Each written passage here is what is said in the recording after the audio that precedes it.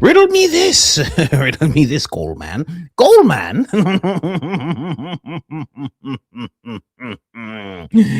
Oh, is it Goldman? And on Candace.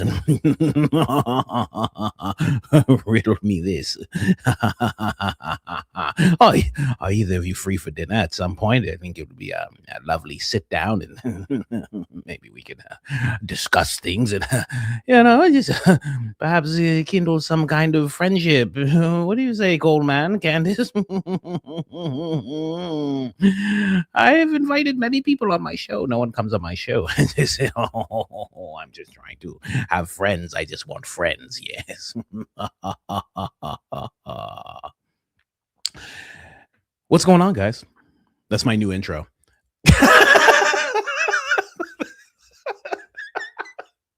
That's my new intro. That's what I'm gonna do from now on.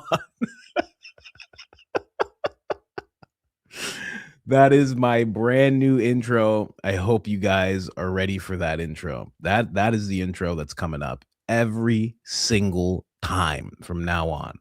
Okay? I hope you guys are okay with that. There's a little bit of a change. Sometimes you change your thumbnail style, you change certain things. That's gonna be the new change that I'm putting out there. Whoop, whoop.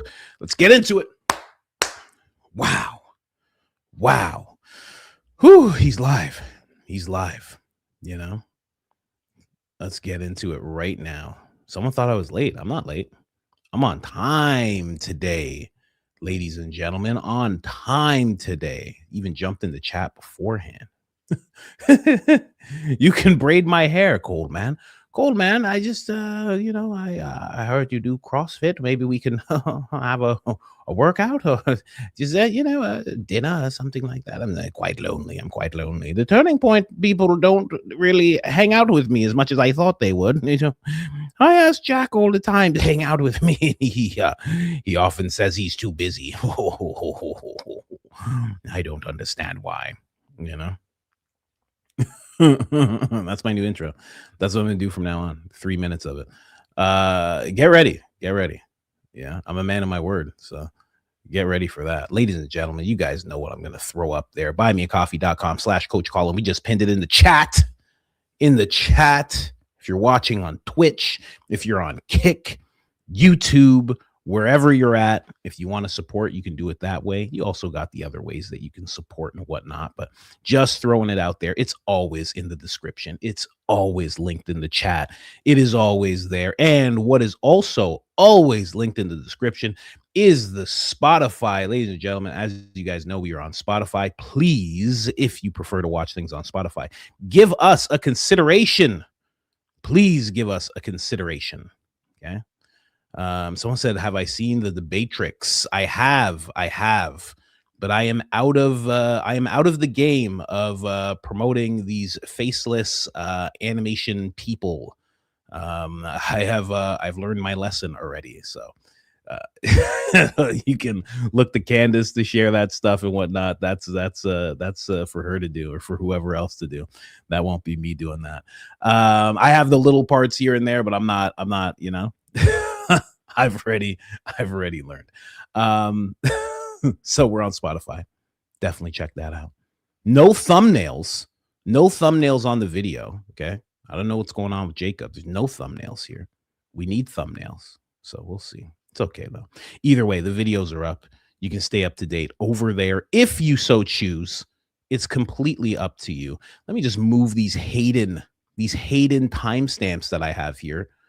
I have a whole bunch of Hayden tabs that we have, more developments on that case. Very weird case. Very, very weird case. I saw someone in the chat. They said this case needs to be investigated. I really think so. I don't know. It seems kind of nuts.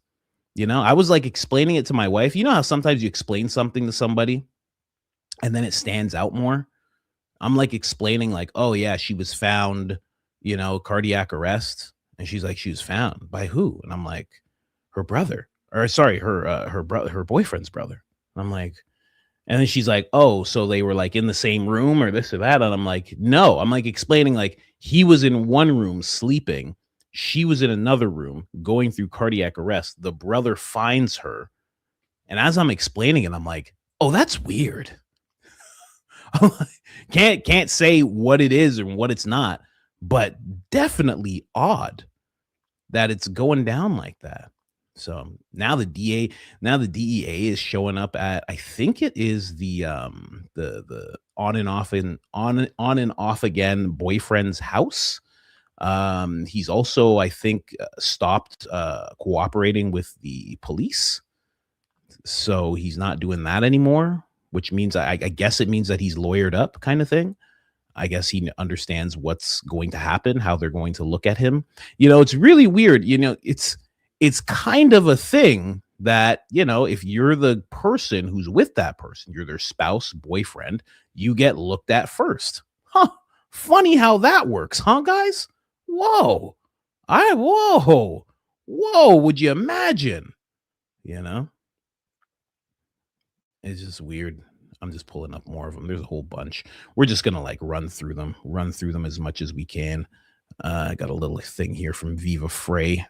Is it Frey or Fry? I don't care.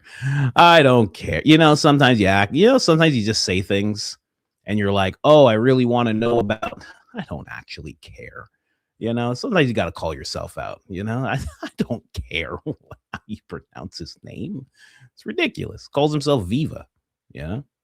I thought calling myself Coach was silly. If I could change the name of the channel, I'd just change it to Colin. But what can I do? We're here now. But yeah, this guy calls himself Viva. Why? What is that? And you got long hair, long gray hair. What's going on with you? There's so many little things. And you know what else is suspect about Hayden? Is that TMZ. Anytime TMZ gets all the coverage of something, I think it's weird. I don't know why. I can't explain it to you. I can't put a finger on it. I just think it's weird.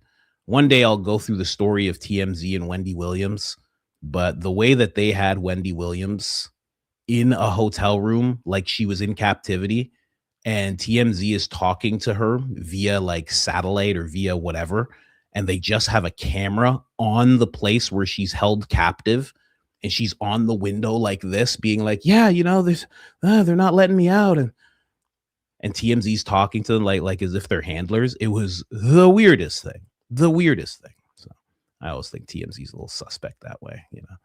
I just think they're odd. They're it's almost like they're a CIA outfit. You know what I mean? Are we already going there that early in the podcast? Come on, guys. Let's not do that. Let's lighten it up. You guys know me. I like to lighten it up. There has been a new book made, book opportunity by Andrew Wilson. He has made a new book. Should really sell well. It's called Make Her a Sandwich. So he's going to be doing that. I don't know if you guys saw this. He's going to be doing that. It says why real women don't need fake feminism. So I like it. And honestly, I like what he has going on his feet there. Really, really nice sandals. Looks like he has nice toes as well. I think it's great. I think it's absolutely great. So I'm glad that he's embracing this whole thing, right? He too seems like a numbers guy. I think this book's going to do really well. And I think Candace is going to support it. I have to be honest. I don't see why she wouldn't. The internet is just crazy. Who did this? And you put them in sand. You put them in did Candace have these cute sandals on? Is that what that is? Because they're cute. They are cute. I've been married long enough to know that these are cute sandals. These are very nice. Very, very nice. Whole nice outfit he has going on. Anyway, we will wait for that book. I'm sure it will be great. Much positive evidence inside of that book for sure. And I can't wait for it. Guys, I can't believe Candace showed us another piece of what is going on with the SD card guy, I'll call him. But before we go to that, we will go to this. Very sad news. Like I told you guys, sad news for Viva. Very sad news.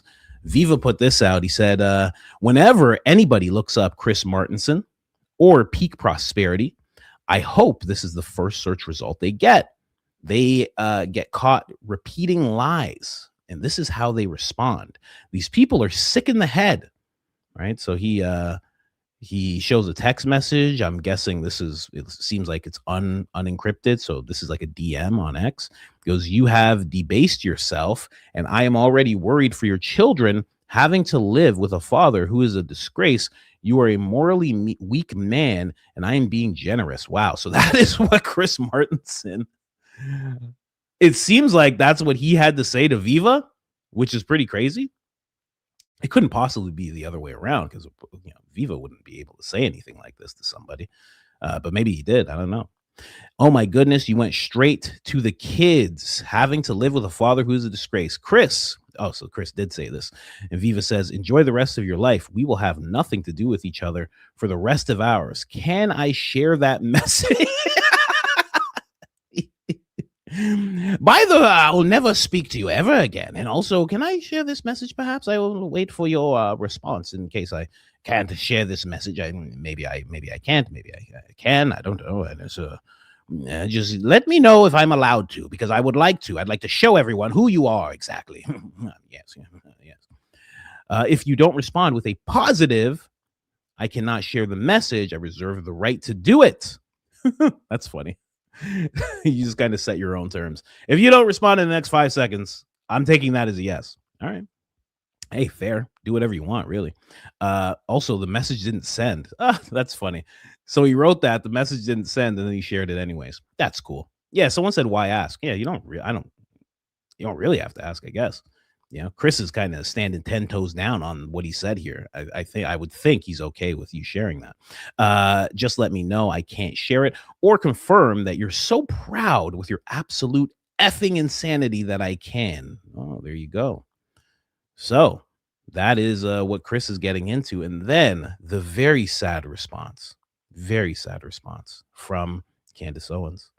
She said, "Not exaggerating, every single tweet you sent out today in relation to me, that's completely nutty. So I'm going to block you now as well." Oh, man. It's too bad. It's too bad. Just crazy. He'll never. Yeah, someone said Chris said it with his chest. Yeah, exactly. Oh, no. Now he's blocked. Cue the sad music, every every so often he's gonna be like, "Oh, riddle me this, Candace. Riddle me this." Oh, I'm blocked. Oh, I'm blocked. I just riddle me. I had a question. I had a question. I don't. But I can't ask Candace because riddle me this. I can't. No, she can't riddle. She won't. She won't answer my riddle. And Coleman hasn't answered me, and all the invites I've put out there, no one's answered me. Ian Carroll, I heard he's a very cool, very tall guy, and he won't answer me either. I just have so many riddles for people, questions and question marks, and that's too bad, man. That is too bad. That's sad. Very, very sad. I'm sure he'll be okay. Viva. Yeah. I'm not even following him. It's funny how much I see his stuff. I'm not following him. Oh, gosh. Most people that lie for a living block people to expose them. That expose them. Also, I'm going to block you. Serenity now. Oh, he's telling himself serenity now. Jeez. That means he's going through it.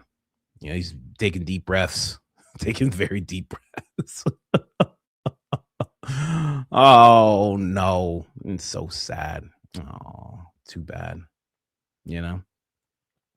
Here's how much engagement he gets without going after Candace. Oh, man. People calling out Viva like that. Man, that's sad. That's sad. Yeah, prayers for Viva, ladies and gentlemen. Notice I'm only saying prayers. Usually I actually pray for people. Not today. Not today. Or at least not right now. Maybe we'll find it in us to pray for him later on. But there you go. There you go. Very sad news for Viva. He's losing all the people that he's ever wanted to question. He's just losing. They're ignoring him. It's funny because like Gary doesn't get ignored, right? I would say Viva's smarter than Gary. I would say that he's smarter than Gary. I don't think that's a crazy thing to state. And there, and you know, that's just how it, you know. Gary gets people say, hey, people want to know what's up, Gary, but not Viva. Nobody wants to know what's going on with Viva. Oh man. So another drug DEA is reportedly joining the investigation into Hayden's death as new scrutiny surrounds the actor's final. Wow. So now they're like, oh, it's very interesting when Fox says something like this. History of opioid abuse. Oh man, that's very weird. Okay, we'll pull that up as well. There's a whole bunch of things with her. But let's get into Candace's episode, ladies and gentlemen. Someone said gay Farquaad? Come on. Oh, Gary Farquaad. Okay. I thought you were talking about Viva there. Okay. All right. Anyways, did you guys see that that Blake took over? I think he hacked in to Barron's podcast. I don't know if you guys saw this or not, but I think he hacked in there. As you can see, that's definitely him. And I think he's taunting Barron and Daisy with a jar of pickles that he is opening. I mean, I'm just saying, like, I think this is crazy. This is nuts. I can't believe this. What is going on with Blake? How did he get inside the studio, guys? How did he get in there? Wow. See, those spy planes. See what I mean? Those spy planes went right over Barron's place, Candace's place, and the next thing you know, now Blake has access to the studio. Someone tell Barron that this happened. I didn't realize that this happened. Jeez. I hope that doesn't happen to me. I hope one day Officer Tatum doesn't break into this studio with someone who seems like they're dressed like him with makeup on and fake hair, doing an incredible impression of Officer Tatum throughout an entire podcast. I hope that doesn't happen one day. I mean, I'm just saying. I know it's a very weird, obscure thing to just say out of nowhere. I'm just saying that's just my hope. I hope that doesn't happen. But Barron actually said, hi, my name is Blake Sneff.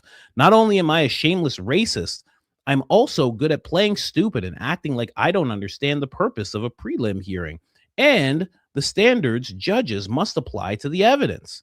I post things like this because I think people are stupid. Wow. Barron's going hard, huh? Barron's not playing around.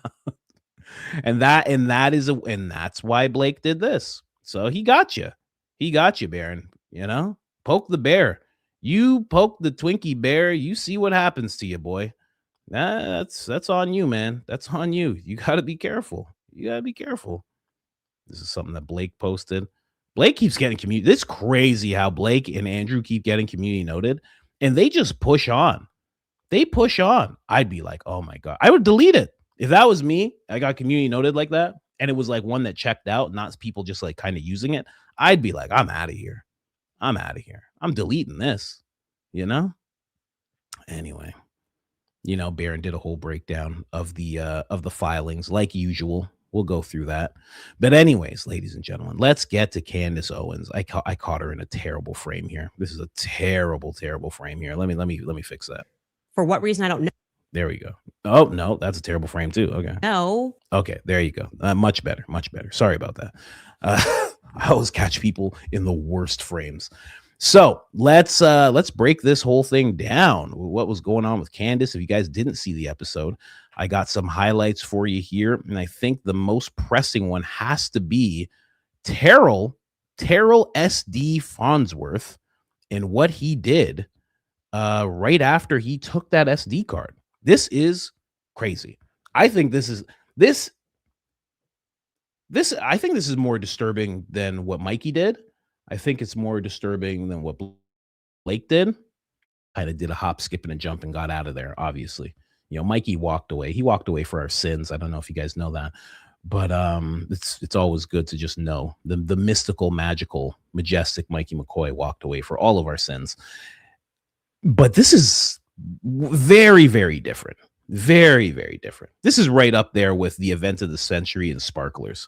Anyway, let's play this. But I'll let you make up your own mind. Take a look. If you're listening to this on audio, here is Terrell. He's bending down and he's opening his laptop, and he's certainly sticking something into his laptop. as he turns on to his computer. He's reaching in his phone. He's texting with somebody. And yes, some people might be noting that Lane Schoenberger's on the side washing his hands. That makes sense. Don't think too hard about it. He did help carry Charlie into the car. So he's likely just getting blood off of his hands, as any person would after that. You see Terrell, and again, he's texting. He picks up the laptop, and what happens thereafter is he sits facing the other direction and continues onto his laptop, doing what? I don't know. I don't know. What do you guys think? Like I said, he's first to declare that Charlie is dead because he says he was right there. He just saw, and that was likely going to be the conclusion. Okay, I accept that. He then immediately processes that or goes to grab SD cards, one SD card, puts it into his pocket, races to his laptop. This is all happening within 10 minutes of Charlie getting hit. 10 minutes of Charlie getting hit, according to my source in government, which I trust. I trust this person. I've trusted this person for a while. Any of that feel normal to you? Filming yourself, running, securing, particularly at first, the SD card from behind Charlie's head, looking both ways, putting it in your pocket, grabbing your laptop, and allegedly, maybe it looks to be like putting that SD card into that laptop. Why? You've secured it. We were told from Andrew he was doing this because people can be evil. Okay? Why do you need to get it on your laptop? Because people can be evil. What's going to happen? It's in your pocket. Why can't you just hand that over to the police if it's evidence and you're trying to be helpful? Just hand the SD card over to the police. They were there. I mean, that's the Turning Point USA narrative, that he was just grabbing SD cards to secure the evidence. But he had already secured it. Why do we now need a laptop? Law enforcement, again, I would like to stress, they know how to use an SD card. The feds know how to use an SD card. The SBI knows how to use an SD card. The local police, the UVU police, everybody knows how to use an SD card. I can guarantee you that. It's not for me to decide the why, right? I'm just being transparent. My goal is just transparency. Now, were I Andrew Colbert, I would be upset. Very weird. Very weird. I said that yesterday. All those guys, digital forensics, that is a thing. Listen, I don't know what they have. I know digital forensics is a thing, right? All those guys know how to do everything. Everything you could possibly. They don't need instruction from you. They don't need help from you unless it's something that's like only Terrell can do. But very, very weird, man. Very, very weird. And again, what Candace just said, within 10 minutes. So that means Charlie gets hit and he is kind of like scrambling to do this within 10 minutes. Like, is it before the authorities get to it? I don't know. I have no idea. But it's very weird to do this so quickly before people even know if Charlie's dead. Because it was like, I think it was closer to 1 o'clock when it was actually announced that he was gone. And then there were some people saying he had a pulse. I think Tim Pool said that there was a pulse, and then other people were saying he passed away. And so that was very quick that he got that done. He's bending down and he's opening his laptop, and he's certainly sticking something into his laptop as he turns on to his computer. He's reaching in his phone. He's texting with somebody. And yes, some people might be noting that Lane Schoenberger's on the side washing his hands. That makes sense. Don't think too hard about it. He did help carry Charlie into the car. So he's likely just getting blood off of his hands, as any person would after that. You see Terrell, and again, he's texting. He picks up the laptop, and what happens thereafter is he sits facing the other direction and continues onto his laptop, doing what? I don't know. That also, I don't know if you caught that part right there where she just said that reveals that she has more footage of him. that I don't know if we're going to get to see that. Maybe today, because I know, Friday she'll be off. I'll be off as well. And then she's off next week for anniversary fun with George Farmer, husband gangster extraordinaire, as you guys know, we all know. Yeah. Look, Jigsaw Loomer all put us all on to the fact that George is just a straight up gangster,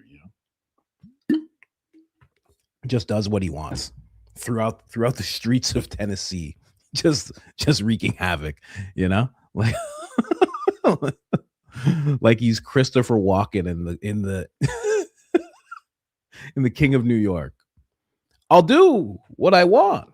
I got the juice. So what do you want to do? You're standing here like you're going to do something. Oh, am I frozen? Oh, let's see here. Believe me, guys, it's all good. Don't even worry. And we're back. We're not back. Oh, and we're back. There we are, ladies and gentlemen. What's going on? Very weird. Very weird. And it's telling me now I can't play stuff. Okay. All right. We'll see if this happens with the new computer too, then we know something's going on. You know what I mean? But we'll see. But yeah, all very weird. Very weird. George jokes aside, the whole thing is very weird with Terrell. I don't know what that means. And I can't fully tell. I'm going to reset really quick because I have to. But I can't tell if he's pulling out the SD card. The only problem with the footage that she's showing us is that from the footage she showed us the day before, the episode before, we see it end with him putting that SD card in his pocket, but he goes lower. He's one of those guys, I guess, that has like zippers on his pants. Like, oh my God, the worst. He has zippers on his pants, so you could like reach down and there's a pocket near the knee. So I can't tell because now he's sitting and he's pulling. It seems like he's going for a pocket that's like, a regular pocket, right? Not a cool guy pocket. So I can't really tell.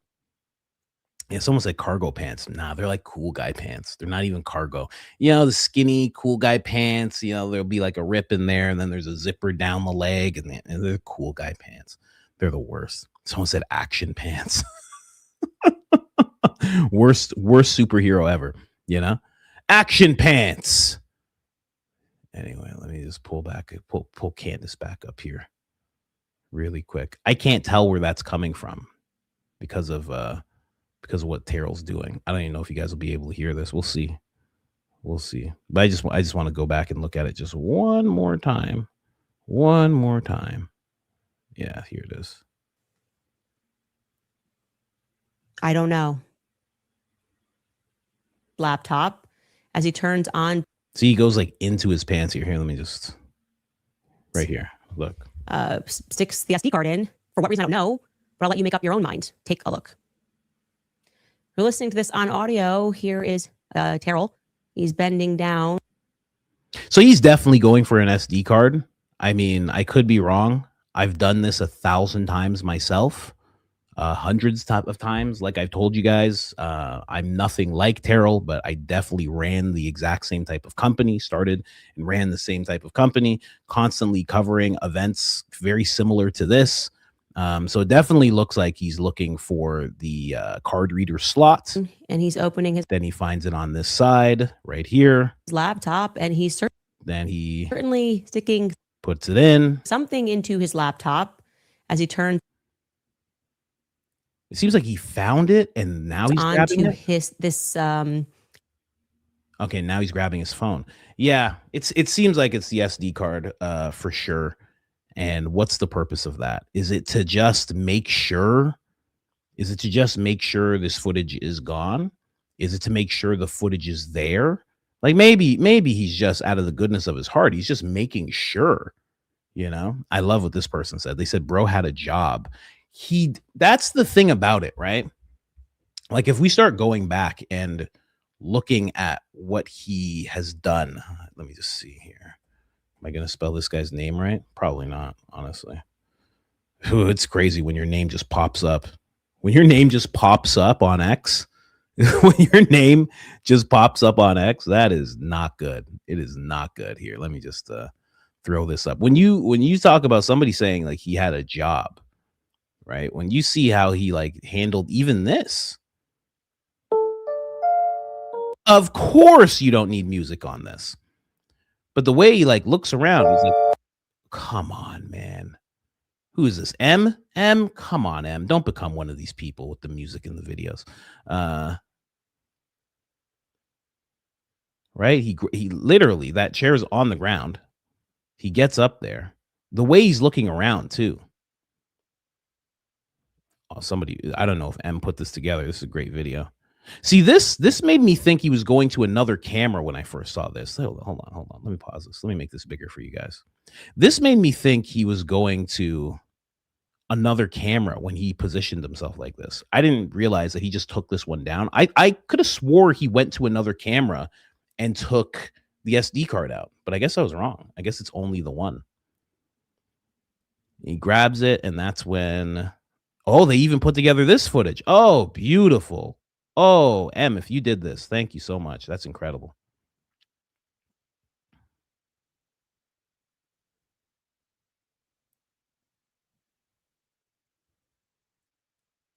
You know what? Now that I watch it again, it looks like he just put the SD card into his pocket, like his regular pocket. Like it looks like it's in that hand right there. I don't know if you guys can see that. It looks like it's in that hand right there, and he just puts it in his pocket.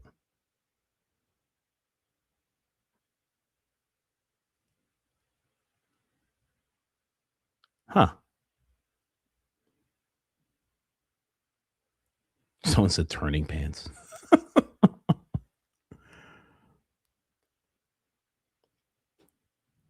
Interesting. Yeah, I mean, the way he reacted, the way he was just okay. Because again, I said this yesterday, but I'll say it again. The authorities are everywhere. So if it was like to give it up to the authorities, it's like you just pick a guy. Just pick a guy and just say, "Hey man, you're with police? Okay, this is the footage. This is the footage of Charlie. You need to take this immediately. I don't want anybody to take it. I just took it out of the camera. I don't know if I was supposed to do that or not." A regular person would be like, "Can I go there?" They would know that even though it's their camera, they'd be like, am I allowed to do this? Can I go and get the footage out? There's footage in there. And they would look at you and they would say, no, that's a crime scene. Move back. We will make sure you get your stuff in time, but just move back. That's what would normally happen, I would think, you know? But yeah, very weird stuff. Very, very weird stuff. Shout out to M. Is this your video, M? Shout out to M. Good job. Good job putting that together. Now put all three together, M. You know, I'm going to sneeze and I don't know when, but I know it's going to happen. And if it doesn't happen, I'm going to be disappointed. So I want the sneeze to happen. And then it went away. You know, it just happens sometimes. But yeah, when it comes to the SD card stuff, I don't understand what the guy's doing. It looks very suspect. And I'm not going to be told that I'm crazy because I think it looks suspect. I think everybody thinks he looks nervous. I think everybody thinks that he is doing something. Lainey said, look into the light. Look into the light and then I sneeze. Is that how it works? I thought you had to close your eyes and then you sneeze. Whatever. Everyone has their methods. All right, let's get through this. His phone, he's texting with somebody. Can you guys hear this? I should actually check that as well. And yes, some people might be noting that Lane Schoenberger's on the side washing his hands. That makes sense. Don't think too hard about it. He did help carry Charlie into the car. So he's likely just getting blood off of his hands as any person would after that. But you see Terrell, and again, he's texting, he picks up the laptop, and what happens thereafter is he sits facing the other direction and continues onto his laptop doing what? I don't know.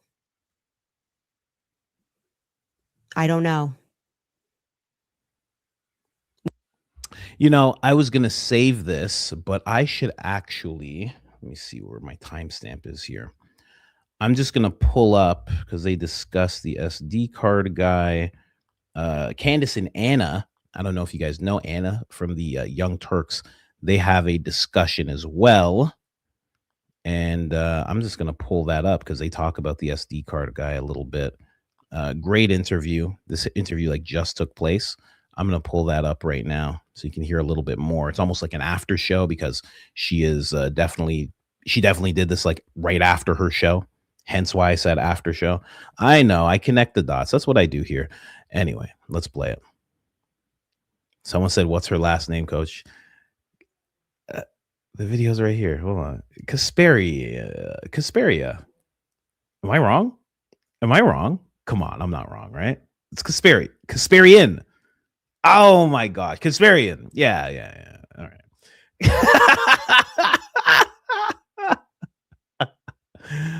Oh, I say names wrong purposely so much that I just think that's the name after. Dang. Anyway, all right, let's get into this. Happily gone to him. I would have jumped on a Zoom call, and I was like, "Hey, you're acting really strange." I told him that. I said, this is all very weird. Like, what would Google hack you for the purpose of then showing the footage that we've all seen? Like, we're all going to see Charlie die again. Like, what kind of a conspiracy is this? And so you fast forward to this preliminary hearing and the testimony of the State Bureau of Investigations, and I find out that actually 8 days prior to him speaking to me, actually on the day that Charlie was assassinated, he sent them Google links. So clearly he wasn't fearful about Google. Clearly he knew how to share a link, as I know he did. So the natural question that I have is, why did he lie to me? Well, not only that, and this is really important. So he took the SD card out of the camera. You just mentioned that he provided investigators with Google links of the footage. Did he provide as well them as a flash drive, which is what was testified to, which means what happened to the SD cards, right? So the SD cards, if you're saying that you wanted to assist the officers, you just give them the SD cards. They know how to figure out an SD card. You don't have to do anything to help them figure out how to do an SD card. And so if that excuse of I just wanted to secure all the footage was correct, that's what you would have done. But clearly his focus was that back footage, because he even steps over another camera, which would have had a good view of people in the audience. If you thought, hey, maybe someone shot him that was in the audience or Veloci Center, I would have grabbed that camera that was behind him facing the audience and the questioners. He steps over that camera and abandons an opportunity to grab that SD card at the same time. And he, nervously looks around, grabs that back one, and then walks around to the back of the tent, as you just showed. And, I don't want it to be lost on our audience, so I want to reiterate. He never provided, and this is based on the testimony that you can hear for yourselves during the preliminary hearing. He never provided the SD card, the original, SD card to the investigation. He just provided the Google links and a flash drive, which would indicate that there's a possibility of evidence tampering. No? I mean, I'm not saying that he did do that, but that there's a possibility for that. There's certainly a possibility. And what's also interesting to me is like the SBI, they control the case, right? So that's the State Bureau of Investigations. The lead investigators on the case are the SBI. They were on the ground that day. I believe he testified. It was about 1:30 by the time they started saying, okay, this is your job, your job, your job. Your job is to secure the surveillance. Why are you not giving them the SD cards? And the only excuse that we have gotten about where those SD cards are came from Andrew Colvett weeks later. He told the public that the SD cards were given to the FBI. That makes entirely no sense. This is not a federal case, this is a state case. The lead investigators are in the state. Who in the FBI has those SD cards, and when were they given those SD cards? Did Terrell take it back to Arizona and then give it to Kash Patel thereafter? We don't know, but these are questions that anybody who is looking at this case should be rationally asking, because Terrell had an opportunity to edit that footage. He did. He just did. And the story that we were told by Andrew Colvett was that he just wanted to secure the footage for the purposes of making sure that nobody stole anything, because people are evil. But actually, I don't think his priority was making sure that things weren't stolen, because he left those other cameras. He left that other SD card as the one that he stepped over and addressed his computer. Right. Like, that's not the first thing. And I want to be clear, this is all happening within 10 minutes of Charlie getting hit. Terrell runs up to a ledge, records a selfie video of himself. As Charlie's being carried to the car, he says, Charlie's dead, which is a stunning thing to say. A stunning thing. Nobody knew that Charlie was dead. Charlie wasn't going to make it. He explains it away. I was close to him. I saw how bad it was. I just, assumed he was dead or whatever. Okay, I'll accept that. Your next step is not to call 911, but to jump down and secure the camera behind his head. Are we allowed to acknowledge that that's strange? I mean, I'm acknowledging it. I do think that's strange. And what's even more strange is the exclusive footage that you presented on your show just yesterday. So you asked, rightfully, like what happened immediately after he took the SD card out of the camera. And you managed to find footage of what he did immediately after. So that's what we're gonna take a look at next. Everyone take a look at this video. Here is what Terrell. So we've already seen it, but just to say, Anna, she is fully on board. She's in. I don't know if they've been talking off the record, off camera or what, but she is fully on board. I'm going to play the rest of that interview later on after we just go through some more highlights of Candace's episode from yesterday. But I have a bunch of timestamps there. I have like 5 other timestamps right there. So we'll get into that. But yeah, she's fully in. Somebody here says, I'm gonna try and go through these as they come in, just so it stays to the topic. You know what I mean? Because then it's like hours later and then I read it. Could he have been immediately cropping the footage? I don't know. I don't know. But that's that's the weirdness of it all. Like, what were you doing? Now, if we wanted to not be charitable at all, you could be like, this guy was doing something. Maybe he was deleting it. Maybe he was editing it. He clearly didn't delete it because Candace actually ended up seeing it. Apparently the authorities have it, but I don't know if that's being shown by the prosecution or anything. I don't know what's going on with that. But, if we wanted to be very uncharitable, we could just say this guy is clearly doing something with this footage, right? Altering it. If you wanted to be charitable, you could be like, well, maybe he sprung into action, right? Just like Mikey McCoy. He had pure self-mastery, just mastery of self right away. He went into ultra instinct like an anime character, just his aura flared up, and the next thing you know, he's just getting out a flash drive and he's like, hey man, they have to have this. Boom, boom, boom, put it in. All right, let's make sure they have this footage. I myself would be too stunned to do all that. I think if I was right there, I run to the person that's hurt for sure, because I don't know any better, right? I'm not someone who has like a military background who's like, there could be another guy. I run to the person, especially because Andrew said that Terrell and Charlie, they were like brothers. So I run to that person. He didn't do that. He ran off. That was the first thing he did. And then he was calm enough, nervous, but calm enough to be like, I have to get this SD card. I have to take this SD card out. Then I have to put it in my pocket. Then I have to get on some kind of device, a laptop, I guess. That's what Candace is saying there. And then I have to put it in and do something. And we don't know. I would be too frazzled to do that, especially because the person's like my brother. So I'm getting in my car right away because I know the authorities are just, they're locking down the crime scene. I'm getting in my car and I'm going to the hospital because someone that's like my brother has been shot. And I think he's dead because that's what Terrell said. You would think that would be the reaction, but I don't know. Like, even just thinking, like, God forbid, even just thinking of that, someone who's like a brother to me. I have a bunch of people who are like brothers to me. Man, oh man, how I would want to be like Frank Turk. I'd be like, let me in the trunk. Let me in the trunk. Let me in the trunk so I can yank and bank with everybody all the way to the hospital. There'd be no me chilling and looking after SD cards. There's just no way. And then, of course, someone reminds me, everyone grieves differently, coach. Some of us send BB Yahoo videos.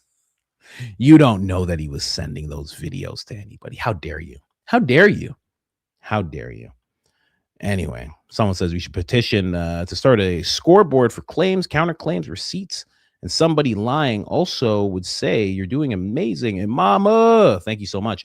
Yeah, well, you could leave that to Candace. Candace, it seems like every couple of months, she pulls up a literal list of everything and just goes through it. It's she does it every so often, so don't worry. I'm sure that list is coming that you're thinking of. I'm sure counterclaims, all that stuff. She's done something like that. She has had the claims. She's got it. Trust me. You'll probably see something like that when she comes back from vacation. Yeah, so don't even worry about it. We don't have to waste our time doing that. But yeah, in all, brothers like Cain and Abel, man.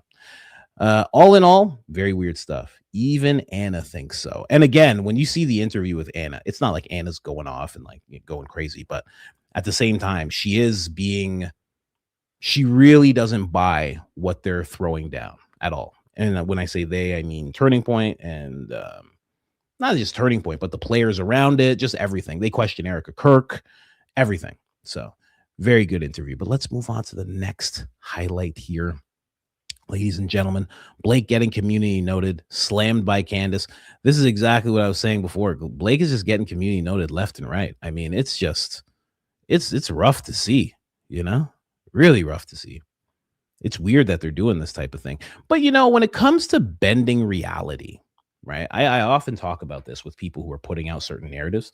If you're like trying to make the public think a thing, which is what you're doing when you tweet out stuff about like defense filings and things like that.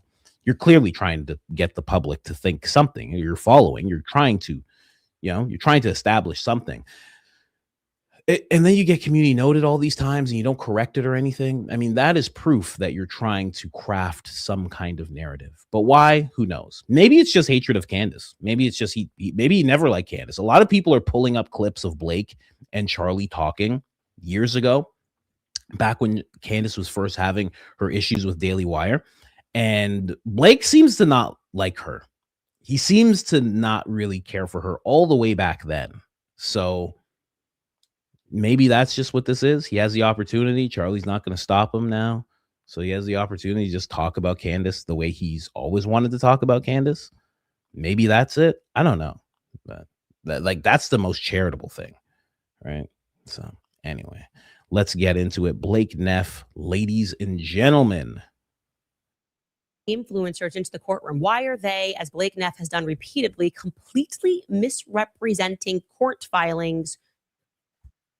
That is to the true. public? I mean, somebody said he's racist. I mean, obviously, we're not going based off conversations we've had with him. We're going based off of what we've seen him do or say when people don't know it's him. And those things were racist, right? Like the N-word, Congo people wouldn't let them do LASIK surgery. Like, there's clearly something there. Because it didn't seem like jokes. Like, believe you me, you get a hold of my DMs with some of my friends that I've had for decades, right? My friends who are Philadelphians, we're constantly trading crazy memes, talking crazy stuff to each other because we're friends for so long. And it's just like, we all live in the 90s. Me and my circle, we all live in the 90s, right? So we're fine that way. But it didn't seem like he was trying to do, like there was no friend that he was trying to do this with. He was just kind of just putting it out there. I don't know. It was very weird. Very, very weird. But could have changed his tune. Who knows? There are people who have been a part of the Klan who have decided, you know what? This is not the way, Not that I'm comparing him to a Klan member. That's not what I'm doing. I'm just saying. I'm not helping this case. I'm not helping him. To do just that, to assert that Tyler Robinson is guilty. This is a tweet, by the way, from just this morning from Blakey. He's already been community noted on it for its intentional misrepresentation. He just lies and misrepresents, and we're the bad guys for noticing that he's doing it. This is what the tweet read. He wrote, Utah prosecutors have responded to Tyler Robinson's defense filing ahead of the final preliminary hearing and confirms what observers pointed out about that filing. The defense is very conspicuously not contesting any of the core evidence showing Tyler Robinson committed the murder. They don't contest the camera footage, the DNA, the rifle, the cause of death, or Tyler's phone data. All they have is a complaint about reliable hearsay, which won't apply at the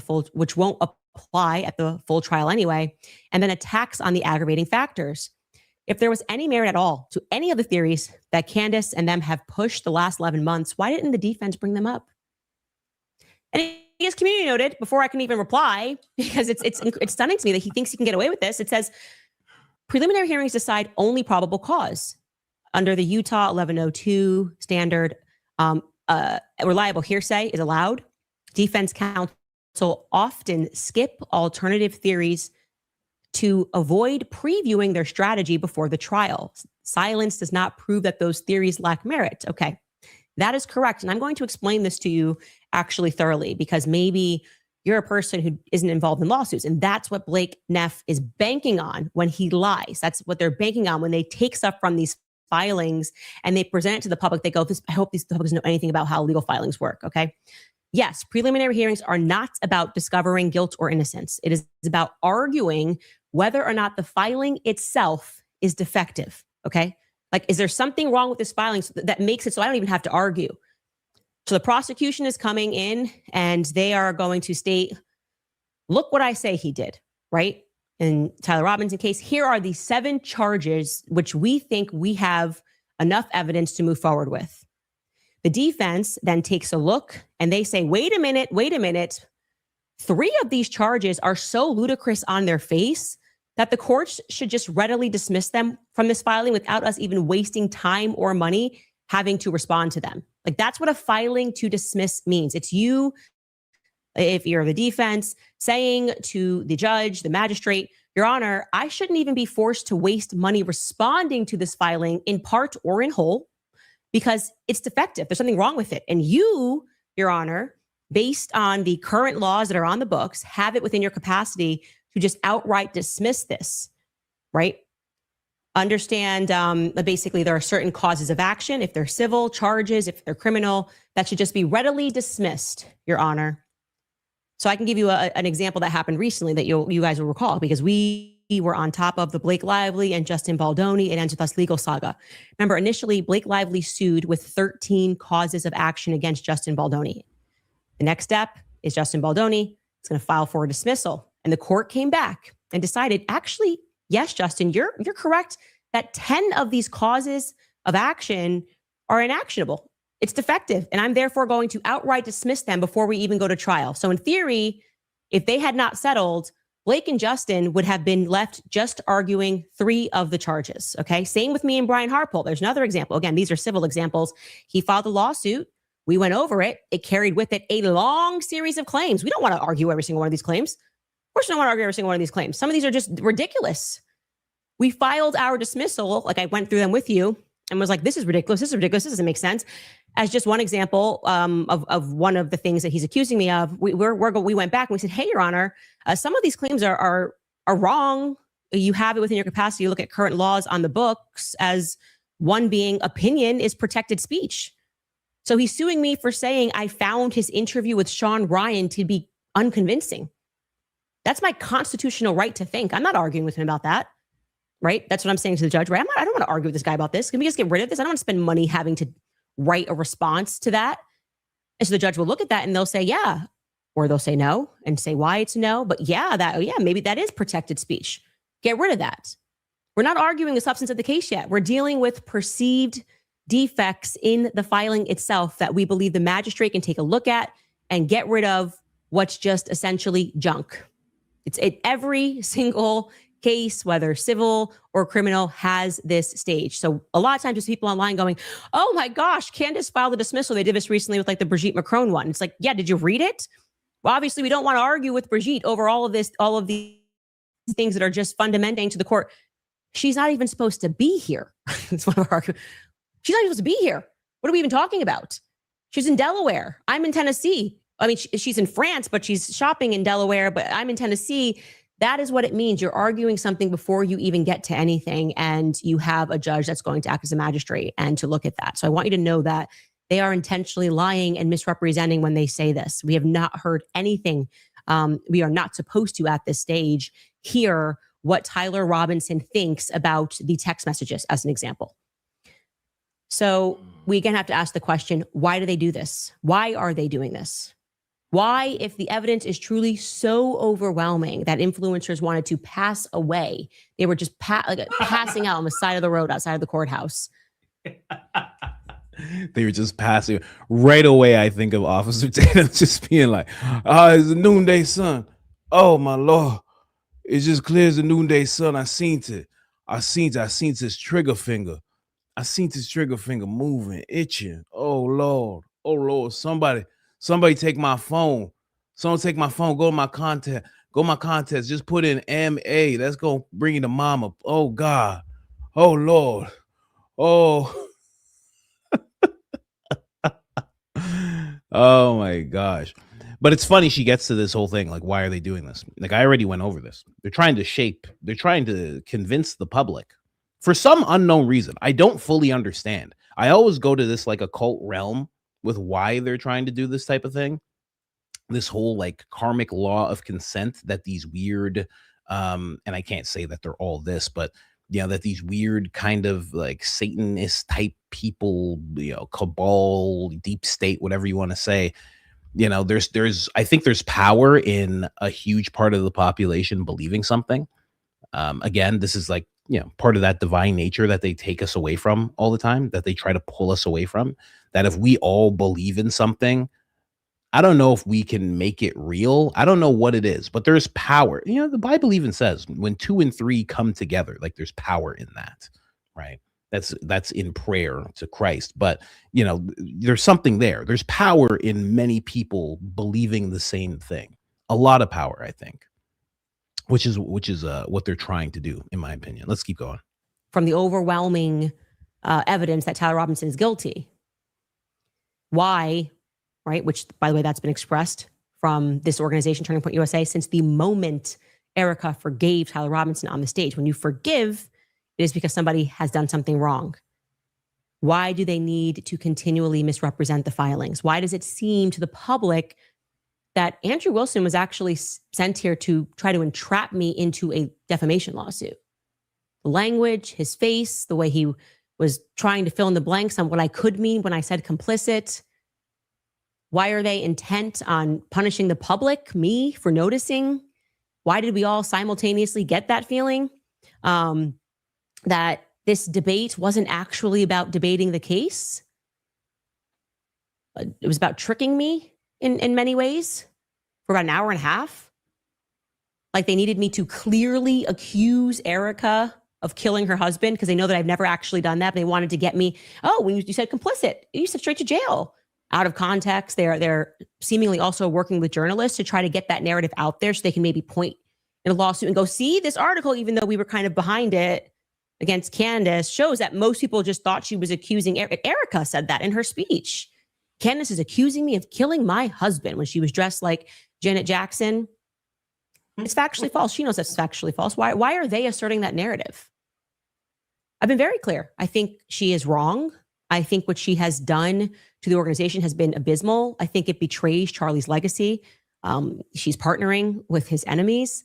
I think she is certainly complicit in helping to seed the narrative that Tyler Robinson is guilty or was guilty before we even got to the probative hearing.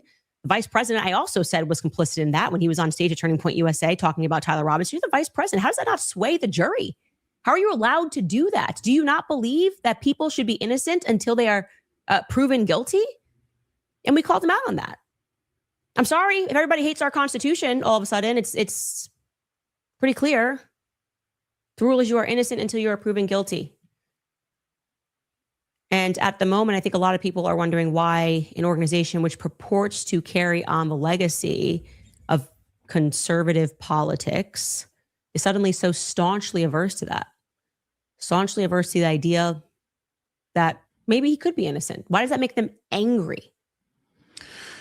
It's very, very interesting. Even somebody here was like, yep, a cult it's probably it. Erica said that her Lord would confuse, totally unbiblical. Yeah, right? Like just weird things like that. I don't know. That's what, I made videos about it, but it was mind-blowing when Candace showed the shape of where Charlie was taken out. my mind already goes, like, my natural mind when I see things, it goes to ritual because I know how much they use symbolism.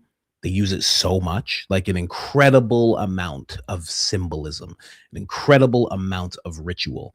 I mean, I've talked about it before. I've said it so many times, like, go watch a Taylor Swift concert, a Little Uzi Vert concert, not Tyler, sorry, Travis Scott concert. Go watch a Sam Smith concert, the weekend. Go watch these concerts and tell me these aren't massive rituals happening. And it just seems like that's what Charlie was, and that's why they need our consent. Somebody even said it. They said the evil ones, they feed off of our energy and emotions, so they need our consent, right? That's why when demons come to you, or try to attach to you, it's when you are in this very low form or low emotion, anger, rage, sadness, despair. They will attach to you at those points because those are like lower vibration type things. And your consent, you're very open at that point, especially if you don't have any type of, religious structure or, God structure or relationship with God. It becomes easier. I don't know. It just my mind's always going there. So I always try to like question my bias because my mind always goes towards that. Someone said, and when you're drunk, exactly. Consent is way easier at that point, right? We know that in the most evil of people, when they see someone drunk and they try to do things, they try to get consent. And we know, like, you can't do that. You didn't get proper consent. That person was smashed. They're drunk. We know that's wrong. But it's like that's what they try to get us. They get us in this technological drunkenness 24/7, this drunkenness of just inputs, just colors and input and all this stuff and sex and depravity and all this crazy stuff. And we are in this like way of drunkenness. We're drunk on all this stuff. And then that's when they try to get our consent in certain things. And it seems like that's what they're doing with Charlie. They really want your consent. They want your consent that it was the left. They need your consent that Tyler Robinson's guilty. They need your consent. Like, you don't need the public's consent on whether or not Tyler Robinson's guilty. Let it go to the court. Like, there's gonna be a trial. He might just pop up and be like, hey, I'm guilty. I did it, but I don't think I should get the death sentence. Like, he might do that. I have no idea what he's gonna do. Nobody does. Barely heard the guy talk. No one knows what he's gonna say. Nobody knows what he's gonna do. No one knows what they're gonna plea or anything. So why do they need us? It's weird. I don't know. Anyway, let's keep going here. But I guess that part's done. Actually, let me see. Anyway, we'll be right back after. There you go. Just checking. But yeah, it's odd the amount of consent that they need from us, and you can see who's doing it, right? Officer Tatum needed that consent. And I guess the defamation thing is kind of separate from this, or maybe it goes along with it, but it's just interesting when you look at the people who are doing it. I don't know. They all claim to be God-fearing people. I don't believe that, I know. I always think of it. One time I was talking to Barron, or he might even said in an episode, he's like, I don't want to judge someone else's Christianity. I think he said that when we in an interview that we did when we sat down together. I think he said something like that. And I always think of that as I'm about to say something like I'm saying. But no, I want to say that. I don't think these people are of God. I don't think Officer Tatum I don't really think he loves Jesus. I don't think that's a thing. I think people know. I think people in media know to do that the same way that people in the music industry know to make themselves look gangster. Like, do you know that Jadakiss, who's like a gangster rap, like one of the gangster rappers, he didn't grow up like that at all. There was like an interview with his dad where he's like, you didn't grow up like that. They know, these people in the industry know to do this. They know to make themselves seem poor. They know that they have to seem like they've had a tough life. They just know that that's what they're supposed to do. And I think these conservative people are the exact same. They know that they're supposed to love Jesus. They know that's what people like. That's why Sean Strickland, like I made that comment, Sean Strickland is on Sean Ryan and he has like these beat up construction boots on. And it's like, you're a millionaire. What's happened? What is this? Who'd you take those from? Which work site did you go to? Which Home Depot did you stop at and offer somebody some money and say, hey, can I get your boots? I'll pay you this much. A day's work. Give me those boots. What are you doing? You know? It's like one time I think it's Bruce Springsteen. He had a lot of songs about like being a hardworking person, like a blue collar person. And he was very upfront. He's like, I've never worked in a warehouse before. He's like, I've never worked construction. He's like, I'm not like that. He's like, I made the songs. He's like, but I wasn't actually like that. There's a lot of that. I don't know. You know, someone said Officer Tatum likes the idea of Jesus. I don't even think it's that. I think just a lot of people know. They know, right? Especially like black creators in general. They know to do like the goofy black guy thing, like the what's going on here? What did he just say? Oh lordy lord! Like they know to do that stuff. And it's a thing. I'm telling you. I'm telling you. It's a real thing. Anyway. So I'm starting not to believe them. Like I don't think Benny Johnson's like that. I don't think he cares about it like that. Like you watch Zach Costello, you can tell Zach Costello's like in his faith. You can tell. Like before we sat down together, he's like, I hope you have your favorite verse. I was like, what? I thought he meant like rap verse. I'm like, oh, okay. I don't know. Let's try to pick one. He's like, no, from the Bible. I'm like, from the Bible? I'm like, what the hell? What? You can tell, like he's like in his faith. Do you get that reading from anyone else that like we talk about in the conservative sphere? You know, you barely even get that from Ben Shapiro. He just has the hat. Officer Tatum just has the hat that says, I love Jesus. Benny Johnson just says it. You know, Gary just claims it. I don't know. Again, not for me to judge at the end of things. Definitely not for me to judge at the end of things. I'm not that person, but it just seems fake to me. Seems fugazi. Well, and again, I only say it because I know the world of entertainment. I know the world. I had a friend one time, and I knew him from working on film sets because I was always working locations and set design. So when you're working locations, set design, things like that, you interact with a lot of background actors. Right. You see them and then they're from this place to this place. And it's like, oh, you're on the same movie and hey, what's up? And you talk and blah, blah, blah. And when you're locations, you're setting up lunch for these background actors and you're making sure that they're okay and this and that. And a lot of them are super snobby, but some of them are really nice. So I knew this dude and he was a singer. He's a singer, black guy, and he's gay guy, but he was cool. You know, he's one of those cool. I love cool gay guys who aren't uptight about it. Like they've gone through their life being like this. So they've developed this thicker skin and they've developed this like way of snapping back at anybody that wants to come at them for the way that they are. I love guys like that are great, you know, because you can just say whatever to those guys. And he was like one of those dudes. And I remember I had him on Instagram and I remember he was coming out and he said he was talking about being bi. And from the conversations we had, because I was like, you know, I'm like, you don't know about ladies? Like, you don't know nothing about ladies? He's like, man, I don't care about no ladies. I'm like, are you crazy? Have you ever? I'm like, listen, you never tried it. You don't know what you're talking about. I'm like, that saying, you know, it was an explicit conversation, but I was like, you have no idea what you're missing. Ladies are fantastic. They're fantastic. They smell better than us. Like, they're great. They don't have beards and mustaches and stuff. And he's laughing or whatever. But then later on, I see him talking about being bi. And I'm like, yo, you didn't tell me you were.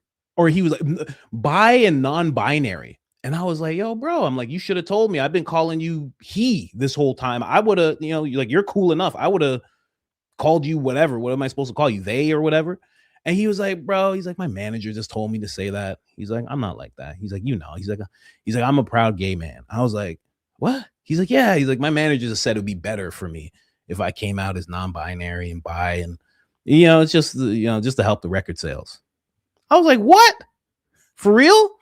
He's like, yeah. He's like, whatever. It doesn't matter. He's like, it's not like I got to get with some lady or something. He's like, it's all good. I was like, this is crazy. I'm like, are you for real? But that's what they do. It gets to that point There is nothing that they won't have you bend in terms of reality. So if I know they're doing that with that dude, because it's like he's already gay, he's good to go, especially in the industry. It's like, you know what I mean? He can just move through the industry any way he wants. They're like, no, you actually have to step it up to this thing and this thing. You think they don't do that with these conservative, and liberal creators who are in the media eye with millions of subscribers and all this stuff? You think they don't do that? That's why when people make someone said he already has the credentials. Exactly. That's what I mean. He's already good. It's like, what do you mean?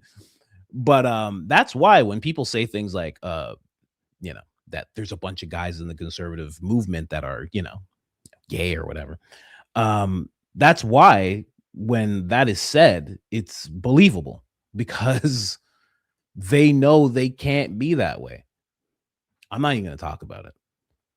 I'll say my church. That's what I'll say. There's a dude in my church that's definitely that way. You know what I mean? He definitely doesn't like ladies. Definitely doesn't. There's no way he does. You can tell. My wife seen him one time. I didn't even say nothing to my wife. And she's like, who's that guy? Like, she knew right away. This guy doesn't like ladies. You could tell. And he doesn't act like that. He acts like, I'm all for the Lord, and that type of way of being is wrong and this and that, because he knows that if he is going to be, and it's sad, but he knows if he's going to be in this all Christian atmosphere with people who are on fire for Christ, that they're going to frown upon him talking about being with dudes and whatnot.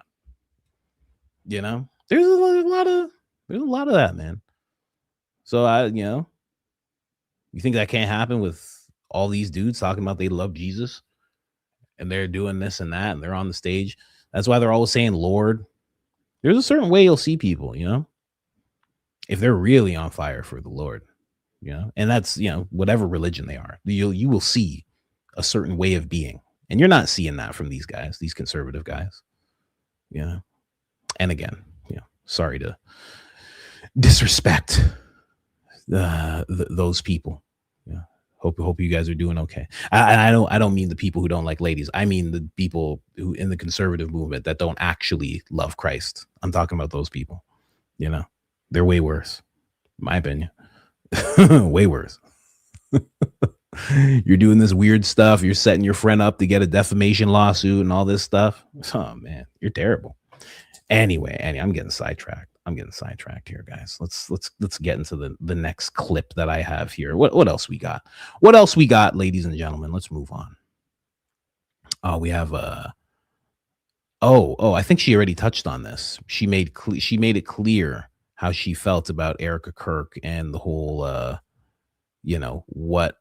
what Erica Kirk is actually, how she feels about Erica Kirk. Yeah, she already touched on that. Okay, so we're good there. We'll move on to the next one. Oh, the left loves Candace. Oh no, the left loves Candace. I meant to cover this a while ago because I saw this as soon as Hassan Piker posted it. Because I have Kick and things like that. I have Kick and Twitch, and I watch people on there. I saw him say this. Live. So I was supposed to report on it real early, but I kept forgetting. I kept getting swamped with other stuff during the live streams. Someone said all humans are sinners. There you go. I like that. Someone said Anna is beautiful, stunning, actually. Okay, calm down. All right, relax. Come on. Act like you've been here before. Just calm down. Cool it. Just cool it a little bit, okay? We get it. No one's arguing with you. All right, let's get into this. That they are now pushing this idea that I am united with Hassan Piker. He is a streamer on the left, and I learned in this clip that I'm about to show you that Blake Neff tweeted, because it's their new line of attack against me. Here's what Blake Neff wrote. He wrote, Hassan Piker is openly celebrating Candace Owens, calling her a queen because she single-handedly undermined the effort to martyrize Charlie to go after the violent radical left. Hassan says that Tyler Robinson probably did it, but my heart says go Candace go, because she is helping the left so much. The radical pro-violence left knows exactly what a gift Candace and her ilk are to them. Okay, so I would like to actually hear or have you guys hear what Hassan Piker said. And I would like to respond to this since they're all pushing this around because, we're supposed to accept the Fed slop of left versus right. And again, you're going to hear him say that I've had him blocked for years. So it's even more ridiculous that they're trying to pretend or allude to the idea of this partnership between me and Hassan Piker. But take a listen to what he says. I can't speak out against this queen because this is a queen that successfully and single-handedly undermined the Republican initiative to martyrize Charlie Kirk and use that example to crack down on political dissent. She dropped a grenade on the discourse. You understand? So I'm with her. It's hard. It's hard for me. My brain says, no, it's probably Tyler Robinson. But my heart says, go, Candace, go. Keep cooking. Does that make sense? I can't like her tweets because she blocked me many, many years ago. This is before she became our hero. Okay. Many, many years ago, Candace Owens blocked me. I've not been a fan of Candace Owens. I am a fan now. I'm not exactly sure what I am supposed to have a problem with. And this is kind of the running themes of what we are seeing in Brandy Zajazny's article is that essentially they are saying Candace ruined an opportunity to pin this on the left, however wrongly, to unite the Republican, to create this sort of Republican initiative to just start attacking the left, however wrongly, doesn't really matter, after Republicans were kind of fractured because people actually care about pedophilia on the right. The Epstein files mattered. And we weren't accepting this idea, get focused, midterms are around the corner, ignore the Epstein.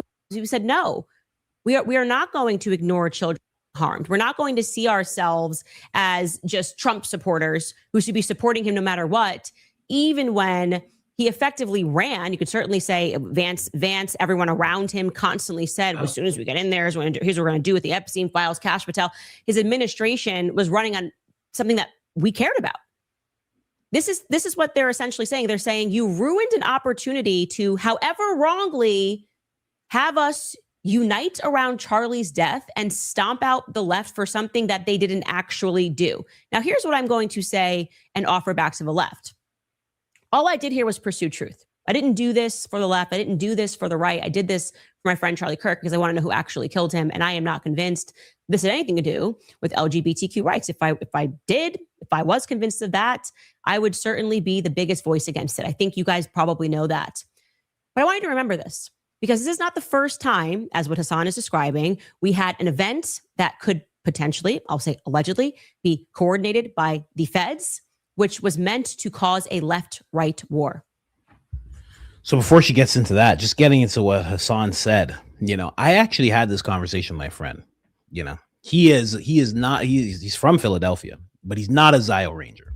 But because he's from Philadelphia, he can't help but sometimes be a Zio Ranger. He just can't help it, and it's fine. It's fine. Still love him. It's completely fine. But he sent me that clip and he's like, bro, he's like, this guy's terrible. And Candace is getting support from this guy. What's going on? And I'm like, who cares? What are you talking about? I'm like, what? Well, I'm like, if I do a comedy show and there's someone who's very I'm conservative. I'm a conservative person, conservative Christian. And there's somebody who's an atheist and left leaning at my show and they're laughing and they love what I'm saying or the way I'm saying it. Is that a problem? Does that make you look at me as some kind of issue at that point? What are you talking about, man? It's so funny the way that Blake is trying to position that, and then the way that some people actually fall into it. They actually do believe that. They go, oh, well, if Hassan's supporting her, well, that just means she's a leftist communist. Oh, I see. And it's like, man, you got to get out of that. That doesn't even make sense. That makes no sense at all. That's like somebody who's racist likes the stuff I say in the show. I do a show and they like my approach to things. It's like, does that make me racist all of a sudden? Does that connect me to that person? Like, that's not how that works. Because I don't like Hassan. Someone said that's boomer thinking. Yeah. I don't really like Hassan and his streams and everything. I see him from time to time, and I'll listen to what he has to say. It's not like I turn things off as soon as Hassan's on the screen. I'll actually do that more towards Ben Shapiro than Hassan, quite honestly. But because I can learn from Hassan. He's a streamer and he does things well. He's good at what he does. He is. Yeah. No matter what you think of him, no matter what he does to his dog with a shock collar, aside from that, he is a good streamer. He knows what he's doing. Although he is a Nepo baby, and I'll stand next to that. Your uncle was one of the first YouTubers. There's a reason why you're doing so well in this whole thing. You have an edge on everybody. Let's be real. But yeah, it's just, I don't know.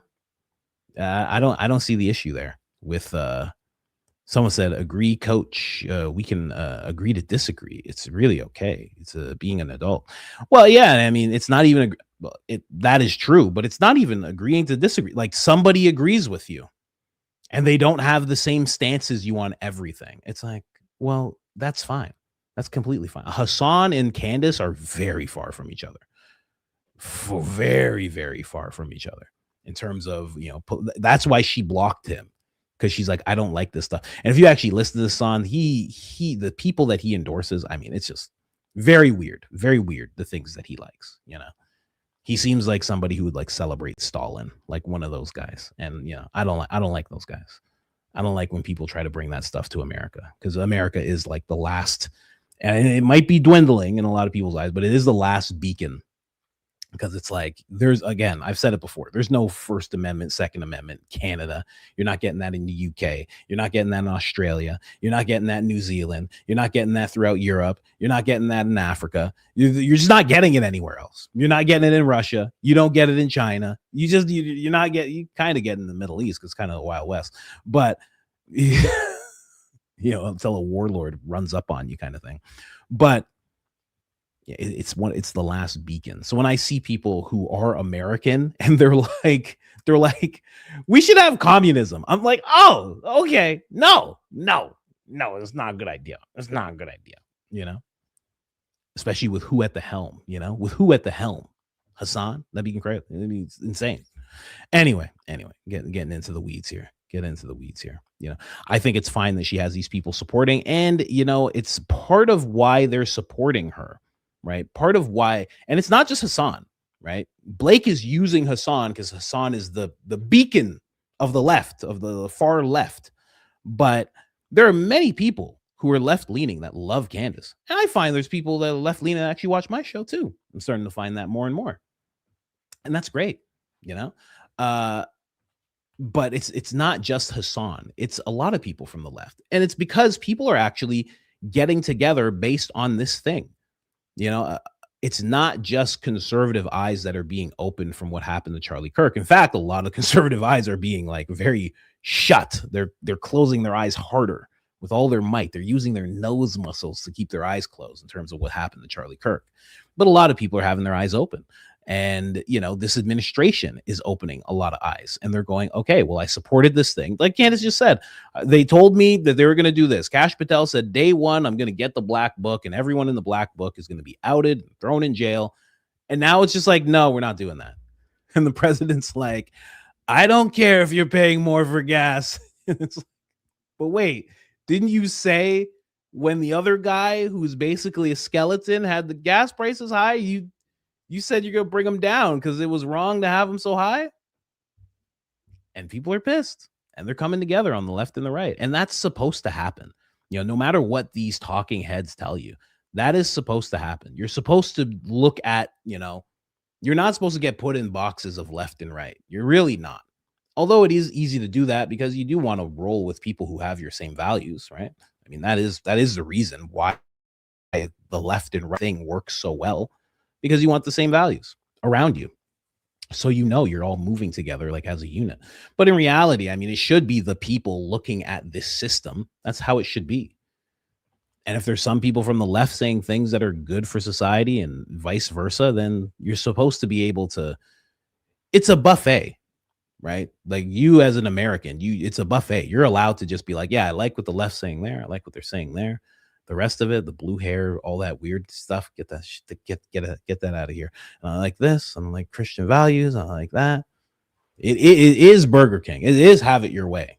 That's how it should be, right? They've tricked you into thinking like it's like, oh no, if you're on the right, you have to accept everything that the right does. That is what's happening right now. I've talked about this before. And that's what they were saying.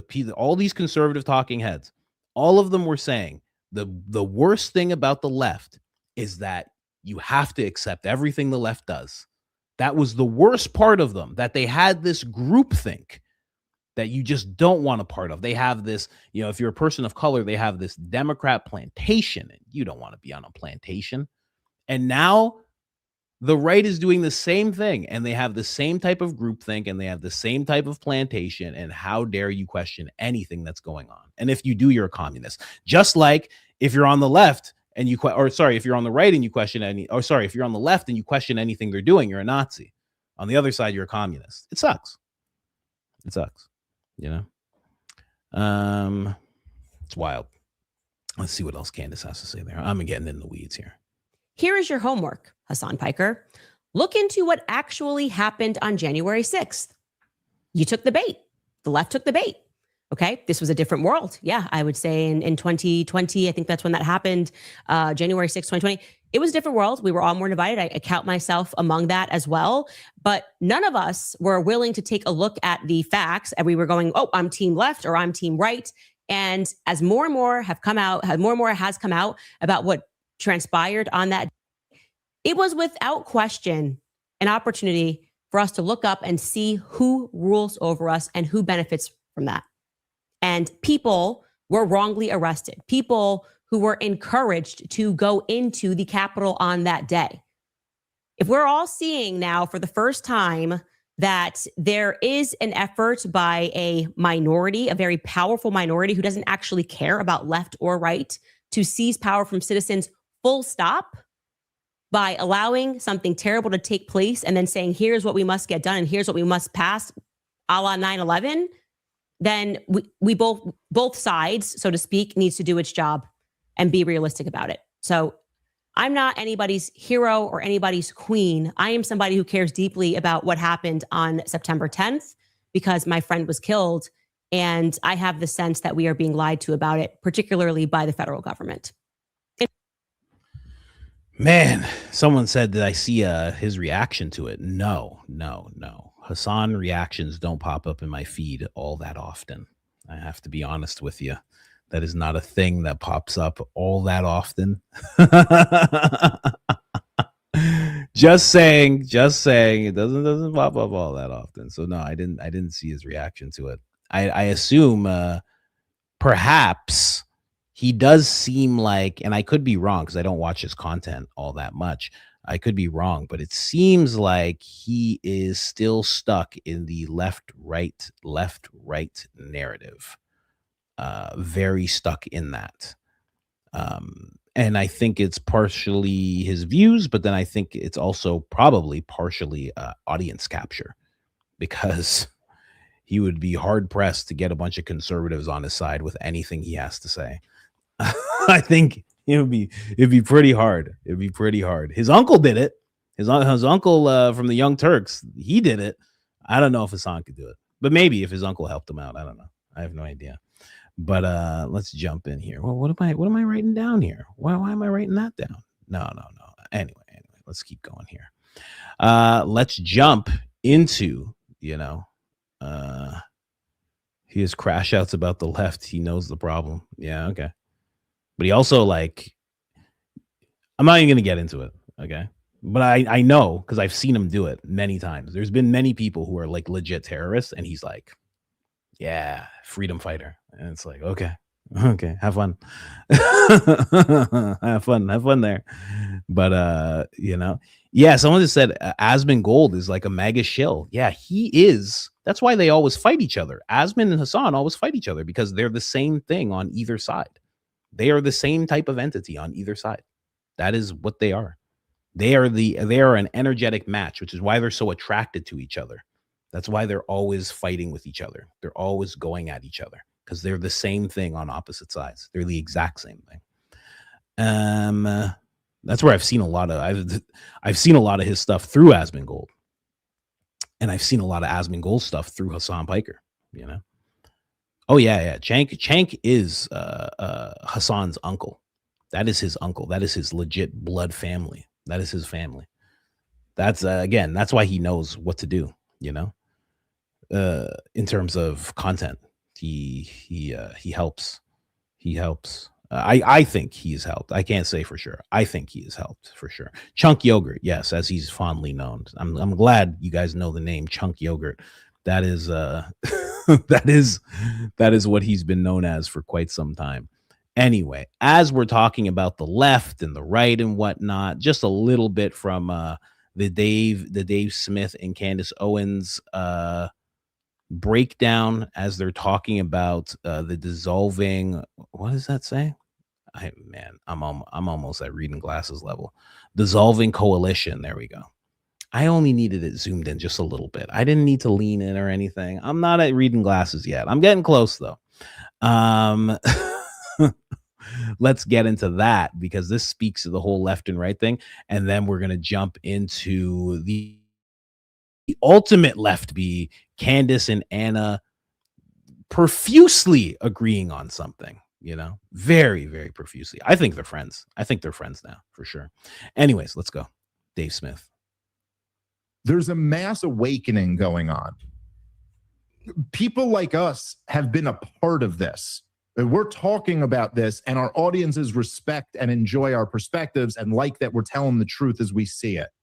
But that doesn't mean that we're their emperor god. Like, in other words, if I were to just come out tomorrow and go, yeah, you know, actually, whatever, let Israel take Lebanon and let them kill some of those people. It's not that my audience would go, all right, well, then I guess that's what we're doing. You know, they'd be like, wait, Dave's been compromised. He's not telling the truth anymore. It's not like as if they took out you and Tucker Carlson and Joe Rogan, it's not like your audiences would then go back to listening to Jake Tapper and go, oh, okay, I guess that's what the truth, you know what I'm saying? Like, it's like, no, like the truth is that not me or you or anyone else is skilled enough to have spun this away to keep the coalition together. Too many people, the whole point was no more of these stupid wars and drain the swamp. That was the whole point. If we're covering up the most corrupt goddamn thing ever, whatever exactly the Jeffrey Epstein thing was, in one way or the other, it's the most corrupt thing ever in the world. So there's that. And then we're launching more wars. We're killing people by the thousands and wasting hundreds of billions of dollars, all literally so obviously at this point, Candace. I mean, I remember even when me and you first met, which wasn't that long ago, and I'd be like, dude, we fought the war in Iraq for the Israel lobby. And you'd be like, whoa, this is crazy. We have all, but now, is it even like a thing? You got to convince us we're fighting this war so that Israel can take southern Lebanon. I want to move towards Candace speaking. I have to say, like, I like Dave Smith, but I have, I'm as an avid Joe Rogan listener, you literally hear Dave Smith talk 30 times a year, and it's, you know, I've heard it before. I want to hear Candace talk. Like, just being honest, okay? Just being honest. I want to hear Candace go off. And Trump said, yeah, no, that sounds good. And in this room of people who we're now all learning are fundamentally dumb, corrupt, and blackmailed, they were willing to put American lives on the line. And now we're learning about the ships and what's been going on there and people that are trying to jump off of them, because we always knew from the very beginning that this was unwinnable. So the audience is smarter than you think. Okay, that's what the lesson is in all of this. The propaganda is not slapping the same. They've then gone, okay, CNN, MSNBC, they fall and people don't believe them. So we can just employ a bunch of influencers to do what they were doing and it's going to somehow look independent. No, when they all come out with the same talking points, people are recognizing that as well. So you have basically only one option, and it's the one you never want to take. Tell the truth. Listen to the people when they tell you what they want. And don't be surprised when you completely abandon every issue that you stood on, every promise that you made, and the people are no longer with you. Don't play shock. Don't play it's Tucker's fault, it's Candace's fault, it's whoever's fault. Blame yourself for once in your miserable life. And that is how I feel about Donald Trump today. All right, guys, let's take So that is what they're talking about there, you know. Very Wild stuff. Someone says he's a comedian. Yeah. Dave Smith's a comedian. He's doing his thing. I've never seen him live. Ever. But I've heard him say this 1,000 times. It's kind of like, I'm not even gonna say it, but he says the same stuff. Am I wrong? I'm not wrong about that with Dave Smith. Maybe it's because I watched Joe Rogan so much and I've heard him on Joe Rogan so much, but like until like a new development happens in the conflict in the Middle East, like you hear the same thing.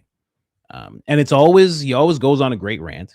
He's like right up there with like Tim Dillon when it comes to his rants. He's right up there, but I've heard it before. When I watch these interviews with Candace, I want to hear Candace because Candace is saying some things that you haven't heard her say before. So that's just me. Just like Anna, like I like Anna, right? I think she's fierce, but if Candace is sitting down with Anna, I want to hear what Candace has to say. I want to hear if it's different than what we've heard. I want to hear if it's different than what we've heard in the show, right? Because it's kind of like an after show she's doing right here with her. So yeah, that's just me. But either way, let's get into it. Someone said you're right. I kind of know I'm right. I'm just being humble because I know God loves a humble soul. I'm being humble. I know I'm right. I know the best thing to bring to you guys is the things that you don't get to hear, not the things you've heard over and over again. And I try my best. But let's get in here. Let's get into this. Let me see here. So we will do this one first. Oh man, I am getting to reading glasses because I can't even see the time. Okay, we're at 16 minutes there. Let me see here. 16 minutes. So they're talking about the crime scene here, right? So they're talking about the crime scene. Let's jump in. Fact that he didn't provide the original SD card to the investigators. Like that's a huge problem. Okay. So let's talk about the crime scene a little bit, because one of the things that I found strange was how quickly the scene was tampered with in a way that would bury potential or possible evidence in order to help indicate and find who actually killed Charlie Kirk. So can you go over some of what you find strange? So there was the whole paving over of that area. Yes. What do you know about that? So what we know, and this is what has been shared by the person who directly put down the paper. So this is not like, oh, he did an interview, he explained everything. He got a call over the weekend asking him to come in for what was described to him as an emergency paver job that was being done because the FBI and the governor of Utah were requesting it. Now, what we do know about that entire area of that courtyard is it was under FBI control. That came out in the preliminary hearing. They described which zones everybody was in control of. And for whatever reason, our FBI, who should not have been involved in this case at this stage, there's no reason for the FBI to get involved in a state crime. Didn't happen across state lines. They decided, giddy up, we're going down immediately and we are going to be in control of the courtyard. So what he's saying would make sense. The FBI was in control. And on Saturday, they had a team come in and dig out and remove all of the dirt. And then on Sunday, a separate team came in and put down pavers. And they said it was an emergency. It had to happen. And so I know with some of this, it's like preaching to the choir. We know some of this stuff, but you have to remember she is kind of walking Anna through everything. And what Anna is actually doing is allowing Candace to say her piece on the Young Turks platform, because we are getting to a point, and we can kind of thank Andrew Wilson for paying that $300K because that's a really big headline. Now there are other outlets who are like, we should probably take this seriously. She just defeated this guy in a debate. For some reason, this guy wanted to pay $300,000 to debate her. What's going on here? Let's hear what she has to say. So I know some of it we already know. A lot of it we already know because we watch Candace Owens, but allow her to cook. Just allow her to cook. He basically testified. He went on a podcast, so it wasn't like a official testimony, and explained, I didn't know. I'd never in my entire career heard of a paver emergency that couldn't wait until the next week. And they had him lay down pavers. And in the process, they moved about 12 inches of soil. They wanted 12 inches of dirt removed and to have pavers put down. Well, now moving that dirt to put down pavers makes sense. You have to remove dirt to put down pavers, but what is the emergency? This is a crime scene. Why would you do this? None of that makes any sense. And so it's another thing where you go, they literally paved over the crime scene, began paving over the crime scene within 72 hours. It's just an absolute nonsense. I remember you talking about how the authorities also provided Erica Kirk with material that should have been maintained as part of the investigation. Can you just quickly go over that? Absolutely. And so in any traditional. Someone was asking if it's 10 inches or 12 inches. I don't really think it. I was going to say, I don't think it matters if it's 10 inches or 12 inches. There's a lot of people that would argue that every inch matters. But I mean, when it comes to stupid joke. When it comes to that, I'm pretty sure I heard 12 inches from the guy in that interview, and I forget his name, and I forget the guy's. You remember there was a podcast where the guy talked about it. I'm pretty sure he said 12 inches. I could be wrong. Anyway. Scenario where there is an unsolved crime, even if there is a solved crime, you're going to keep certain things into evidence until you get to the trial, right? That's just, and of course, every one of Charlie's personal belongings is going to be assumed that it needs to go into evidence. Right. And you will recall that there was sort of this moment where the public really first saw Erica and she's hanging out of the window and she's holding Charlie's St. Michael necklace, his St. Michael pendant, and it's on a chain. Now, there are some people that say that chain actually was not the original one he was wearing and it had been switched, but we do know that is his St. Michael pendant. She then featured it and discussed how he loved this pendant and how she would get him a new pendant fixture every year. That's completely crazy. How would you just give that immediately back to Erica and not see that as evidence? And we found it strange that so many people who were there that day had like a personal story about the pendant that made no sense. Namely Frank Turek. He told a story and his story has shifted somewhat. And he says it's fine. Everyone has different memories. But he says that, when he got to the hospital, they were securing the car. That was another piece of evidence that they got rid of. They towed the car and wanted it cleaned and resold within 72 hours. I mean, the whole thing is just so crazy that you would tow that car in 48 hours that had Charlie in it and could potentially have some evidence. But he tells a story about the pendant, Frank Turek, where he says he went out to the car and first the FBI wouldn't allow him to get his belongings. And then he said, where's Charlie's pendant? Because I know Erica wants it. And the FBI said, no, you can't have it. And he said, no, I demand it for Erica, and they just gave it to him. Like, that's not really a believable story. And I'm sorry that the FBI said, oh, well, if Erica's emotional and looking for it, here you go. None of it really makes any sense. Okay, I have so many questions. Okay, for our audience members, let them know who Frank Turek is because they might not be familiar. Like, what is role? Frank Turek is one of about 20 people who claim that they were Charlie's personal pastor. I find that to be very strange as well. He was with Charlie in the days leading up in Arizona. And for some reason, Charlie needed a rabbi, a priest, and a pastor. I kid you not, in the 48 hours leading up. And they all say that it was because he just wanted to strengthen his debate skills, something that Charlie's been doing for 10 years. He just really wanted to work on his debate skills. Anyway, Frank Turek accompanies Charlie to this event, which is obscure to me that he would be doing that. And then he's kind of filming on his phone, says that he's on FaceTime, rather, is what he says, with his grown adult 35-year-old kids in the middle of the day because they just love Charlie Kirk so much and they want to hear him speak. And mind you, that son that he's referring to, I'm pretty sure, is in the military.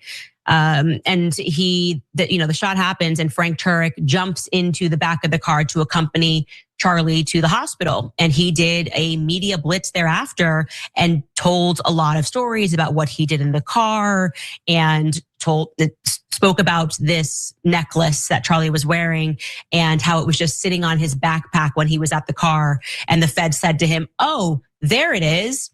What do you mean, oh, there it is? How did the Feds know that Charlie was wearing a necklace? there it is. Why were they looking for Charlie's necklace? These are all sorts of unanswered questions that we are asking. Like, why were the feds looking for it? Why were you looking for it? Why did Erica want it? Why couldn't this have gone into evidence first and been returned to her at a later date? And I'm told by police officers the usual process is they take everything and then the attorney general of the state has to sign off if you want anything personal back. For some reason, they violated all of that for Erica. You know, these are the little things, because I've had conversations with friends about this stuff. Like, I don't like to talk about it often. I think there's better things to talk about with people that you love, you know. And this could be on the list, but you know, the other things, family, how you doing on the inside, you know, what are you going through? Things like that. You know, how's your relationship with God going? All that stuff. But when you do tell people this stuff, this is the stuff that people seem to just not know about, where you're just like, yeah, and then Frank did this, and then this guy jumped in the trunk, and you're like, he jumped in they're like, he jumped in the trunk. Like, yeah, he jumped in the trunk, and then they took him, and they're like, whoa, you mean the ambulance didn't take him? No, there was no ambulance there for some reason. They just threw him in the car. They picked him up. It's like, yeah, they picked him up. And as you start explaining this to I'm not going to say regular people. I'll say people who haven't followed along. It just boggles their minds. It makes them just go, wait a second. What? Hold on. What? And then you explain to them who Charlie is and what Charlie was doing. And you tell them, yeah, he used to talk to the president twice a week. And you're like, wait, they're like, hold on. Charlie Kirk, the podcaster? And like, yeah, you didn't realize that? Oh my gosh. As you just keep on going and going, someone said treated like roadkill. I mean, he wasn't supposed to get picked up for sure, you know. That's according to different people who know about this type of stuff. But yeah, these little things that she's actually getting to discuss with Anna are vital for people to understand what's going on. And again, this is a left-leaning audience for the most part. I would assume the Young Turks, a left-leaning audience. And I think they're going to be open to this. And some of them are going to be open to it because they didn't like Charlie. Some of them are going to be open to it because they don't like Turning Point. Some of them are going to be open to it because they're into, you know, they want to hear about conspiracies and they want to hear about this case, you know. And honestly, some of them are open to it because it's like, well, did this administration cover it up? And they're interested in that because they don't like this administration. Either way, someone said the comment section is very positive. I bet there's a lot of people on the left and right that really like Candace. There's a reason why I say I think she can be president. I'm not just throwing it out there because I like her videos. Like, you have to really look. Like, there's a lot of people on both sides that really like Candace. And then it's like a real easy thing for her to get to, like, I'm not even going to get into it. I was going to talk about the black population. It's really easy for her to get back into the good graces of the black population, grab that 13%, or at least grab, like, I don't know, 9% of that 13%. I mean, and it's just like, what are we talking about here? It's crazy. People say no dictator, you know. You can't be a dictator. You know, you don't really want to become dictator of America. You know, there's a lot of people itching. They've been just scratching on their Second Amendment. And they're just like, somebody's a what? Oh, is this it? Whoo, finally. Oh my gosh. Get the 50 cal. Yeah. Yeah. Someone said they're a dictator. Oh man, I've been waiting for this. Are you kidding me? I see regular guys in Texas with military vehicles, with tires this big, tires 4 times the size of Ben Shapiro, just driving around, just parking in their driveway. Oh my gosh, there's too many people waiting for it. Believe me, the last thing you want to actually call yourself is a dictator. There's too many people who are just like, yeah, you're taking over the country. Whoo, Jim, you heard too? Yup. Oh my gosh. Get them. Get all the rounds. Dig them all up. Yeah, we're good. This is what it's for. We're allowed to do this. Yeah, it's bad. No. You don't want that. You don't really want that.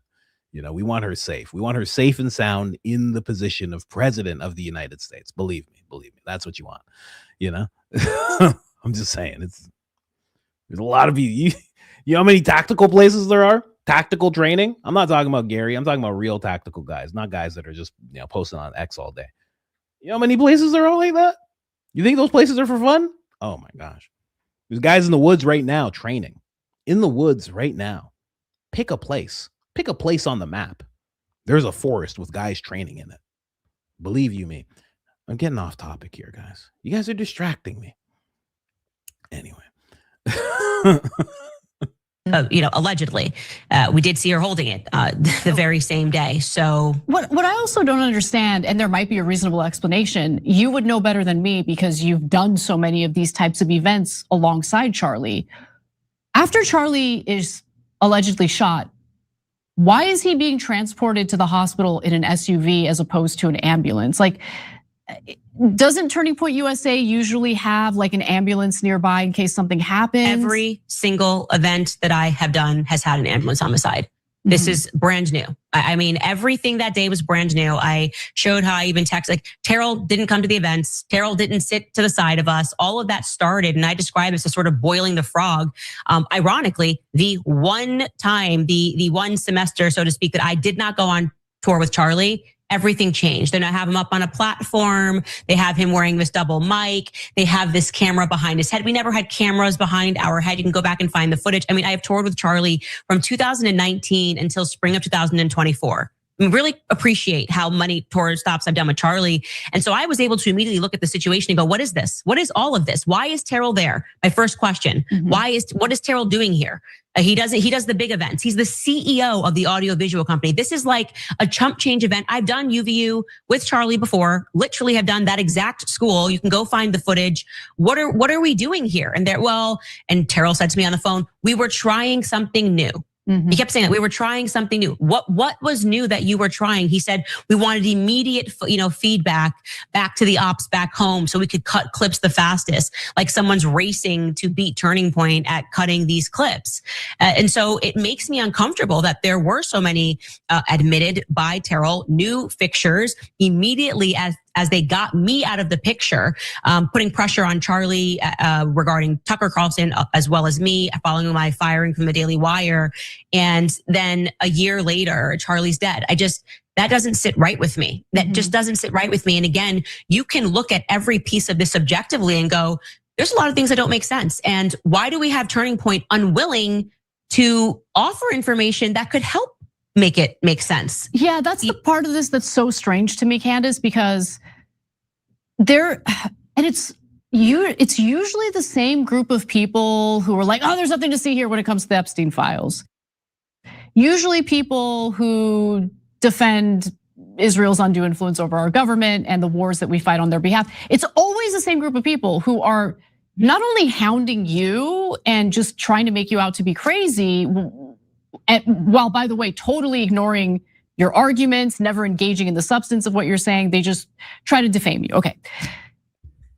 So we're going to get to that in a second. But yeah, everything she just broke down is pretty wild. And if you're ever wondering, I had somebody say this I think it was a coffee or super chat. They're like, how do I explain certain things? I think they were talking about just like the president in general. Like they had opposing views with like a family member.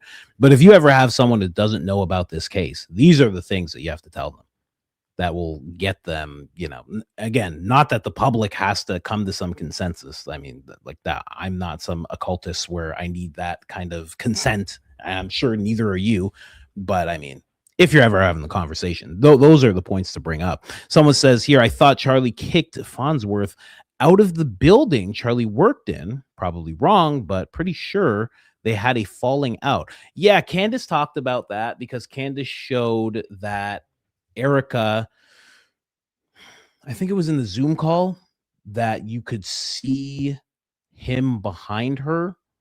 And then Candace revealed that Charlie removed him from the building and into another building. It wasn't like he kicked him out, so you can't come in here.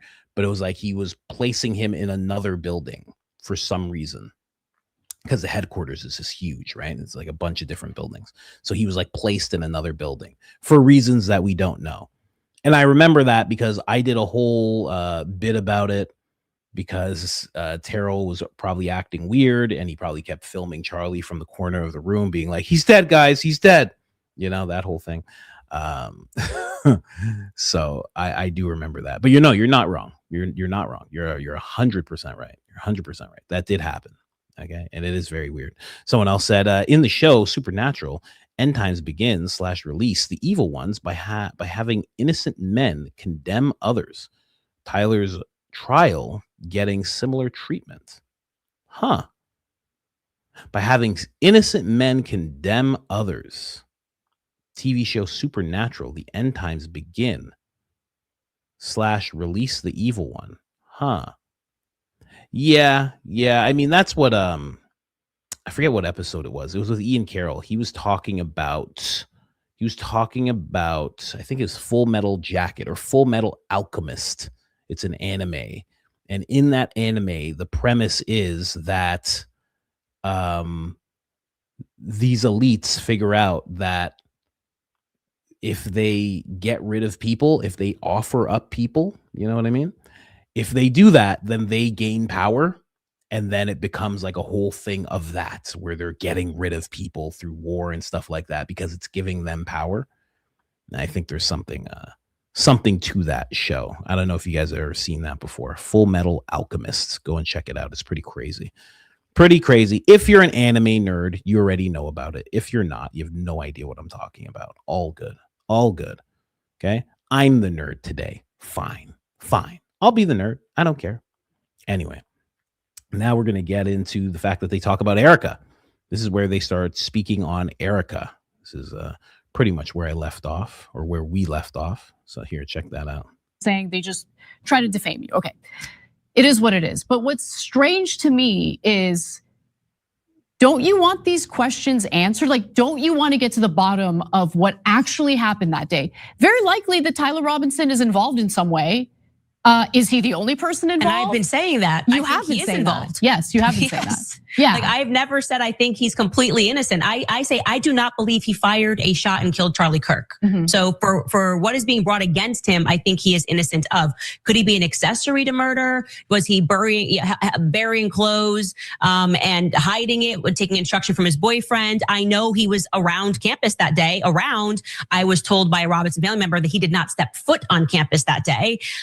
And so, yeah, I feel like it's not like we're being crazy here. We're asking Turning Point to help assist us. Mm-hmm. And the most disturbing part of all of this for me is that his wife is not telling the public the truth about so many things that she could easily tell the truth about. And this is not some widow that went home and is averse to publicity. If she was like, I don't care, I'm not getting involved, my focus is my children, and I'm camera shy, so to speak, you'd be like, okay, well, that's just who she is. Well, no, she's on tours. She's Shabbat and she's Shalom and she's talking to everybody. You can't keep her away. She went right into the office that week and led a call giggling about emojis. How are you out of bed? I'm sorry. Like, are you trying to tell us that it's not reasonable for us to expect you to mourn longer than 72 hours? The world who did not know him mourned longer. People who did not like Charlie Kirk mourned longer, and just because it was so traumatizing. I think everyone felt less safe after Charlie got hit. And you watched it. I felt this like suddenly so insecure to go outside. She sits down with Jesse Waters and she says, he's like, were you scared? She's like, no. God's got me. He's like, have you lost sleep? She's like, no. Are you taking any medicine? I don't need any medicine. It's great. It's like, okay, you're Superwoman, I guess, or something. I don't like it. It doesn't feel right to me. And I have a right to form an opinion on Erica based on her public actions. Well, one of the actions that honestly made me a lot more critical of Erica Kirk came up in the context of your debate with Andrew Wilson, because he opened the debate by reading an alleged text message that Charlie Kirk sent. And just to kind of sum it up, and I'm not reading it verbatim, I want the audience to know that, Charlie Kirk communicated in that alleged text message that he wanted the security to be bolstered because he's worried about someone on the left trying to kill him. Which is strange because that was allegedly a text message that Turning Point USA, it could have only been one person, Erica Kirk, because she's the one with his phone. She provided that to Andrew Wilson. Okay, first of all, why are we hearing about this now? Okay, Right. Why are we hearing about this now? Just really quick, because I was supposed to just touch on what she's saying about Erica there. She's trying to make it very clear, and Anna even does this more later on in the episode, where she tries to make it clear that how Candace feels about Erica in regards to not thinking she was complicit in the murder of Charlie, but definitely complicit in the push of this narrative that doesn't seem to add up. Exactly what she was saying with Andrew Wilson, where she said not complicit in death. And then all of the Fed sloppers took that as an opportunity to be like, oh, she's lying and this and that. You know, even Officer Tatum joined in to say that she 100% said that Erica Kirk offed Charlie Kirk. Yeah, pretty crazy. But Candace is realizing, well, I guess she's been saying it the whole time, but I guess she's realizing that she has to put a super emphasis on that, because again, when it comes to public perception, they're trying to run wild with what she has said about Erica. And like she mentioned in her episode, like I mentioned directly after I saw the debate, I think that multiple people are trying to trap her in defamation lawsuits. That's exactly what they're trying to do. And I'm sure that will move on to Barron and other people. Not me. Not me. Here we go. There we go. I'm sure they're going to keep on trying to do stuff like that, because at the end of the day, it's not about money. It's not about bankrupting anybody or anything like that. It's about just making it so people can't speak about the case anymore. That's what they're getting to. They're getting to a point now where it has hit this critical mass where it's like, we just need people to stop talking about this. We need this to just go to court. We need the public to know what we think is the right way to think, right? They even get to call it the official narrative. And everybody else who has anything to say has to be quiet. That's what they're trying to get to, right? We've been through this, though. We've been through this. In 2020, we all been through this. 2020, 2021, into 2022 a little bit. We all have been through this, where it's just, this is the official thing, and anything else, you know, shut your mouth. Be quiet. You're killing people. You're killing grandma, et cetera, et cetera. Anyway, so now they get into the text message. If that text message is real, if it really does exist, wouldn't you want to put that out immediately? Because she has 100% backed the theory that Tyler Robinson was the one who shot and killed Charlie Kirk, and that he was motivated by Charlie Kirk's views on the transgender community, right? That this was motivated by left-wing hatred of Charlie Kirk. Okay, wouldn't you want to release that text message immediately then? She didn't. Right. She Proves waited. your point. So there's that. But also, Candace, I recall Erica Kirk saying in an interview that he sent no text messages saying that he feared for his life. Now, that was in the context of people speculating that he was in fear of Israel coming after him. And so she's like, no, I have his phone. He never texted anything about being in fear of getting killed. Okay, but what changed? Because now all of a sudden there's this text message that alleges that he was afraid of someone on the left trying to kill him. I don't know. That inconsistency is really weird to me and shows a little bit of dishonesty that's gonna make people question anything that is gonna be claimed moving forward. But I wanna keep going because there's so much to get to. We're not gonna get to all of it, but I do think this is like the super important stuff. Now there's the 30-06. I'm not a ballistics expert. And so I had no choice but to kind of defer to what the experts were saying. Most experts were saying, you get shot in the neck with a 30-06, there's no way that there isn't an exit wound, okay? There's no way that you don't like blow someone's head off with that. And then you have like a few people who come out and they're like, no, it could happen, totally. I mean, it's totally possible that the bullet wouldn't, there wouldn't be an exit wound. Okay, I don't know. I'm not the expert. I don't know what to believe. Then you have Robert O'Neill. If you're unfamiliar with Robert O'Neill, he's the guy, the Navy SEAL who killed Osama bin Laden. So he's a bit of a ballistics expert, okay? He's been kind of sounding the alarm about the allegations in the official narrative. And I just want to show the audience a little piece of what he had to say on Piers Morgan. So I know we've seen this many times. I know, right? Candace and Anna 2028. That would be something. That would be something. Versus what? JD and Marco Rubio. Oh man, I think JD would lose that one. I think he would. What JD needs to do right now is just like straight up try to get Candace to run for his VP. That's what he needs to do. He needs to try his hardest, offer another 300 grand, 3 million, 30 million. It'd be worth it. And he needs to just, he needs to just try and pull her in. Cause I think that's like one of the only chances he has, quite honestly. I don't know what's going to happen. I think since the left is so much like the right, the right is so much like the left now, that whatever happens in 2028, you got to watch closely. You know, you're going to have to be like, you're going to have to watch real closely. You're going to have to watch at those little voting stations and all that stuff. You're going to have to watch real close and what's going on, you know, because they're doing everything that they've accused the left of. So who knows if they do the other thing that they've accused the left of?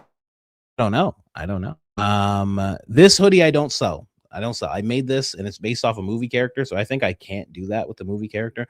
Actually, I had a hoodie that said cancel Hollywood, and it just had the Hollywood sign, and I guess the people who own the Hollywood sign reached out to me and they were like, take it down. I was like, okay. I'm like, do you guys even own it? Is this Satan? Am I talking with Satan right now? And they're like, and Satan's like, yes, actually. Yeah, I don't appreciate it. I hear you talking about Jesus all the time. I don't want my shirt on your site. I was like, okay. So no, I don't sell this.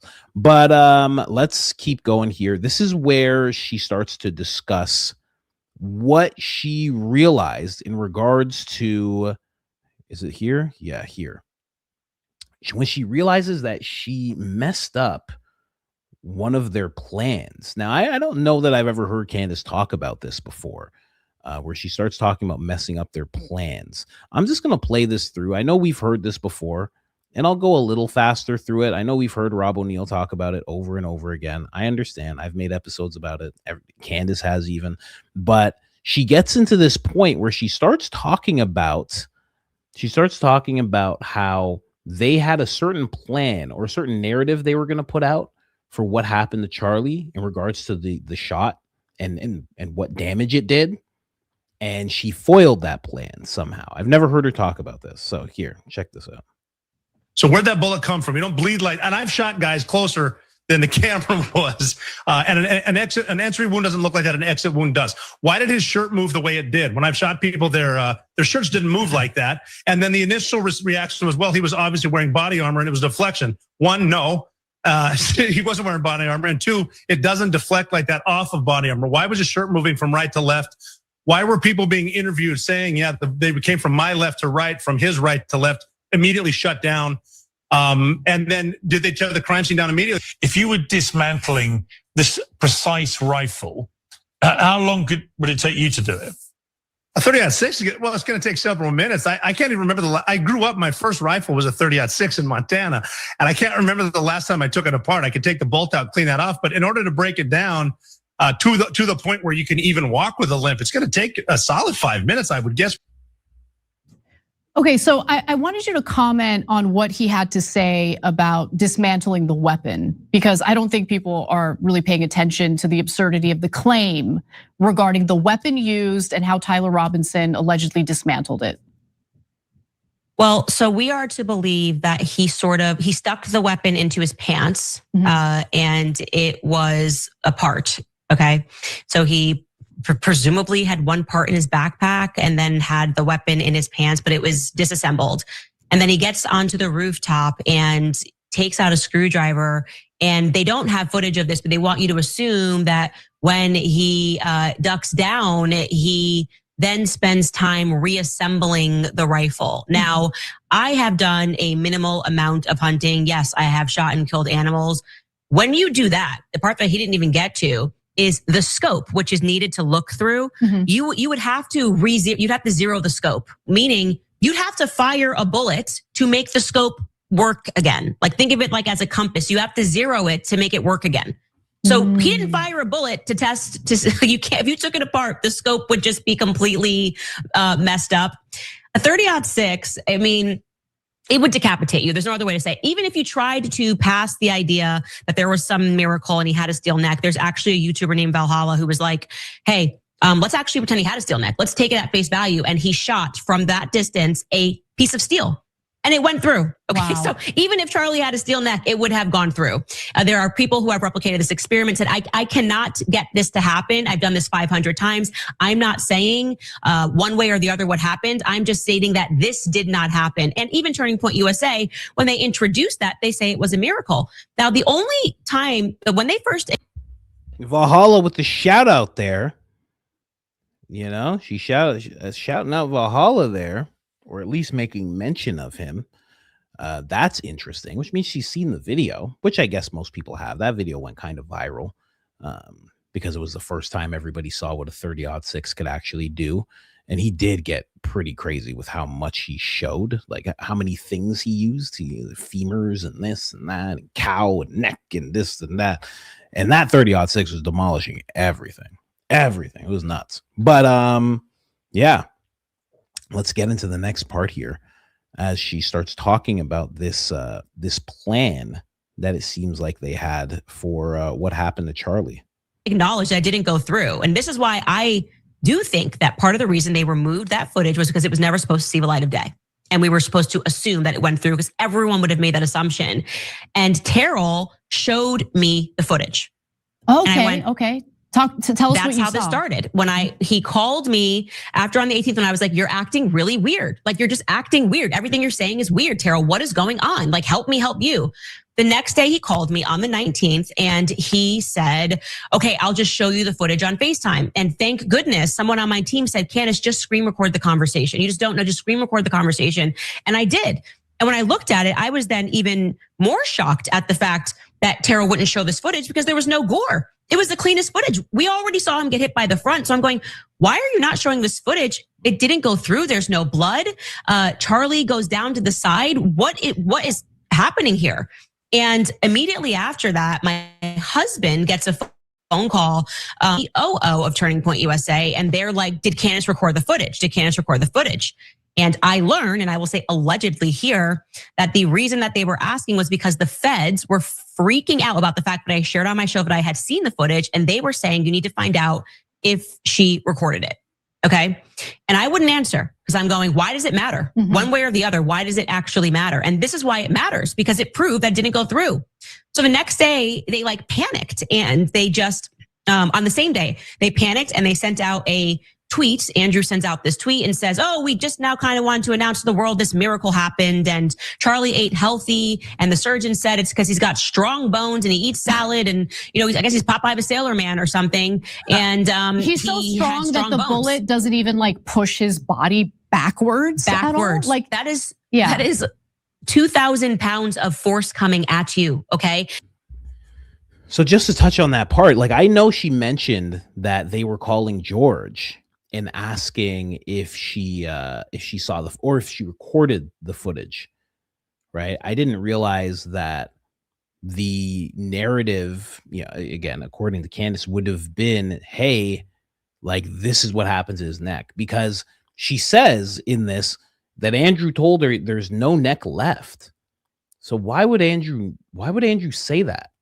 First off, how would he know that? But I guess he could get access to see Charlie. I guess he could do that. But why would he say that? Especially if, like, we all saw what happened. Everybody saw what happened. And I guess at first it was the chest, because that's what people were saying at first. Then all of a sudden you have Andrew in this phone call with Candace. Obviously, none of us will ever know, because Candace will say what she heard in the conversation. Andrew might just say the complete opposite. I mean, he's done it before. But to say that there's no neck left and that some other people said that as well, it's like, huh.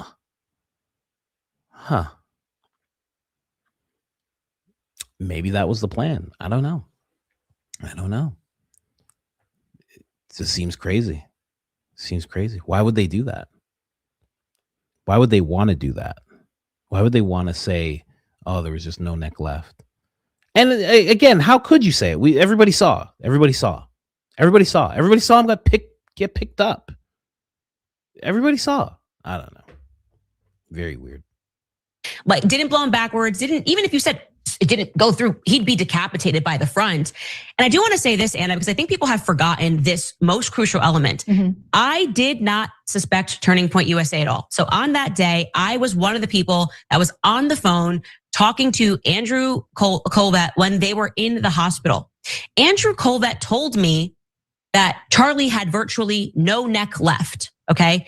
And strangely, that same thing was told to Tucker Carlson, because the only people I spoke to that day were Andrew Colvett and Tucker Carlson. And like, I was like crying on the phone, like, what's going on, all this stuff. And then my husband was told separately. So 3 different people communicated to us that Charlie basically had no neck left, okay? And when I run that back in my head, I realized that that was the intention, was to say that it went through and it like ate his entire neck.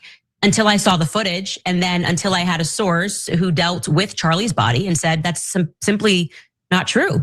Charlie really just had a small wound. And I know it looked bad from the front, but it happened to hit his carotid artery, which was completely blasted out, whatever it was that hit him. And that's why the blood looked really bad. But Charlie looked good. He looked good in the casket. That's insane. Yeah. So I revisit that, okay? I revisit that and I go, were they trying to establish a narrative that I accidentally, and this is their anger at me, they're so angry at me, I don't know where it's coming from. And I accidentally ruined this idea that the 30-06 went through. Terrell was supposed to take the footage. Again, I am being a conspiracy theorist, I guess. I'm saying all this allegedly in my opinion, but also in my experience of what happened that day, what I was told, and what I have since learned is completely untrue. I'm so bothered by it all. Yeah. And increasingly with like the case that you're making, and I want to be clear with the audience about something else as well, because I think a lot of people are putting words in your mouth, and I think that's unfair to you, right? So for instance, people are accusing you of accusing Erica Kirk of killing Charlie Kirk, but you have accused Erica Kirk of being complicit in perpetuating this narrative that's kind of being forced upon us about like, this is what happened. This is what Tyler Robinson was motivated by. Ignore all of the material and evidence that really does cast doubt on the official narrative. And I want to show one other thing real quick. During the preliminary hearing, this is like so shocking. So there was that part where I told you they were making that clear, her stance on Erica and her alleged involvement, or to the extent that she feels she's involved, and it's everybody who is one of us. Everybody who's pushing the official narrative is definitely complicit in pushing that official narrative, and they've even moved on to trying to silence anybody that goes against the official narrative, to the point of background checks, to the point of, all sorts of weirdness. Apparently there's this like doxing campaign where that dude, Uncle Tom, that I showed you, who was another person making fun of Gary, they're doing background checks on him now. It's like, what? It's very weird. They've probably done it to Bear, and they've probably done it to other people. Very weird. Very weird. I mean, it's just getting out of hand. But that was the interview. There's some other points there, but obviously I'm not going to play the whole thing. Candace actually responded to the entire interview. She said, I really appreciate joining Anna yesterday evening and being able to thoroughly explain the many holes in the Charlie Kirk case. Yes, I am currently at 0% belief that Tyler Robinson shot and offed Charlie. However, I have repeatedly explained why I do believe he did play some smaller role around the campus that day. I mean, she says she got told by a family member that he did not step foot on campus.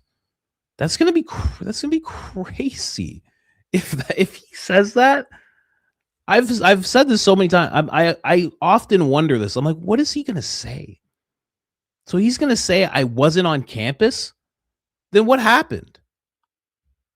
Like, because if he's gonna snitch on everybody, snitches usually act pretty fast. By the time you're putting a snitch inside of like a jail cell or something like that, the snitch is like, hold on a second, let me just tell you everything that went down. Okay, this is crazy. You guys got me hands behind my back. It's just, this is getting nuts. You put this weird vest on me. You guys are talking like I'm going to do something to myself. Hey, hold on. Just get me a Sprite. Get me some food. Get me some In-N-Out or something. And let's just sit down and talk about this. I'll tell you everything. Usually they do that pretty quick. He's waiting till this point to do that. That's insane. I don't know. We'll see, though. We'll see. I don't know. Seems weird to me. So I keep on wondering. Gary version 1 didn't believe the 30-6 narrative. Gary version 2 says the 30-6 narrative is true. And the version of Gary number 3 is going to be just outright attacking people, just showing up to people's houses and stuff. I don't know. Maybe. It's not the craziest thing. But yeah, that was the interview. I hope she does more interviews like that. I hope more. I know she's not going to get on Piers Morgan. And, why would you even want to at this point? I don't know. I kind of agree with Ben Shapiro there. Ben Shapiro's like, what's the point of going on Piers Morgan? I kind of agree with Ben there, a broken clock is right twice a day, right? No matter how small that broken clock is, no matter how short that broken clock is, it's still right twice a day. So, Coach, interview Candace. I should? I don't know. I don't even know if she'd be open to that. I have no clue. Plus, I feel like what did Anna do? Let me see here. This is 54 minutes. I feel like an interview like that, where she's talking about the holes and everything of the case, I feel like an interview like that has to go on for at least 2.5 hours. At least. Like Sean Ryan did a lot, but he was like going into, upbringing and family and this and that and all sorts of different things. And he was just trying to weave some stuff back and forth. If you wanted to focus on just the case, I think it would have to be 2.5 hours at least for her to really get everything out. So yeah, it would have to be that. And it's hard to get out of somebody who has as much going on as she does. That's not the easiest thing in the world. These people are very, very busy people. I know if I'm very busy, I could only imagine how busy she is. Do you see who's on the screen, ladies and gentlemen? You, Candace, and Barron. In one interview? Nah. Well, maybe. I don't know. Hey, listen. I'm trying not to do interviews, but obviously Barron can't. Barron is pretty much the only person where if he was just like, hey, sit down with me again, I'd be like, okay. Other people ask, and I'm like, I'm like, I'll get back to you. If Barron asks, I'd be like, okay, let's go. Let's do it. Just tell me when. And it's not because of how big he is. He's just like, I don't know. He's just easy to talk to. Very easy to talk to. Let's keep going here. Let me see what else we got. Someone said set up a GoFundMe and we'll give you $300K.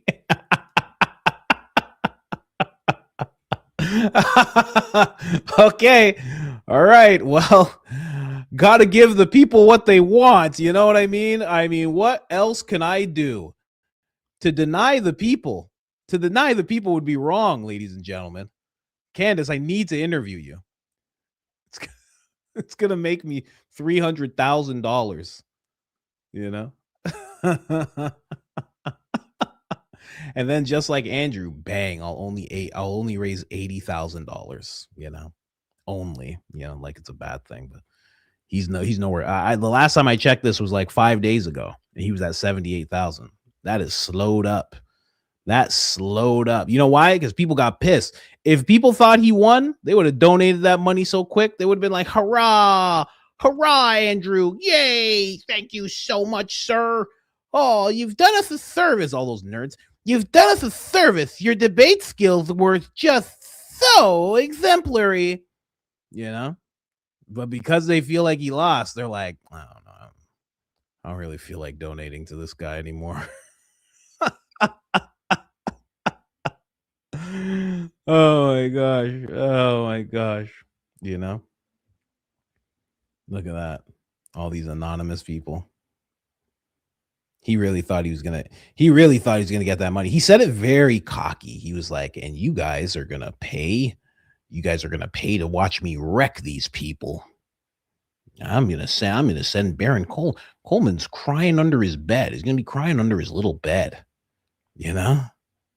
How funny is that? Yeah, no, it's slowed way down. And you have to think 30,000 of those dollars were from one guy. $35,000 were from two people. That's almost half of what he raised. So it really didn't do well. Really didn't do well. You know. But it did okay. Yeah, listen. Oh, does he have to raise all the money to get the money? Is that how this works? Oh, that sucks if that's how this. I have no idea how these things work at all. I've never known. If he has to raise all the money to get the money, that's crazy. I think he just does it. Right? Anyway. That's too bad. Anyway. Andrew, ladies and gentlemen. Someone way better than Andrew. Mr. Coleman. Coleman, you left me on red, Coleman. I just want to ask a few questions. Is this your personal number, Coleman? I mean, you can always call me. I have you saved in my phone. You can always call me, and we can perhaps sit down and maybe have a dinner or a drink or something. You know, that's my new intro, by the way, just so you guys know. Someone said, did Baron read the whole letter last night? Is that what he did? Because I have it here where he's going through the time, the why can't I think it? Say the timeline. There you go. I have him going through the timeline, but did he actually like read the letter? Is that what he did here? Whoa, that's a lot. Not all of it, just like main parts.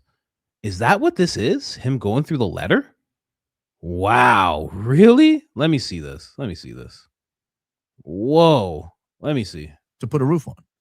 Don't walk in my house with your dirty boots and the little asphalt shingle trimmings stuck all over your fingernails and tell me to build my own roof. I paid you to build a roof. I think that's how the prime minister received this letter. Wait a minute. That's what I'm paying you to do. Why are you telling me to do what I'm paying you to do? We've been paying you to do this, sir. We've paid you a lot of money to do this. And in the process, we've made you a very wealthy man. True. Made you a very wealthy man. And you've parlayed the money we've given you into multiplying it many times over in your personal life. In other words, we paid you to go around on college campuses and support Israel. And you parlayed that fame into a podcast and books and investment deals and private equity and real estate deals. Why don't you get back out there and pick the water bucket back up and start carrying it again? Don't tell me to pick it up. I paid you to carry that water around. Pick it up. Pick up the water bucket. For starters, you need a rapid response media team. He had one. It was called TPUSA. No. President Trump does this very effectively on social media with his own account and White House Rapid Response 47 team. Honestly, I don't even know if you have a press secretary. Mr. Kirk, may I make a suggestion? Let's not make fun of his media efforts. I strongly recommend putting together a team of pro-Israel experts who can fact-check misinformation in real time from Israel. And I can see him reading this letter and think, that's what I'm paying you to do. Like, the people who have a problem with this are the people on college campuses. You're the guy on college campuses. They're raising these issues to you. You need to fact check this information in real time from Phoenix. Or from the college campus. This is why I pay you the big bucks, big boy. Israel needs to take the lead in this effort. No more dependence on subcontractors. Again, we're going to show you in a minute how I think this letter might have contributed to Charlie Kirk's demise. That's crazy. Subcontractors, no more dependence on subcontractors. That's like when Gary calls like Barron a surrogate. You know that? Like that's and other people have done it too. They're like, oh, Candace and her surrogates, right? That's what he's talking about. So no more dependence on Officer Tatum. And like, that's their lifeblood. That's like, what? In terms of their presence in America, that is their lifeblood. Who else could they have? I mean, what are we talking about? If it's not Officer Tatum and Turning Point and name them, Stuckley, Shapiro, all these guys, if it's not them, then who is it? It has to be them. That's their whole model. I was going to say business model. It's not really a business. Yeah, it's kind of a business. It's definitely an economy. It's definitely an economy. But wow, I didn't know this. Did you guys know this? Anyway, here, let's keep going. Because the moment he demised, the moment he was demised, they actually quadrupled down on not taking the lead on this effort and depending on subcontractors. We'll show you that in a minute. You need something perhaps like an Israel Truth Network, which can include social media channels and a one-stop source of information website where, for example, all the negative Israel questions I get can be thoroughly debunked. Well, then build one, Charlie. If that's what you think is needed, take some of that tens of millions of dollars you get every year and build the freaking website. You have 700 TPUSA employees that are paid for with donor dollars. Where do you think those donor dollars come from, Chuck? Where do you think those donor dollars come from? If you think that's something that needs to be done, you should get on it. Sounds like you're not doing your job. Well, you know, Barron says this, but in terms of the timeline, like when did Charlie sell his house? And when was he telling people that he wanted to give money back to donors?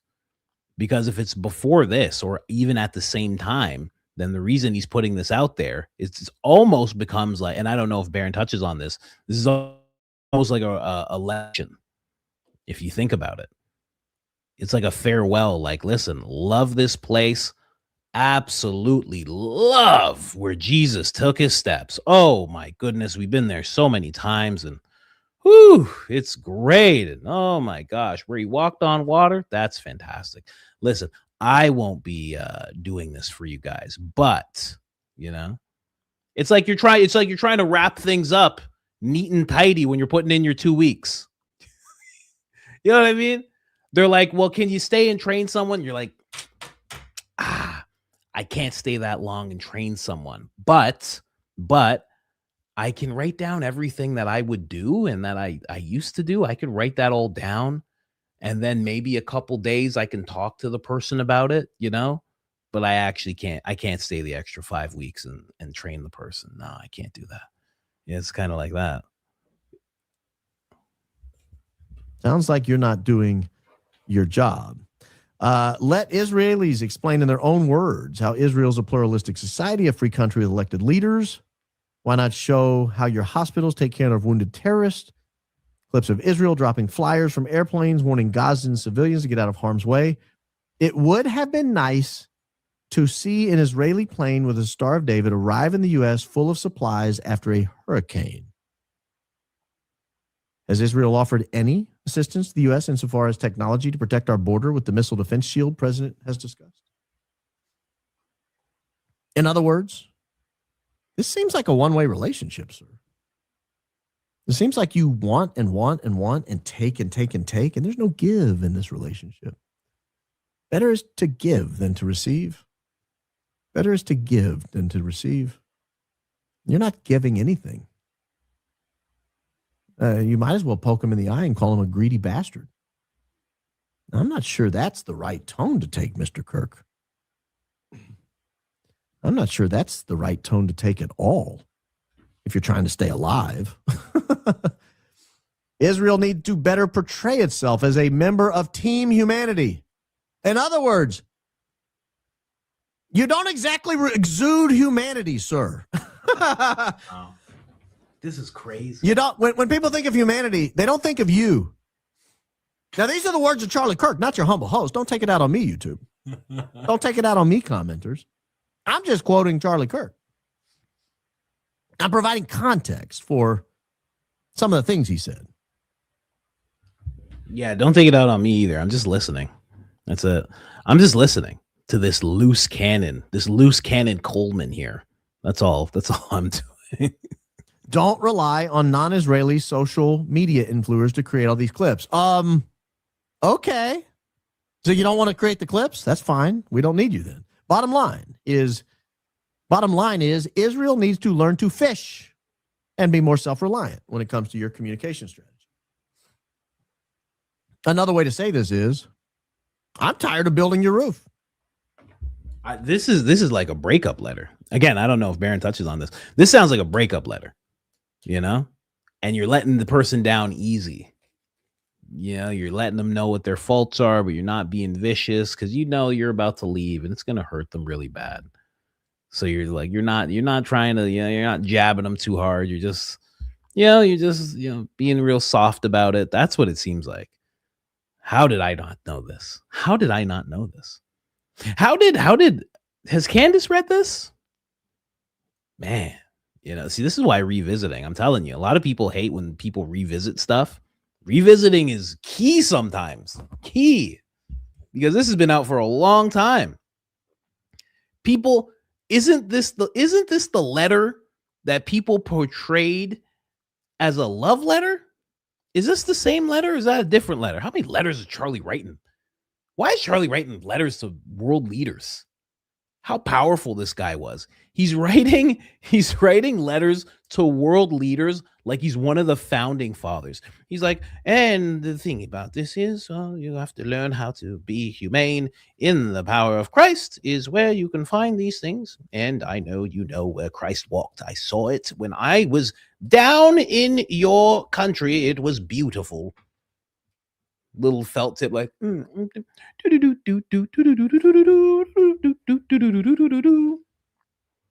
I sent off the letter to Mr. Netanyahu. As I sent it off, it should be there in about 6 months. Had some very valiant men go on a ship. They should bring that letter to him soon. Mr. Netanyahu, there's a letter here. Yes? There's a letter here that's just arrived from Charlie Kirk. On a big ass scroll, just a big scroll like that. And the letter reads as so. What? What's going on, man? I know you paid me to build the roof, but it's hot. It's hot out there. Sun's beaming down, guys. It's July in Phoenix. You want me to climb up there with asphalt shingles and start nailing stuff down? Mr. Prime Minister. No, sir. I've had enough of this. It's too hot. It's too hot out there. I don't want to be on that roof anymore. You need to get on your own roof if you want a roof. And by the way, while you're up there, the neighbor also needs a roof. Show some humanity, sir. Come on. Seriously. Why are you only building your own roof? For God's sake, neighbor's roof is falling in. Get on it. What are you waiting on? That's how I interpret this letter. That's how I see it. So he said BB was definitely listening to Burn by Usher.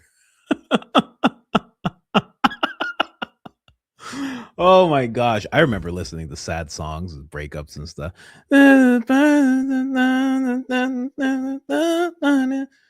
Oh, and it's the worst when they come on, but you can't stop listening to them. And I know that it's easy. You're just listening to Neo and you're just like, oh man, why do these songs come on when I feel this way? Oh man. Yahoo. BB just crying in the rain. Like an R&B singer. Just like there's no shirt on, just like, oh, yella, Charlie, yella.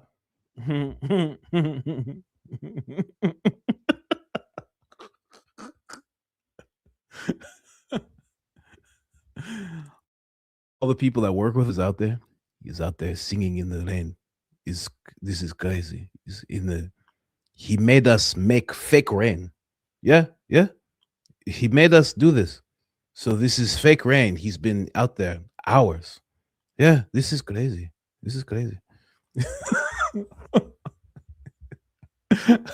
Yeah, the One Wish song. I love how somebody saw what I did and they knew what song I was talking about. If I had one wish, you would be here making my propaganda. If I had one wish, you would be prime minister to me and my boo. You know? If I had one wish, I would make you into a Jew. Oh, if I had one wish. Yahoo just in the rain, just crying.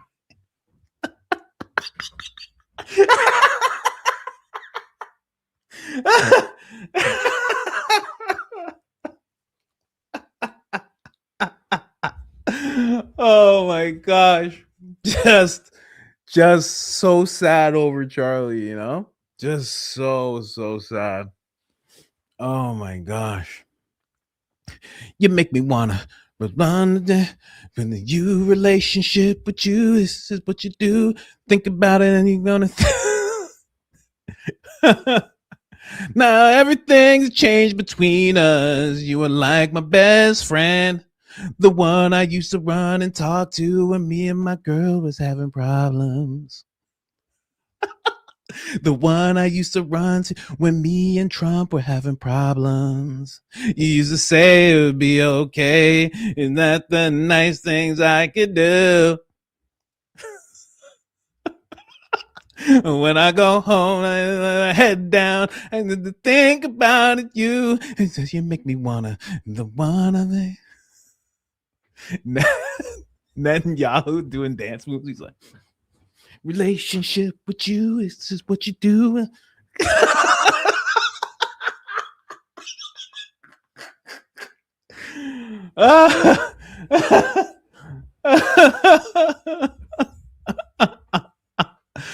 Oh my gosh. That's crazy. That's crazy. If I had one wish, I would take over America and rule it with you. Had one wish, you know. Oh man. Just love songs. And I'm so sick of love songs, you know.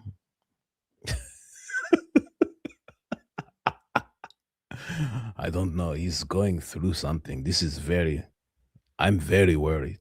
I don't know. BB, you want to come blow something up? Come. Yalla. You want to blow something up? Come. We'll say it was Iran. Come. He doesn't want to blow things up. He doesn't want to do anything. I don't know. What are we going to do? BB, come see the pictures. We blew up a school for you. We blew up 2 schools for you. BB, come. Yalla. He doesn't care. He's crying in the rain. Fake rain that we made. This is crazy. You know? Just so sad. Someone said somebody clipped that. Believe me, in those group chats where they're doing background checks, I'm sure those people are clipping all this. You know? Sure, this will be played in the courtroom or something like that eventually.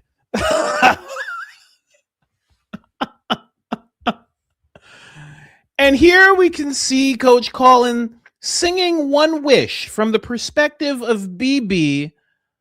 Can you explain this, sir?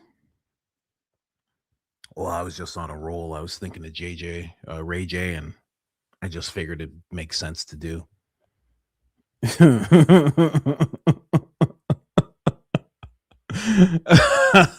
is crazy. I'm off track though. Sorry. I got I got thrown way off track. I always apologize when I do this to Baron's content. I'm sorry. Just geez, I apologize. It's that person. That person said one wish, and I was like, I know the words to One Wish.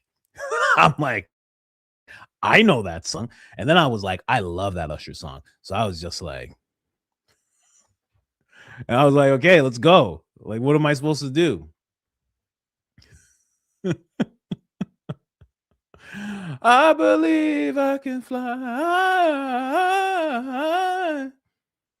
I believe, and it's just BB. It's just BB singing to Charlie. America and BB fighting over Charlie Kirk. The boy is mine. You need to give it up. Had about enough. It is fun to see that boy is mine.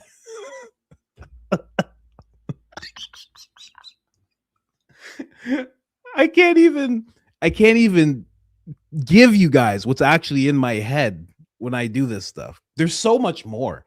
There's so much more than what I'm saying. You have no idea the images that come up. I wish I knew how to use AI, like that Where Forbidden person. I wish I knew how to use, because I would stop this show and I would just do that. Oh, it'd be crazy. Anyway, I'm sorry. Just fighting over Charlie Kirk. The boy is mine. And they're just pulling him back and forth. He belongs to you. He belongs to me. That boy is mine. Not yours, but mine. Not yours, but mine. Yeah. And then Candace walks up to Charlie and be like, this is pretty gay. You want to get out of here? Charlie's like, oh, thank God. Thank you so much, Candace. Oh my God. What was Barrett even talking about? Here, let's get back to it. I don't even remember what he was saying. This letter. Iran. Here, now we get to the nitty gritty. Israel could do a better job explaining the Iranian threat. Among the many conservatives who support Israel, there's a concern that America could become entangled in a quagmire in Iran. My generation grew up with the disasters in Afghanistan and Iraq. Ladies and gentlemen, those disasters were on his behalf. I don't think he wanted to hear them called disasters. I think they worked out quite nicely for him. He didn't have to lose very many people, if any. Didn't cost him any money. Damn, that's true. Win-win. Win-win from where he sits. Why are you calling it a disaster? Oh man, that's so good. The goy is mine. That goy is. Oh man, don't make me do it. Don't make me do it. Aren't you being paid to support him? I mean, let's just be honest. We were promised there were WMDs in Iraq, which proved to be a lie. Uh-oh. Where do you think that lie came from? Who do you think was the first to promote that lie on American soil? I would suggest to you it was the recipient of this letter. He just called him a liar. Now, you can read this letter and you could try to fluff it up and act like, oh, Charlie was just saying how much he loved Prime Minister and he just wanted them to succeed. That's what this letter was all about. He just loved them so much. No, he's telling them they're inhumane and liars. That's what he's telling them. You are an inhumane liar, sir. Our generation was also lied to by the governments of Israel and the U.S. that COVID vaccines were safe and effective. That's him again. He's calling him a liar on that point as well. Israel intelligence missed the boat on October 7, but we're asked to trust intelligence 100% that Iran is on the cusp of obtaining nuclear weapons.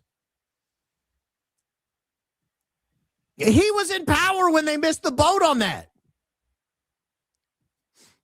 The guy you're writing the letter to was the guy who missed the boat. He was the Israeli intelligence. Guys, he's not holding back here. This is not a love letter.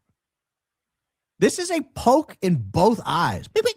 This is like Three Stooges stuff, but we don't know if he made that dorsal fin, right? This is a tough letter. This was written in May. It was written in May. He was dead in September. This is a tough letter. Barron has a rotary phone, you know, just born in the 1920s, still has a rotary phone. Still has a rotary phone. Where'd you get that rotary phone from? That was an antique. Get him, coach. This is what you do. Man. But yeah, it seems like a letter of resignation. It doesn't seem like he's trying to. Well, I mean, you know what? May, June, July, and then August. May, June, July, August. So May, then we have June. That's when he starts having Tucker on. Tucker saying certain things. He's saying a lot of things on his podcast. Then we have July. Josh Hammer, Dave Smith, all of that. And Dave Smith even said in his interview with Candace, he says that Charlie said, we're going to do a lot more of that. We're going to do a lot more of you coming on and debating certain voices on this whole thing. That's pretty wild. Almost like, you know, the same way people are saying Andrew Wilson is Turning Point's horse. It was almost like Charlie was trying to make Dave Smith his horse. Like, hey, you're going to say the things that I can't say. So I'm going to have you debating certain people. So I don't look like the bad guy, even though he still looked like the bad guy because they hated that he was allowing that. So you have that in July. Then August, sits down with Megyn Kelly, says everything that he says. Then he sits down with Ben Shapiro in September. And then he's gone. And then I asked you guys if this was before or after he sold his house. You're saying that it's after. It's a letter of resignation. That's what this is. This is him taking the step that he said he was going to take in the group chat, right? So he already has written this letter. So he's letting them know this is what you have to do because I'm not going to be doing this for you. And I have a massive control over the conservative movement. Yeah, this is a letter of resignation. This isn't just like him poking, right? Like I get what Barron's saying there, but this is him saying I'm leaving the pro you guys cause. We don't believe that you're competent. We believe you lie to us and we don't trust you anymore. Those are tough words. Those are tough words when you've made your money, when you've made the bulk of your income from this guy's political coalition. Right now, it seems like Israel's primarily relying on Americans to make the case for attacking Iranian nuclear sites. Yeah, that's what he's paying you the big bucks. Get on it. What are you waiting on? Many agree with you, myself included, that Iran should not get nuclear weapons. At the same time, I share the concern that America will get sucked into another endless war, costing thousands of American lives. Where are the Israelis who are arguing their case to win over public opinion? Israel should be making its case 24/7 on social media, including long-form podcasts and social media channels and websites. Charlie, with all due respect, I'm just sitting here as the prime minister. May I assume his role for a second? I'll hold on. Trim the horns down.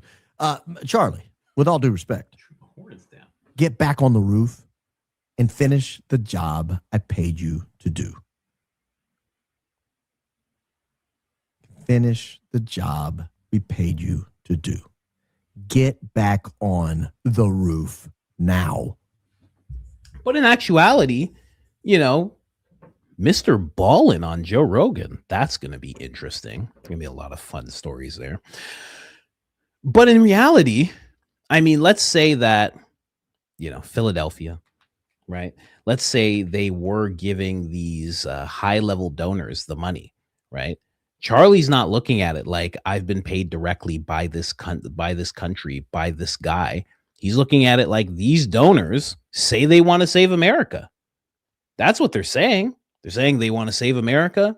They're saying that they're on our side in regards to that. They say they like that what we're doing in Turning Point.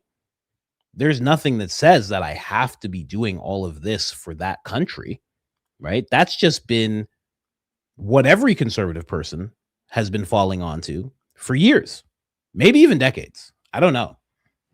It only really started opening everybody's eyes. There are some people who've had their eyes open for a long time, long time, 15, 20 years, some people, right? Some people, it's just like in the past, like 5 years, they've seen this. I'm one of those people, but I mean, there's nothing that says he has to do this type of thing. I know Barron's just like assuming the role there. From Charlie's perspective, he has not been taking checks from this country. He has been being put on a pedestal because of this country and because of these donors having an affinity for that country and knowing that Charlie's the guy that's going to help with this whole thing, right? But there's nowhere that says he has to be doing that, right? And I don't know. I guess BB would expect it. He would expect, and then we have also in that timeline, we have Charlie saying no to BB being on his podcast. Wow. I think that's what the August phone call in the Hamptons was about. You going to get on the roof? Because if you're not going to get on the roof, there have to be consequences. I can't let someone talk to me this way. Like any political campaign, you need surrogates who can articulately promote this candidate's platform and identity. Talking about Miss Israel. When a candidate is hit with negative campaign ads, the effective response is for the candidate to personally respond to the attack ads. Candidate doesn't just rely on surrogates to get the truth out. One of Israel's biggest, most fundamental problems is typically your pushback is in the third person voice. At the moment, you have some wonderful non-Israeli surrogates speaking on behalf of a candidate that has not defined herself. Again, talking about that. Israel has retreated from social media without a fight. How are you going to win over younger generations if you're starting out retreat on social media? Stop this retreat. Get in the information war fight. It's funny, Barron didn't read this because there is a part right there that kind of goes along with. I didn't get to watch Barron's whole episode, but there is a part that goes right along with what he was saying. Let me see here quickly. At the moment, you have some wonderful non-Israeli surrogates speaking on behalf of a candidate that has not defined herself. Again, talking about that. It says right there, the part that's not highlit, right? It says right there, younger generations use their TVs for Netflix, not the evening news. Narratives for younger and even middle-aged people are fought on social media. And Mr. Prime Minister, stop this retreat, get in the information war fight. So that kind of goes along with what Barron was saying. Guys, I saw at the beginning, Barron was like, look at these people. These people are all like, he's like the average age here. I think he said something wild, like 60 something, the average age of that picture. So, it goes along with what he's been saying for a while, that this is actually a very old, it's become geriatric. Let me see this. What did Lainey just send me?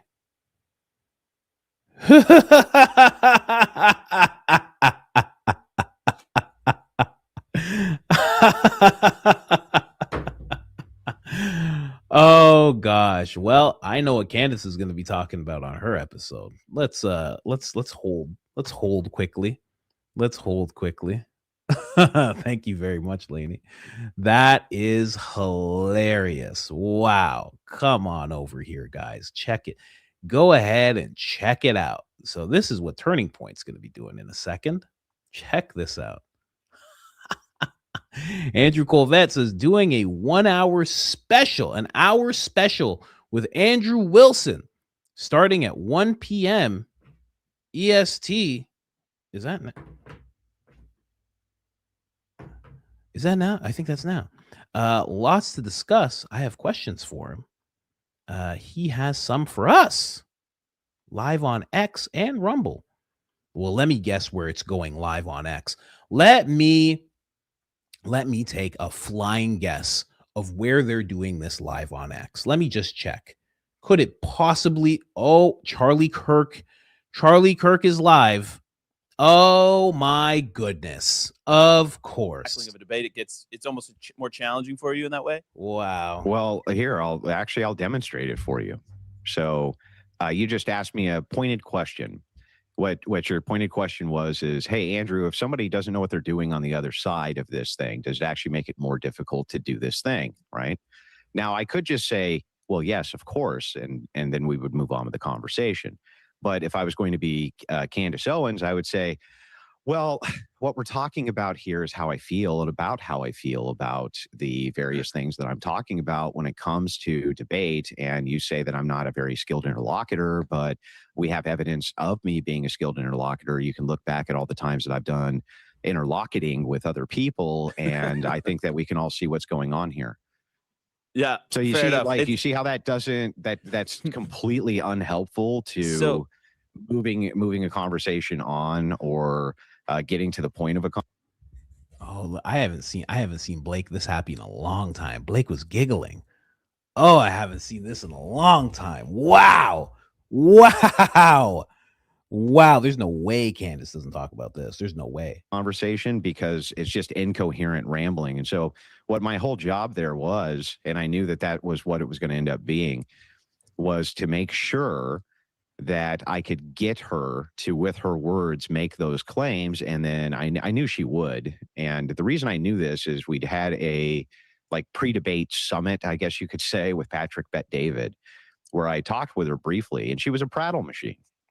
Like, I would just be very pointed and say, well, actually, this is probably the best idea because A, B, C, and D. Very quick, 30 seconds.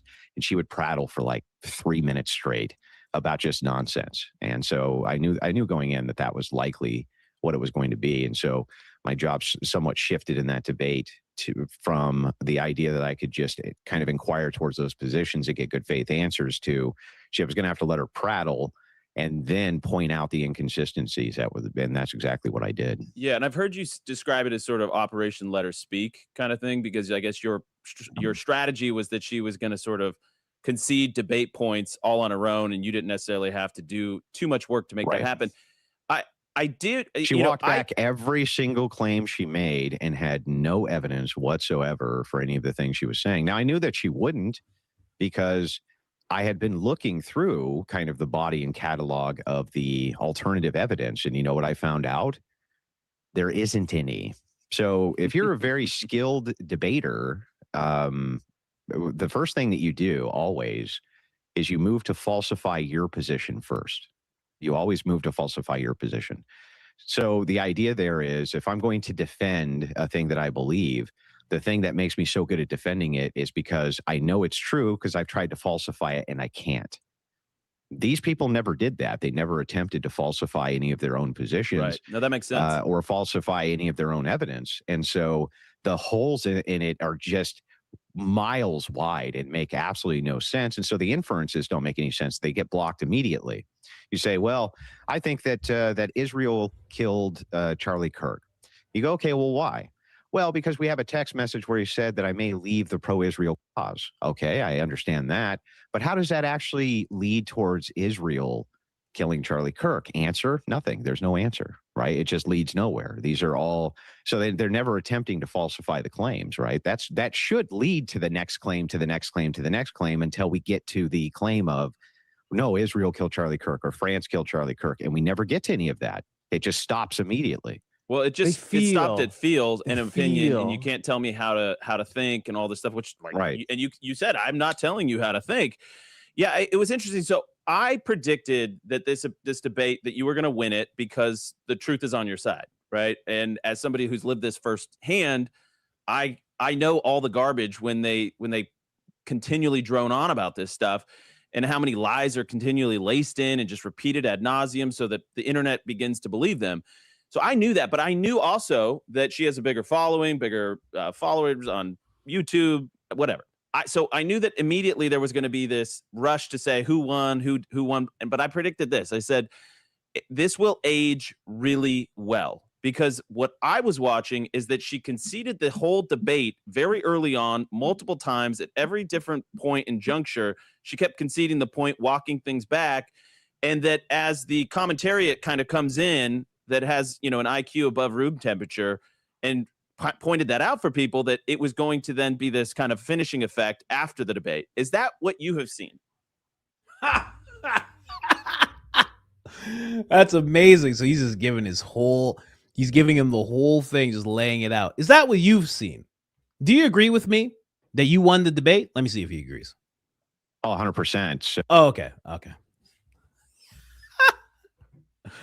That is crazy. I can't believe it. I actually can't believe it. This I can't believe. I didn't think they were going to do this. I thought the smartest thing, and I thought the smartest course of action, if you have someone and people think that you have put him up to what he's doing, is to stay far away from him while he's doing it. But they didn't even wait for that because they know the consensus is that he lost. So in order to help him out, they gotta boost him up a little bit. That's crazy. Whoa. Oh gosh. That's his guy. Yeah. Seems like it. I keep saying it seems like it. And that was before they sat down together. Now that they're sitting, this is just like when, people were saying stuff about Gary. And they're like, well, Gary's clearly working for Turning Point. And it's like, well, no, he's not. No, he's not. And the next thing you know, they're doing a show with him.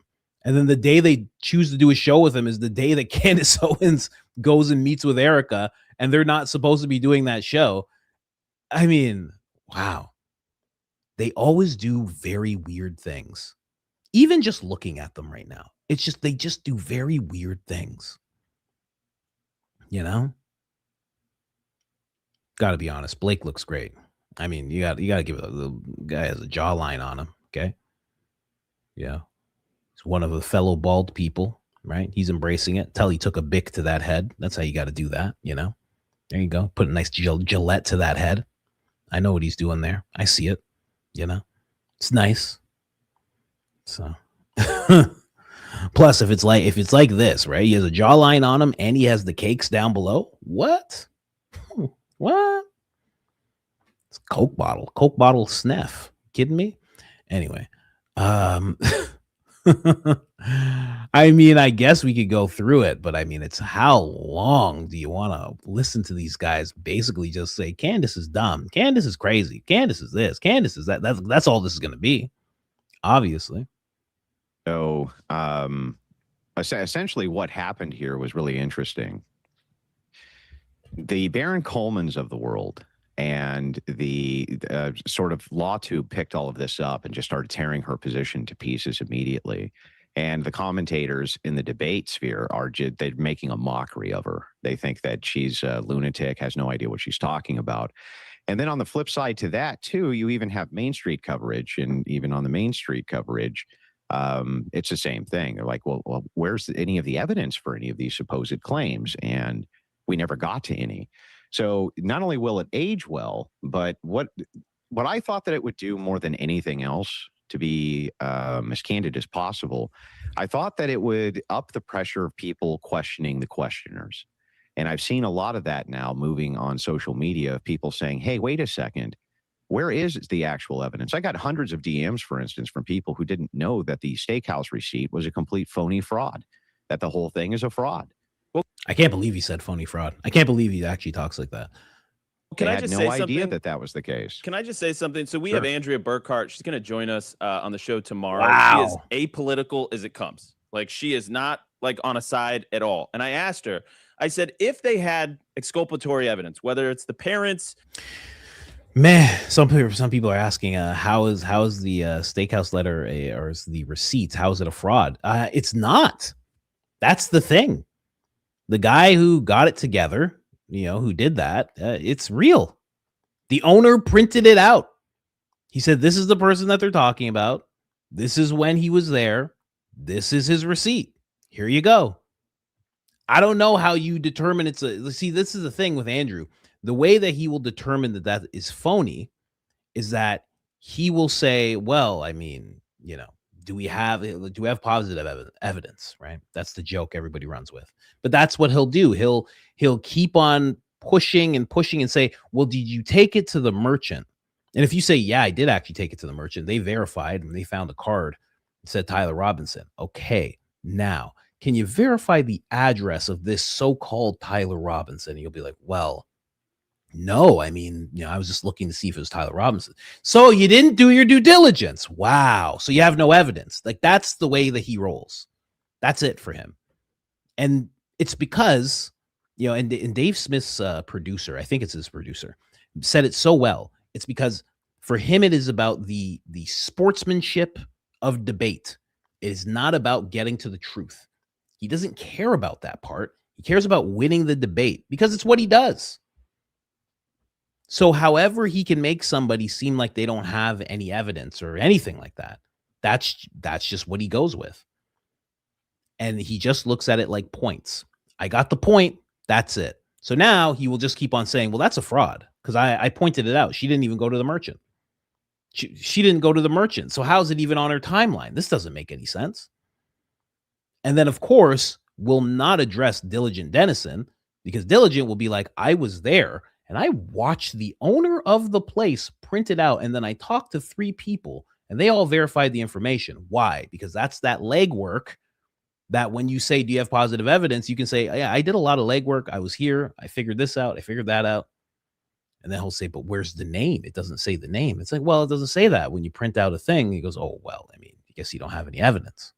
That's the way it works with him. Very funny that they're doing this, though. Very funny. I don't know if I want to keep watching this. This is supposed to be like an hour long, and it just started. There's like another 35 minutes of this. I'm not going to keep watching this. Definitely not. It's crazy that they're doing it, though. It is crazy. I don't know Milk Bar TV. The team just pulled these clips. We don't pay him because that'll, I don't know what the allegations are going to be, but it's so funny. Milk Bar TV was inside of that group chat. I don't know if it was the one that was trying to dox me, but he is in one of them. And Blake is also in one of these group chats. Like the whole thing of they have, I can't say Andrew specifically, but that to act like there's no connection when people have found Blake inside of a group chat. And Blake didn't come forward and say, hey, that's fake. I'm not actually in that group chat. I haven't seen anything like that. Gary didn't say it was fake. Gary admitted he was in the group chat. Gary has actually admitted, yes, I do background checks. He admitted that in regards to me. He actually doubled down. I haven't even showed you guys the clip because I haven't had time to like sort it out or whatever. But he even admitted, he goes, yeah, doxing is wrong. But at the end of the day, I want to know who these people are. So I'm sorry. I deserve to know who they are. So he's basically doubling down on doxing people. It's crazy. And Turning Point's like, well, that's them. Okay, cool. Is that legal? It depends how he goes about the background checks and whatnot. And it depends what he does with the information. If I'm solely pointing at him, obviously. If anything happens to me or my family, obviously I'm pointing directly at him. Who else is there to point at? Like what? Like definitely, like, be clear. Don't think that it's the left. If anything happens to any of us, don't go with whatever they try to put in front of you. Go towards him 100%. 100%. Like, what are we talking about here? Anyway, let's go here. I can't even read that, Mike Riley. I can't even read that. Let's switch up here. What were you gonna get? I'm so surprised that happened. Do I go back to the Baron thing? I don't even know. I gotta. Jeez, like that was such a surprise. I'm so shocked. I'm so shocked that took place. I am actually shooketh, and I don't see a world where Candace doesn't talk about that. I don't see a world where that doesn't pop up. So I'm assuming she's going to be talking about that today. I have heard that sometimes something will happen and they just restructure their episodes right away. So I'm going to leave it at that when it comes to the Baron thing. As he goes through this letter, that was definitely a letter of resignation from Charlie. I know he goes through the, let me see here. He goes through the timeline. Let's do that. Hold on. Hold, please. This is from Harrison Smith. August 13th. I'm not going to name names, but I was told by someone close to Charlie Kirk that Charlie thinks Israel will kill him if he turns against them. Okay. Charlie sends letter in May, 12-day war in June, approach PBD in July to run Iran when there's no active conflict. July 27th, Bibi says we're starting an 8th front war. We're going to outsource it to you Christian influencers here in the United States. August 4th or 5th, Charlie declines the offer on the Bibi phone call. August 11, they file the first of the FARA reports saying that we're going to be one of the companies doing the outsource. Our company, Genesis Consulting, you can outsource to us. August 13, Harrison Smith says, I think they'll kill me.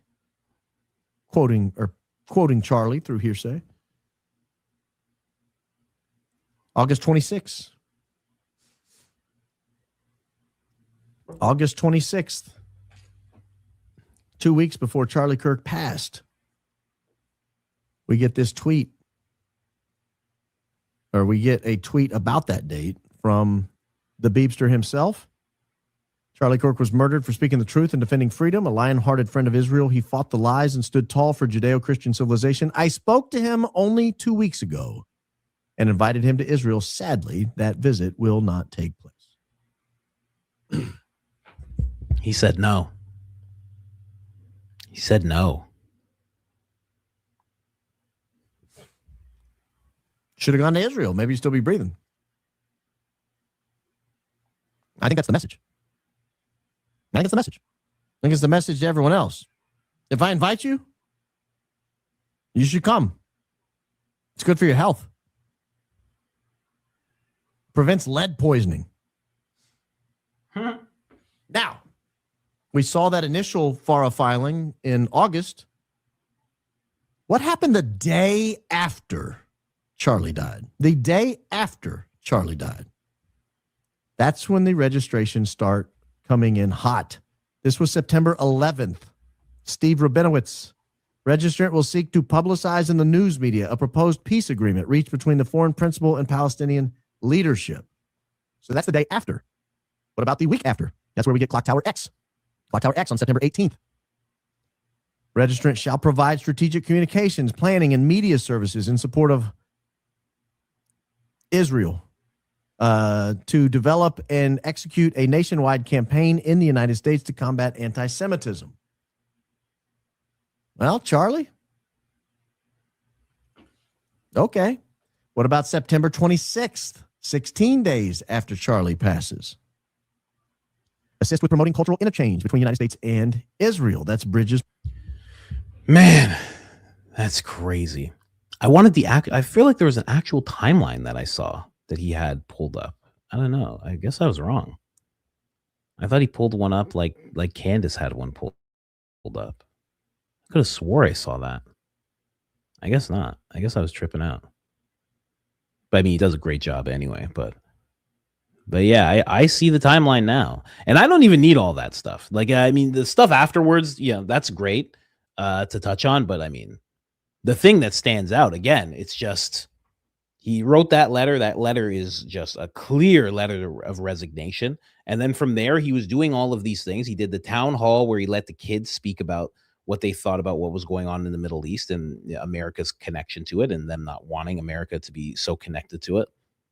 Josh Hammer, Dave Smith, Tucker Carlson, even telling Officer Tatum, listen, talk about the island, talk about all that stuff. Make sure you do.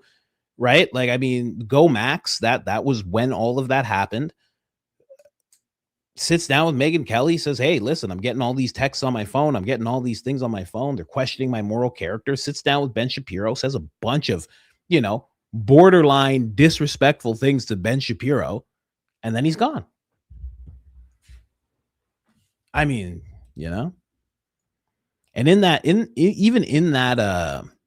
timeline, it's not even like, what's the main thing? It's not even turning point. Like, did any of these guys know what Charlie was going through? Well, I mean, they had to have known what he was going through.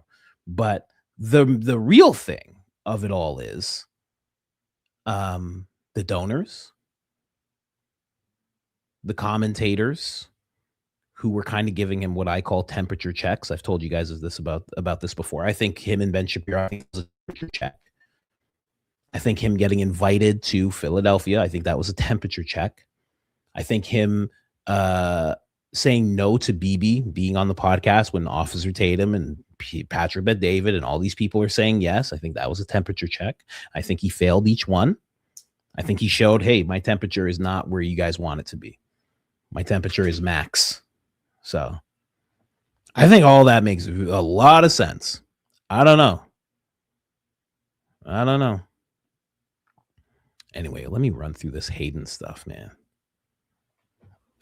Someone said you're singing breakup bangers. I know. I couldn't help it. Man. What was I supposed to do? Once they come, there's certain songs, once they come to your head, you're just like, okay, well, I guess I have to sing this until this song goes away from my brain. It's like, well, what can you do? Right? Anyway. And, okay. Shout out to Baron. Baron is the one that provided that little playlist to even come out. That was all Baron. I barely had anything to do with that. I barely had a thing to do with that, guys. Not me. Not really. Yeah, let's go here. Let's go. Here, let's pull up this Hayden stuff. I was going to go through these supers. I'll go through those supers in a second. Let's jump over to Hayden really quick. A lot of weird developments with Hayden. Let's go into this. So there she is.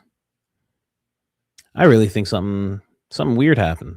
Definitely. I know we talked about it yesterday, but it goes deeper as things come out. It's getting deeper and deeper. So the DEA is reportedly joining the investigation into Hayden's passing as new scrutiny surrounds the actress's final hours and her documented history of opioid abuse.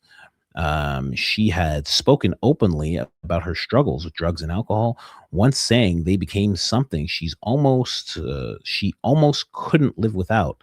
It's funny that they're doing this. You know, we talked about this yesterday. Panettiere? Someone wanted me to say it. I already got that name, Panettiere.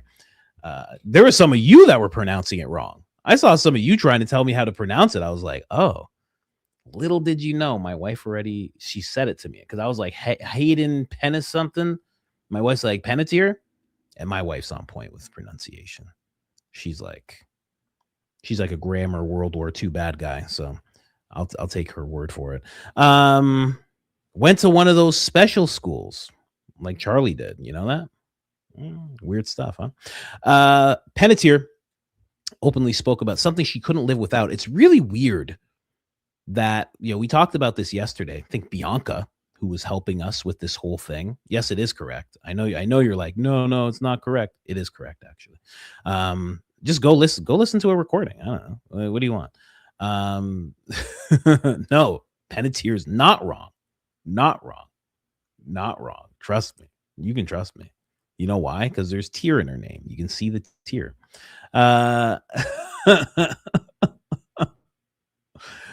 Because you don't say the E.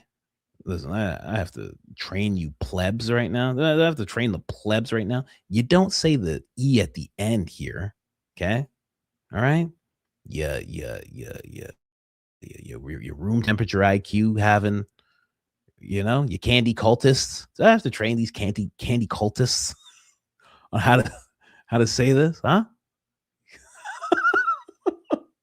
No wonder Ben Shapiro doesn't like you guys. Anyway, it's weird that they're trying to build this case that they're saying it right here. Like, this is something she said she couldn't live without. That's a very weird thing to put into the atmosphere about her, because she was fine during her last moments. Just like, and I can't say for sure, but it's very much like the comparison we made yesterday to Twitch. It's like Twitch seemed just fine. Then somebody comes out and says, you know what? He wasn't just fine. There was a bunch of stuff in his closet. You just didn't know. He didn't tell you, but I figured it out. There you go. Bang. And, this is how Fox is positioning it. This is how TMZ is positioning it as well. And there's just this whole case built up to say, hey, just so you guys know, just so you guys understand, You know, this is something she couldn't live without. So when we tell you that there was a possible OD, you're going to have to trust us on this. Very weird. Now, police report obtained reveals her on and off boyfriend, Brian Hickerson, handed authorities a bag of medication Hayden had allegedly been taking after she was found unresponsive. A bag of medication. And he handed it to them. That's really weird. It's so odd. Again, can't say anything about this guy. I've never even heard this guy's name until this whole thing took place. Never heard of this guy's name. But does this say, here's this bag. This is she was taking all this stuff. Here you go. Here's the bag. And they're like, okay. And then Fox is like, she couldn't live without this stuff. TMZ's like, I concur. I'm like, what? After she said a really famous person was trying to get with her in a forceful way. Authorities have not said what role, if any, the substances or medication played in her passing. So it's a real shame. Like, obviously, I don't know if that actually happened to her, but it's like, it's a real shame when people try to, yeah, even what you see with Charlie. It's like, hey, he said he was moving away from this cause. And at first, people were just like, oh, he was just joking. That's not a real thing. And now you have Barron reading that letter and you're like, oh, that sounds crazy. And then you see the whole timeline and you're like, whoa. And then you see more text messages to Candace where he's saying, I told all these people to go to hell. And you're like, wait a second, he wasn't joking. It's just a shame when someone passes away and people aren't honest about who they are. We all know that when people pass away, everybody talks about them like they were angels. And that's like the natural thing that we all know and we probably have done as well. But when they do the opposite, and there's just something gross about that, you know? Like Ben Shapiro, Ben Shapiro was in that Patrick Bet-David interview and he was talking about Charlie being two-faced. You know, he was like acknowledging like Charlie says one thing and then he says another thing. Andrew was having that whole thing, that whole back and forth with Candace about, listen, Charlie might have told you this, but he told me this. And this is what he was actually saying. So all those things he said weren't true. All those conversations you guys had, that was just him trying to handle you. It's just so crazy to say that about people after they pass. I don't know. Exclusive: DEA joins the investigation after her passing. Go to TMZ here. Check out some TMZ stuff. I got to get some like more formal stuff. The Jay Shetty podcast. Yeah, we were looking at that yesterday. They're involved. Let's see. After her passing, she's on the Fed's radar. TMZ has learned DEA joined the multi-agency investigation. Huh. That means they have to think something's up. If it's like multiple people, multiple agencies, they have to think something's up. They don't think this is just like cut and dry, right? Has agents assisting parallel in the death investigation already underway, according to sources with direct knowledge of the probe. As we first reported, Greenville PD and the coroner's office are conducting parallel investigations, and the DEA jumping on the case sense as well makes sense. Remember, paramedics are heard telling dispatcher Hayden had suffered a possible OD. Also, TMZ broke the story. Narcan, an over-the-table OD treatment, was found in the apartment where Hayden died. You know, I heard about this. I heard about this Narcan thing. And people were like, oh, well, that shows that she was like really addicted and she really had a problem, right? I love how at the same time, like TMZ, you got to love TMZ. In the same story about Hayden, they're making sure to show pictures of Matthew Perry. I mean, come on. Jeez. Like that wasn't intentional. But when it comes to the whole Narcan thing, like I don't have Narcan. I don't have that. But if I could, I would like have it in my car. The same way I have a first aid. I think I have 2 first aid kits in my car.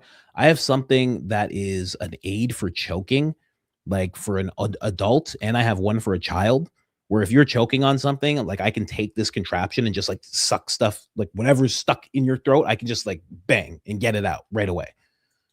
I don't choke often. I don't need any life-saving stuff often.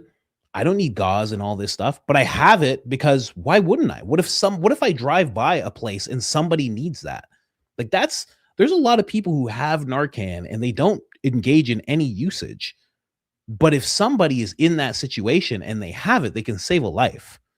So it's not the craziest thing that she had that. Someone just said, I carry Narcan. Yeah, a lot of people do. A lot of people do. Because why wouldn't you? If you have the ability, you know, God forbid you're in that situation. Well, if you're prepared, you know, maybe God has put you in that situation for a reason. But I mean, you save someone's life just because you had a thing on you that you don't even use. I don't know. Seems so silly. So silly. Like, and we'll get to that, but like people are talking about how it's like, oh, that's suspicious. Like, oh, she had an Narcan at her house. Like, that's what you do, especially somebody who in Hollywood. You're like a Hollywood person around Hollywood people. Yeah, you'd have that, especially for her. If she has a past with usage, she probably understands that sometimes people OD and you need that to help them. It's not the craziest thing to have that type of thing on you. Who's to say it wasn't one of her brothers? Wait, hold on. Sorry, the chat's throwing Laney around. Who's to say it wasn't one of the brothers? There's that too, right? I mean, there's so many different reasons you can have something like this. There's so many different reasons. Yeah, but we'll get to that down the road here. In this whole thing, the DEA involvement harkens back to celeb death Matthew Perry. Oh, I love how they're trying to connect it. Like, hey, you remember Matthew? You remember what happened to Matthew? Yeah, well, if you have any tinfoil on you, I can tell you something about what happened to Matthew. And the feds swooped in a months-long investigation to eventually secure 5 convictions related to his passing, including 2 doctors and a dealer who was known around LA as the, I'll just say, K Queen. Wow, that's disgusting, crazy. That's Hollywood for you, though. It's still undetermined if the narcotics contributed to her passing. The coroner has said toxicology is pending, but obviously the DEA agents have seen enough clues pointing to potential drug use to join the investigation. I don't know. It's weird. Very weird that it really does seem like they're just trying to paint that picture. Like, hey, check it out, guys. Check it out. We know what happened to her. Inside Hayden's touching 37th birthday plans with her daughter, Kaya, 11, before her untimely passing. Well, that's just sad. The only reason I pull that up is to show that she had plans, right? Before they say she did this, right, to herself, she had plans. She was planning things, you know? I don't even want to go down this road too much, but you know, what are we going to see here? She was planning on spending time that week visiting her daughter in Germany. A source says, close to Nashville alum. She was excited to see her, was telling everyone how much she was looking forward to spending time with her daughter. Yeah, of course. And then she up and does that to herself. Like, okay. I don't know. I'm not buying it. The more I even sit with it, I'm not buying this whole story. Then you hear this. They're already taking away my ability to play things. They keep taking away my ability to play things. Why do they keep doing that? That's so weird. It's so odd. Whatever. We're good. Let's keep going here. So, if you can't read what this says, it says Hayden, her HOA warned residents to call 911 if they saw Brian Hickerson. That's weird. Keep in mind, this guy and his brother ended up finding her, I believe. They didn't find the BB thing as funny as us. Yeah, that's why I can't play things. Yeah, I guess so. We were warned to call 911 if we saw Brian Hickerson. That's what people are saying right now. This is crazy. Okay. So again, I don't know the guy. Don't know him from anything. But I'm just saying, as time goes on, like this story develops in a very odd way. So neighbors were once told or once warned to call 911 if they spotted Brian on their property. TMZ has learned a warning poster with his photo went up after a string of complaints about his alleged behavior. Mia Terrarez, who lived one door down from Hayden's West Hollywood condo, tells TMZ the HOA posted the warning at the end of August 2025, urging residents to not let Brian into the building and to call the cops if he was seen anywhere on the property. So, what's interesting about this is that someone said her abuser. Yeah, that's what has been like this weird on and off relationship that they had that was kind of toxic apparently. But she didn't stop this. So if somebody posted pictures of my wife and said, don't let this person on the property, like me and my wife were like separated, God forbid we were separated or something, I would tear all those things down because I'd be like, you're out of your mind. What are you, crazy? I'm not. Like, what? Like, she's a great person. What are you talking about? Like, don't do that. She allowed those things to stay up. I find that very interesting. So this is actually the picture. Make that a little bigger for you guys. This is warning to all residents and guests at the Hancock say the word. Come on. Don't say condoms, man. Don't say condoms. Say the right word. Condominiums. There you go. Thank you. This individual has been seen trespassing in the common areas and hallways at blanked out.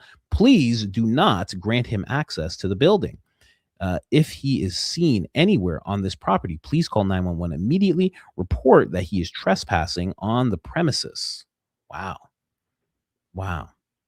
Mia, one of the neighbors, says the poster came after years of disturbances involving Brian. She tells us Hayden bought the condo after moving from New York and says Brian had been living there for the past 2 years. Wow. As we previously reported, Brian was arrested in 2020 after cops said he punched Hayden in the face. That's crazy. She's like 5 foot. That's crazy. Not that if she was taller, it'd be fine. I'm not saying that, obviously. She's 6'9", man. What's the problem? I don't understand. She's 6'9", 250 pounds. What's the big deal?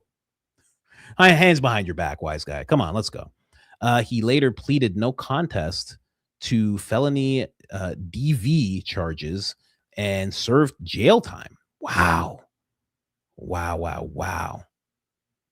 That's wild. Okay. Mia tells us she was always scared of Brian and believed he was dangerous the whole time he was living with Hayden, which continued after the court issued a no contact order. As for the warning poster, Mia says the HOA took it down after about a week. Okay. Down about a week after they put it up, she says she told Brian he was no longer considered a threat. Wow. So this girl probably made that happen. That's crazy. She was like, just take that down. It's fine. It's fine. She was too used to being treated that way. Obviously there's not that I know of, any talk of violence from her parents or anything like that, but just being treated badly is what I mean. She's too used to being treated badly, right? In Hollywood, when you're an actor, child actor, see, someone said, and he found her. What was the story? He was asleep in the other room while she was and then his brother Zach came in and found her. I mean, what? Guys, let's be real. I'd be in jail right now. It's just one of those things. I've said the same thing with you. I'd be in jail right now. That'd be it. Yes, you right there, you'd be in jail. If that was you, you'd be in jail. They'd be like, get up, sleepyhead. There you go, sleepyhead. Behind the back. No, don't worry. You're okay. You're okay. Come on, big guy. All right, let's go. Oh, that'd be it for you. You're going to jail. You're going to jail. But yeah, she was too used to just not being treated well. You know, in Hollywood, I was going to say, when you're a child actor, they treat you like a horse. Yeah, they treat you like a robot. You know, a horse where it's just like, you know, just come over here. Okay, eat this. All right, come on. It's race time. Let's go. Come on. All right. They just kind of pull you around. Crazy. Mia tells us she was scared of Brian and believed he was dangerous the whole time he was living there. Wow. Here, let's just see this. Mia also spoke with Inside Edition, telling the show she was terrified of Brian and called 911 at least half a dozen times over disturbances at Hayden's apartment. The poster may have come down, but Mia says her fear of Brian never did. That's nuts. So that means like you were hearing things that were so crazy in another apartment that you were like, I have to call the cops. It's different if it's like, oh, well, he's out here, he's drunk, his pants are off, he's screaming at people, this, that, he's pissing on people's doors and stuff. Not even that. You're just hearing them in their apartment and you're like, I think I have to call the police. That's wild. That's wild. Here, let's see if we can hear this.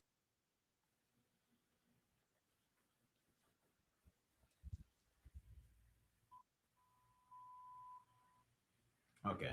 I played this already. I was hoping it was that Mia and one of her calls being recorded. We broke the story. Brian was asleep. There you go. Brian was asleep in another room when his brother, Zach, entered the Airbnb in South Carolina on Sunday afternoon and found her unresponsive in an armchair.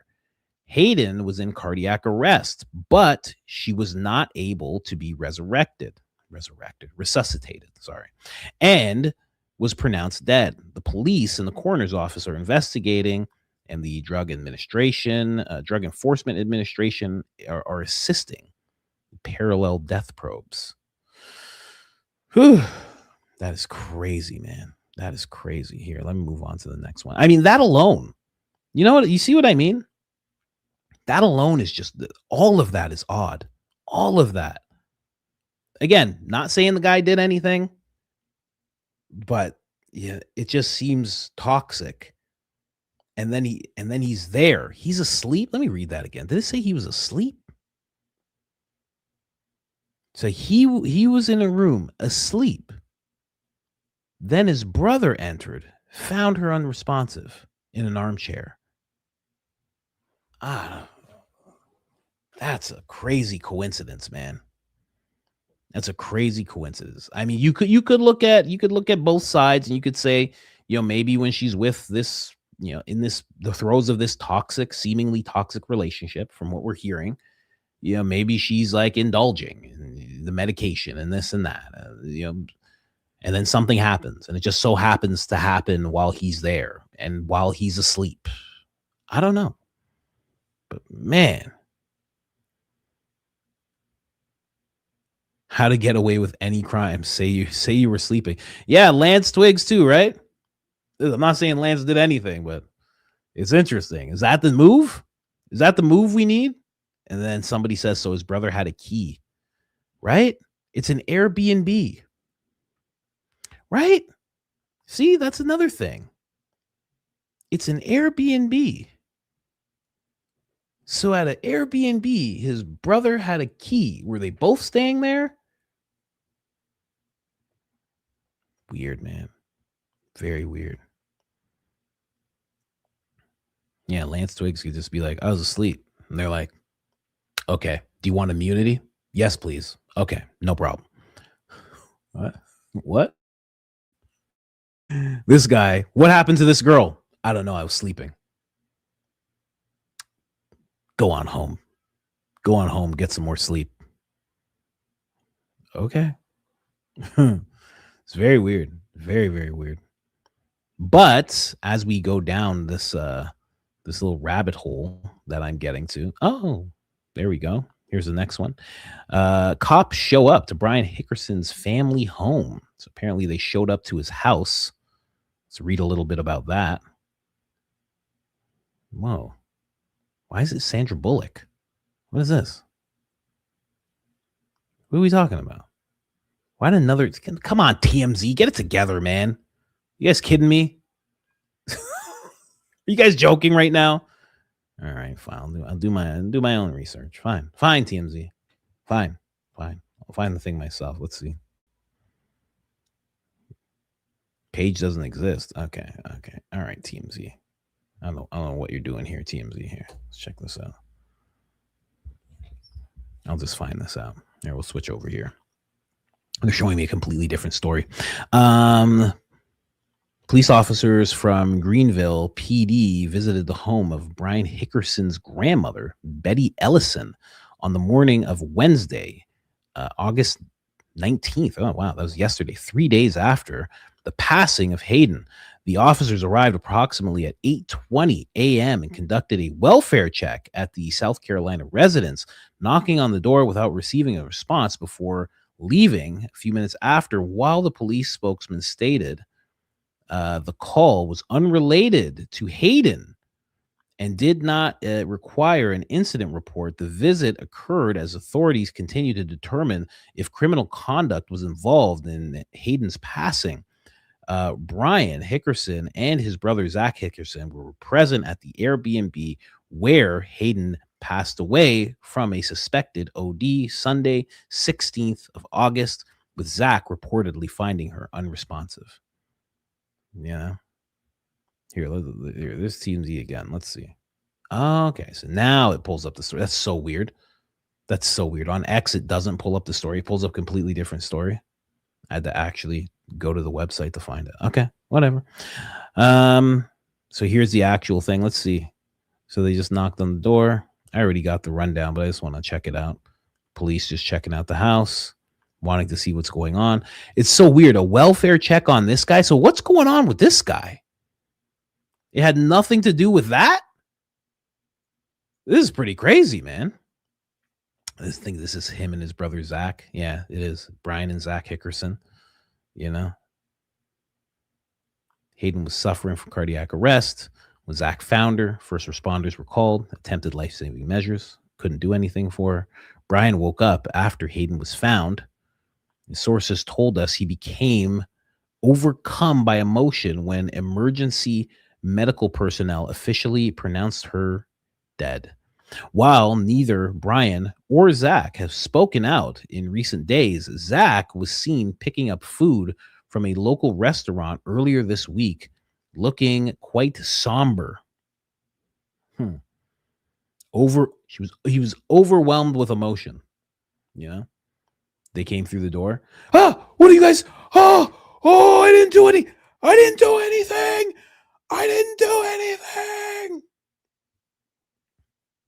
She's dead. I had nothing to do with this. Here's a bag of medication. What? Okay. Again, can't say he did anything. Wouldn't say that, but geez. I mean, what a time to fall asleep. You know what I mean? Must feel terrible, right? You fall asleep and then the other person falls down and all that happens. And cardiac arrest, and they don't say anything. They don't even yell loud enough that you can hear them. Nothing. They don't say, hey, help, help. Nothing like that happens. I don't know. Cause of death, undetermined. Oh, little bit of information here. Remains released. Her remains to the family who had Hayden transferred to a morgue or a mortuary.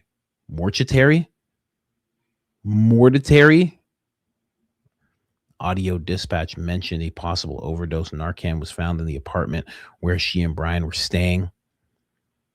Again, they're going to keep on mentioning Narcan. They're going to keep mentioning the fact as she was, this was stuff that she couldn't live without. They're going to keep on mentioning that thing over and over and over. Yeah, I got to do Oliver Tree too. I got to look into Oliver Tree too. I will. I have a bunch of stuff pulled up for him, but I definitely have to look into that more. Because there's, the thing with Oliver Tree, there's some clips that you find of him mortuary.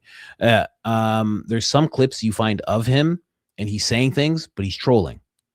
So it's hard. There's some things where it seems like he's dead serious about something, but he's trolling.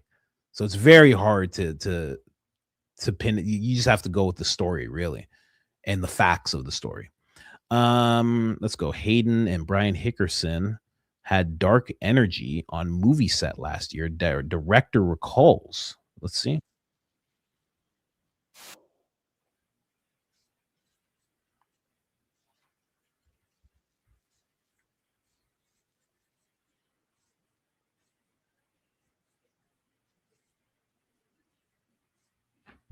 Yeah, that's what you do in toxic relationships. You don't tell people because you know they're going to say something and you guys just want to be together and you don't want to deal with people saying this or that or trying to pull you guys apart. So you just don't mention it, you know? Oh, there's no sound. Yeah. Oh, yeah, they said I can't play things. I forgot. It doesn't matter anyway. I played like 10 seconds of it. Basically, they're just saying they got together.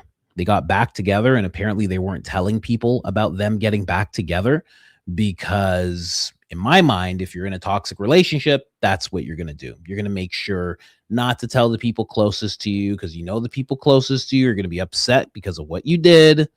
They're just going to say, I can't believe you're here again. I can't believe you're doing this again. You should stay away from this person. And even people on his side will be like, listen, you always break up with this girl. Why are you with this girl? You know, it's like, we have to stop doing that. Like, come on, man. There's other people out there. There's other girls. But when you're in a toxic kind of union of sorts, you just want to be with each other. So you rather than having those arguments, because you know that they're right, deep down inside, you know they're right, rather than having those arguments, you just don't say anything. Yeah, exactly. Somebody says you're ashamed you got back with them. Yeah, exactly. You're ashamed that you got back with them. That's yeah, exactly. Oh man, crazy. Okay, let's keep going here. I should reset though, just in case I do have to play something, you know, because the sound just like stopped working. Hold on a second. Let me just make sure I can get that back on point here. There you go. And plus, I'm glad you guys couldn't hear because there was music in it, as always, you know. Anyway, let's see here. Oh, this is where we start going into the bag. Yeah, he was the troll of trolls, Oliver, right? So it's like, it's tough. Doctor believes, I don't know if any of this is true, we'd have to see, that there is a cocktail of sorts that can make people pass away, right? Katie just interviewed psychiatrist and CEO who believes Hayden, like Matthew Perry and Heath Ledger, may have carelessly been offed by people who prescribed things. I'm trying to like navigate words here. Prescribed things that they shouldn't have, called the celebrity offing cocktail. Lethal combination of different things, benzos and opes, we'll say. Hayden took all sorts of things: postpartum depression, alcohol withdrawals. Her addiction began at 16. Hayden, 36, had cardiac arrest. Again, you already know this. Some have rejected the overdose as her doing it to herself. I don't think so. Mental health issues caused by a lifetime in the spotlight, micromanaged by overbearing mother who booked her first commercial at 8 months old. Hayden's autobiography recounts the desire to be close to her mother and feeling rejected because her mother seemed to want money more than anything else. From a very young age, Hayden paid her mother and the rest of her family's bills. That's crazy. That's wild. Some believe she was offed for being outspoken about Hollywood's dark nature. May she rest in peace. So some people are putting that together. Crazy thing. They say that's what happened to Michael Jackson, but then also you have to look at who these doctors are connected to, especially when it comes to Hollywood, because in Hollywood, it's not like you just have your guy. You have the guy that your assistant or, you know, your whatever handler you have, it's like, he's the guy who handles this celebrity and this celebrity and this celebrity and this celebrity. He's great. And then you see that guy, you know, it's like when you're an artist and you're like, I need a lawyer. And then the record label that you're trying to work out a contract with, they're like, we have a lawyer. And you're like, oh, great. Thanks. Your lawyer will help me. And it's like, yeah, of course our lawyer will help you. So it's like they don't always work in your favor, so to speak. I'll just say that. Hayden, in the throes of addiction, just 3 months ago, got whippets and booze delivered to hospital. Oh, sorry, to hotel. It's so great. See what I mean? Like everybody's building this weird story. And listen, that stuff could be true. It could be true. But I mean, it just seems like they're really trying to paint. Like this is the same type of painting a narrative that we saw with when Candace was talking about the maroon shirts with Tyler Robinson, and she was showing how everything you saw of him was him in a maroon shirt. So then when they showed him in the parking garage or any footage of him in a maroon shirt, you instantly made that connection. It was the same way. As soon as he passed away, people were like, the left, I can't believe the left did this. I see leftists celebrating, and a leftist did this to my friend. The left knows nothing but hate, blah, blah, blah. And they just kept on pushing that same thing, that conditioning. Exactly, Jonathan. That conditioning over and over and over again. Seems like the same thing with her. In the throes of addiction, et cetera, et cetera. Let's see what this is. Coroner's office to investigate her death. They confirmed that right about someone giving you pills to help ease your nerves. The happy pills. The happy pills. She handed it to me on the side of the carpet that I was about to go down, and it never crossed my mind in that moment that she would put me in a position of harm in any way. And it was just like, this is a happy pill. It'll give you energy and it'll make you feel great. Yeah. And I didn't even think twice. that was See what I mean? That wasn't a doctor that did that. That was just someone who was around her. Like Hollywood is just filled with people like that. They're filled with people like that who will just do that for you because they just want you to just do the thing. You are now a money generating machine, and whatever we got to do to keep the machine running, that's it. I can only imagine what they do to The Rock. You know what I mean? Talk about treating somebody like a horse. The guy's the size of a horse. They're probably doing all sorts of things to keep that guy going. You know, I remember looking at The Rock's movie schedule once, and he had movies scheduled up until like now. It was crazy. It was like 2017 or something like that. He had movies scheduled until like 2025. It's crazy. They were just all lined up already. It was just like, this is what you're doing. There's no, he can't just be like, no, sorry, I'm backing out of that movie. You can't do that. Are you crazy?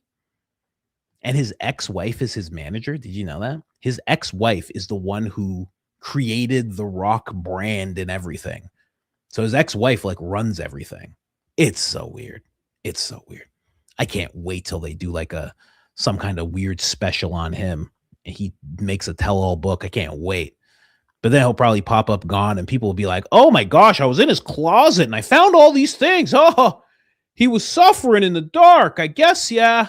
Yeah, oh man, his story is old as time, huh? Guess he did it to himself. That's what they'll do. That's what they'll do to that guy. Anyway. Was Hayden Panettiere revealing just 2 months before her tragic death how she was introduced to pills as a child actress. But now, less than a week after her sudden passing, law enforcement confirms to Page 6 that the DEA, or Drug Enforcement Administration, is working alongside the Greenville Police Department and the coroner's office to investigate her death. They confirmed that it may be the result of a drug overdose. TMZ previously reported that Narcan, a drug that can reverse an overdose, was on a mattress nearby, where the actress died at a South Carolina Airbnb. It's unclear if a dose of the life-saving medication was administered to Panettiere or not. Panettiere was at the apartment with her on and off boyfriend, Brian Hickerson, and his brother, Zach Hickerson, when she died. In the police report obtained by Page 6, it said Hickerson showed a police officer a bag of medication Hayden was taking after she was declared dead.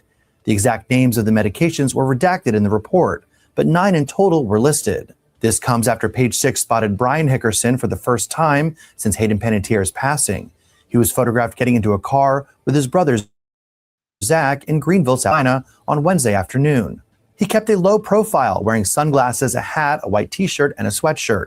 Page 6 confirmed that Hickerson was staying at his grandmother's house after Panettiere's death. Earlier in the day on Wednesday, cops were spotted at the front door of their grandmother's home. The DEA's involvement comes after the agency worked on the investigation into Matthew Perry's fatal. So there's a lot of stuff that I've already ran through, but I just wanted to see those pictures of him and stuff. Wow. Nuts. As a child actor, she was introduced to that stuff. Isn't that interesting? I wonder what, I mean, not to get dark, but it's like somebody tells you something does one thing and you don't know. Like she didn't know when she took that. She just had faith. She was like, okay, I guess it's going to do the thing you're saying. What if it made her drowsy? What if it made her sleepy? What if she woke up, didn't know what happened? I wonder if that ever happened to her, We already went through this. Hayden's remains released by the coroner. So that is happening now. But I think the most wild thing that we have Dr. Drew here. He seems weird to me. I know a lot of people talk about Dr. Drew like he's great, but it seems odd to me. But this is him and Adam Carolla speaking about the whole thing. And let's play this. But yeah, the whole thing seems really weird. Really weird. Especially the way that she was found, the bag of medication, the whole thing just seems off. Again, can't say that guy did anything. But I mean, it's just whoever's around, whoever you're with, I mean, they're just the suspects. It's just the way it goes. It's just the way it is, right? Whether they got sparklers and they're screaming it's the event of the century while they're throwing out hats and covered in glitter, or they're just wearing sunglasses and keeping a low profile while they're staying with their grandmother. I mean, it's just the way it goes. They have to look into him, I would think. Someone says, who says he's great? A bunch of people. That's why he has a career for so many years. I don't know what people are looking for. Drug addiction, opiates, death. I mean, that's what happens with opiates. The only intrigue to me is, did one of my peers participate, as they often do with celebrities, and give her the pills? That's sort of typical in my world. I don't know why. It sounds very familiar. Are we still talking about Hayden? What's going on right now? Okay, you love a thing, you take a thing, you die. I mean, what are we talking about still? Are you serious right now? I can't believe this guy. We're still talking about Hayden. It's been what? It's been 72 hours, guys. This is crazy. I don't know what people are looking for. Oh man. Go ahead and call everybody conspiracies. Just get to it already and just call everybody conspiracy theorists. Just get to it real quick for all of us. Let's just get to it. You might as well, right? I'll be the Candace Owens of this one. All right. Go ahead. Okay. We're all crazy. I get it. It's fine. So, she'd struggled with addiction. She'd been honest. So Narcan, she just had it on her home. That's had what it for is herself. reported. It's not as though the paramedics left it there after the resuscitation attempts. The police, my understanding is, found it on the scene, kind of thing. Is it common for somebody who may abuse opioids to just have Narcan? We always advise the family and everybody to have it on hand. Everywhere. Right. Makes sense. Yeah. Okay. Because this is where it goes. This is the part that everybody misses. Opiate addiction is progressive and it ends in death. If you keep giving them opiates, they will die. That's is it because they mix it with something? Sometimes it is inherent in the condition. It's just a feature of the natural history of the condition. There you go. We're gonna see more of this. There's definitely gonna be more of this. I already said this at the beginning of this segment. There's a very clear narrative that's going on, and this guy is reinforcing it. Yeah. So let's just keep prescribing them to people. Well, there's that as well, but it's like they don't even know what this. Like, this is what I mean when I say building a story. No one knows what she was taking. They said there was 9 things. This guy just was like, here you go. Here's a bag. This is the bag. Here you go. Nobody even knows. Toxicology is still pending. How does he know already? Why is he saying opioids? He doesn't even know. It's why. How do you say, like, it's the same thing like Charlie's dead? How do you know? You were there for 3 seconds. He's getting carried away. What are you talking about? Well, I figured. I don't know. I was making a video, so I was making a selfie video, so I just how did you know? And I want to know who the coroner is. I'd love to know who the coroner is. Anyway. See, that's what I mean when I say, like, Dr. Drew, he's like I don't know anything. I don't know any appeal of him. I've never watched his stuff or anything. But someone said Dr. Drew gaslighting. Yeah. Someone said Kim Porter, right? That's what I mean. Oh, there's also this. So some of you guys were suggesting James Blunt being that person. Now, again, I don't know if he was that person that was on that boat, but some people were coming to that conclusion based on some stuff. Let me see here if this is the actual video. Let me see. That Hayden died, he dropped this video. That Hayden died, he dropped this video.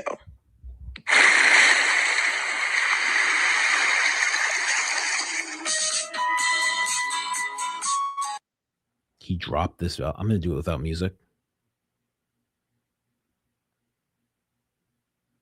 Dr. D looks reptilian. Okay. Well, what else is there? Let me see here. Oh, whoa. Okay, is this going to get crazy? Okay, there's a guy with a bag on his head. This might get a little crazy. Let me skim through this before I before I show this to you guys. Okay. Main course. Okay. So this is about people eating people. Okay. All right. I'll just read this top thing here. That got a little crazy. That got crazy really quick. I'll repost it for those of you that are on X. I'll repost it here. Here, check it out. That's crazy. People will say it's just art, but not only does James Blunt's new video show him kidnapping somebody, but also offing them and then eating and then taking a bite. Weird. Oh, let's see this. This is whoa. Why do you hold on a second? Oh, because I have to switch here. Sorry, hold on. This is Dana, who's friends with James Lee, as you guys know, probably. This is her talking. Oh, she says a word that I know I can't play. Whatever. I'll try and blank it out. We'll try. Why is it that every single time someone tries to expose the pedo network, or is this just why is it that I was trying to get rid of that word, and then I ended up jumping a little bit. So hold on a second here. every single time someone tries to expose the pedo network, they end up dead? In May of this year, Hayden Panettiere released a book called This Is Me, The Reckoning, where she details how she was pimped out by a close friend to Hollywood elites at a young age. And the next thing you know, she's dead. And remember Kim Porter, P. Diddy's ex? Well, she was getting ready to release a book about Diddy's white parties and how he was having sex with young boys. But then at a young 43 years old, right before the book is set to release, she dies of pneumonia right after texting her friends, quote, "He got me," and then calling 911.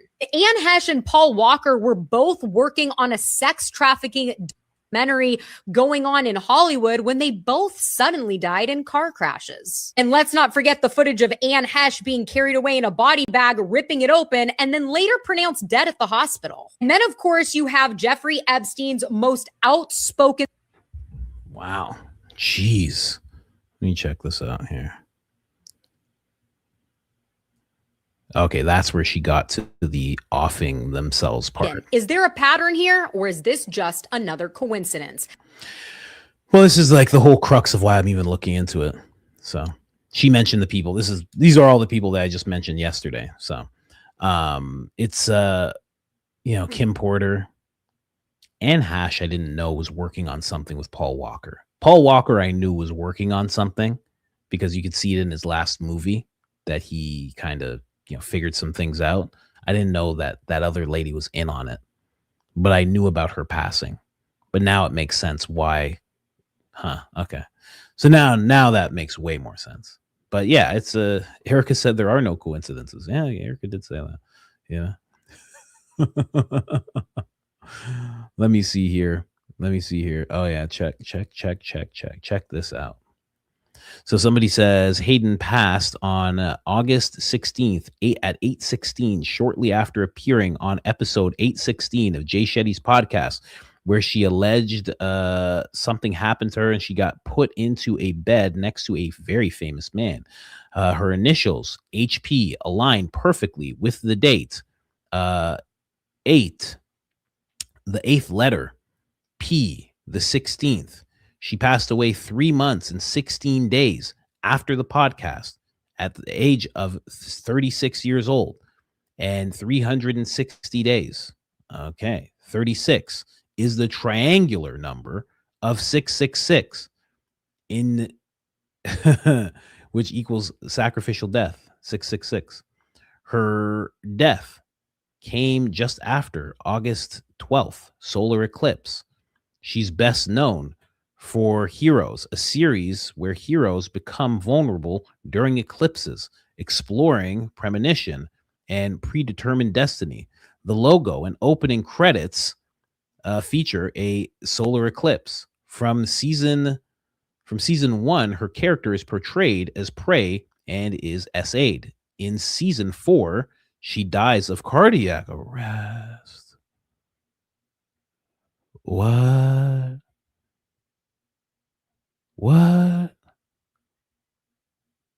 Oh, wow. Okay. I did not know that. Wow. In season 4, she dies of cardiac arrest. Whoa. You were watching a scripted movie being held together by rituals. Whoa. Come on. That's crazy. Someone's just like, yep, demons. Yeah. Wow. I didn't know that. That's crazy. Yeah, exactly. Someone just said this is just like Charlie Kirk's Snake Eyes. Yeah, exactly. Whoa. That is something. Someone said, what the F? Yeah, what the F indeed. I didn't know that. Like, I haven't really, I know her just, I don't know. She's famous. So I just know her face. But I've never watched that show before. Someone said, wait till you see my super chat. Okay. We're going to get to that right now anyway. And then we have Hayden's second mom, apparently. That is wild. I can't. So, man, this predictive program is something else, man. I mean, they really put it together when they put it together. I mean, you can look and see, it's long gone for me now, but there's a whole breakdown of that when it came to Charlie Kirk and Erica Kirk. There's like this whole crazy breakdown just like that. And it connects so many different things. It's the weirdest thing. And it's funny because Charlie is like presidential material. People think Erica's being positioned towards politics. And then the connections that they have are to different presidents and stuff. It's so weird. There's so many. It's crazy. I forget. I saved it at one point, but it was months ago. So it's probably gone by now. Anyway, her second mom reveals the child star struggles. Actress offered all kinds of pills. So this is just her talking about, everything she was offered. Hayden's second mom, Lindsay Lohnberg, detailed the troubling side of Hollywood that the late actress had to deal with as a child star, alleging being offered all sorts of stuff. She referred to in her book, this is called The Reckoning, as her second mom. She was like a child to me, Lohnberg told the Daily Mail. Wow, Daily Mail evolved again. Lohnberg, wow. Said the Heroes alum who began her acting career as an infant tried to get past her struggles, but she was an actress. Wow. So that's her second mom person. She told me when to go to work on set, all kinds of pills, liquors, and all sorts of things were available where you can get anything you want, Loneberg claimed to the outlet. This kid didn't have a chance. I don't think she would have gone down the road she went if it hadn't been for Hollywood, of course. Loneberg said that Hayden did her best. She did the best she could for her daughter, Kea, whom she welcomed with ex-fiance. I have no idea how to say that name. Ukrainian dude. It was impossible for her to keep up what she was doing as an actress to take care of her daughter. Wow. Crazy. That's crazy. Jeez. Well, there you go for now. We will get you guys more updates as this case develops. TMZ on the new details of her passing.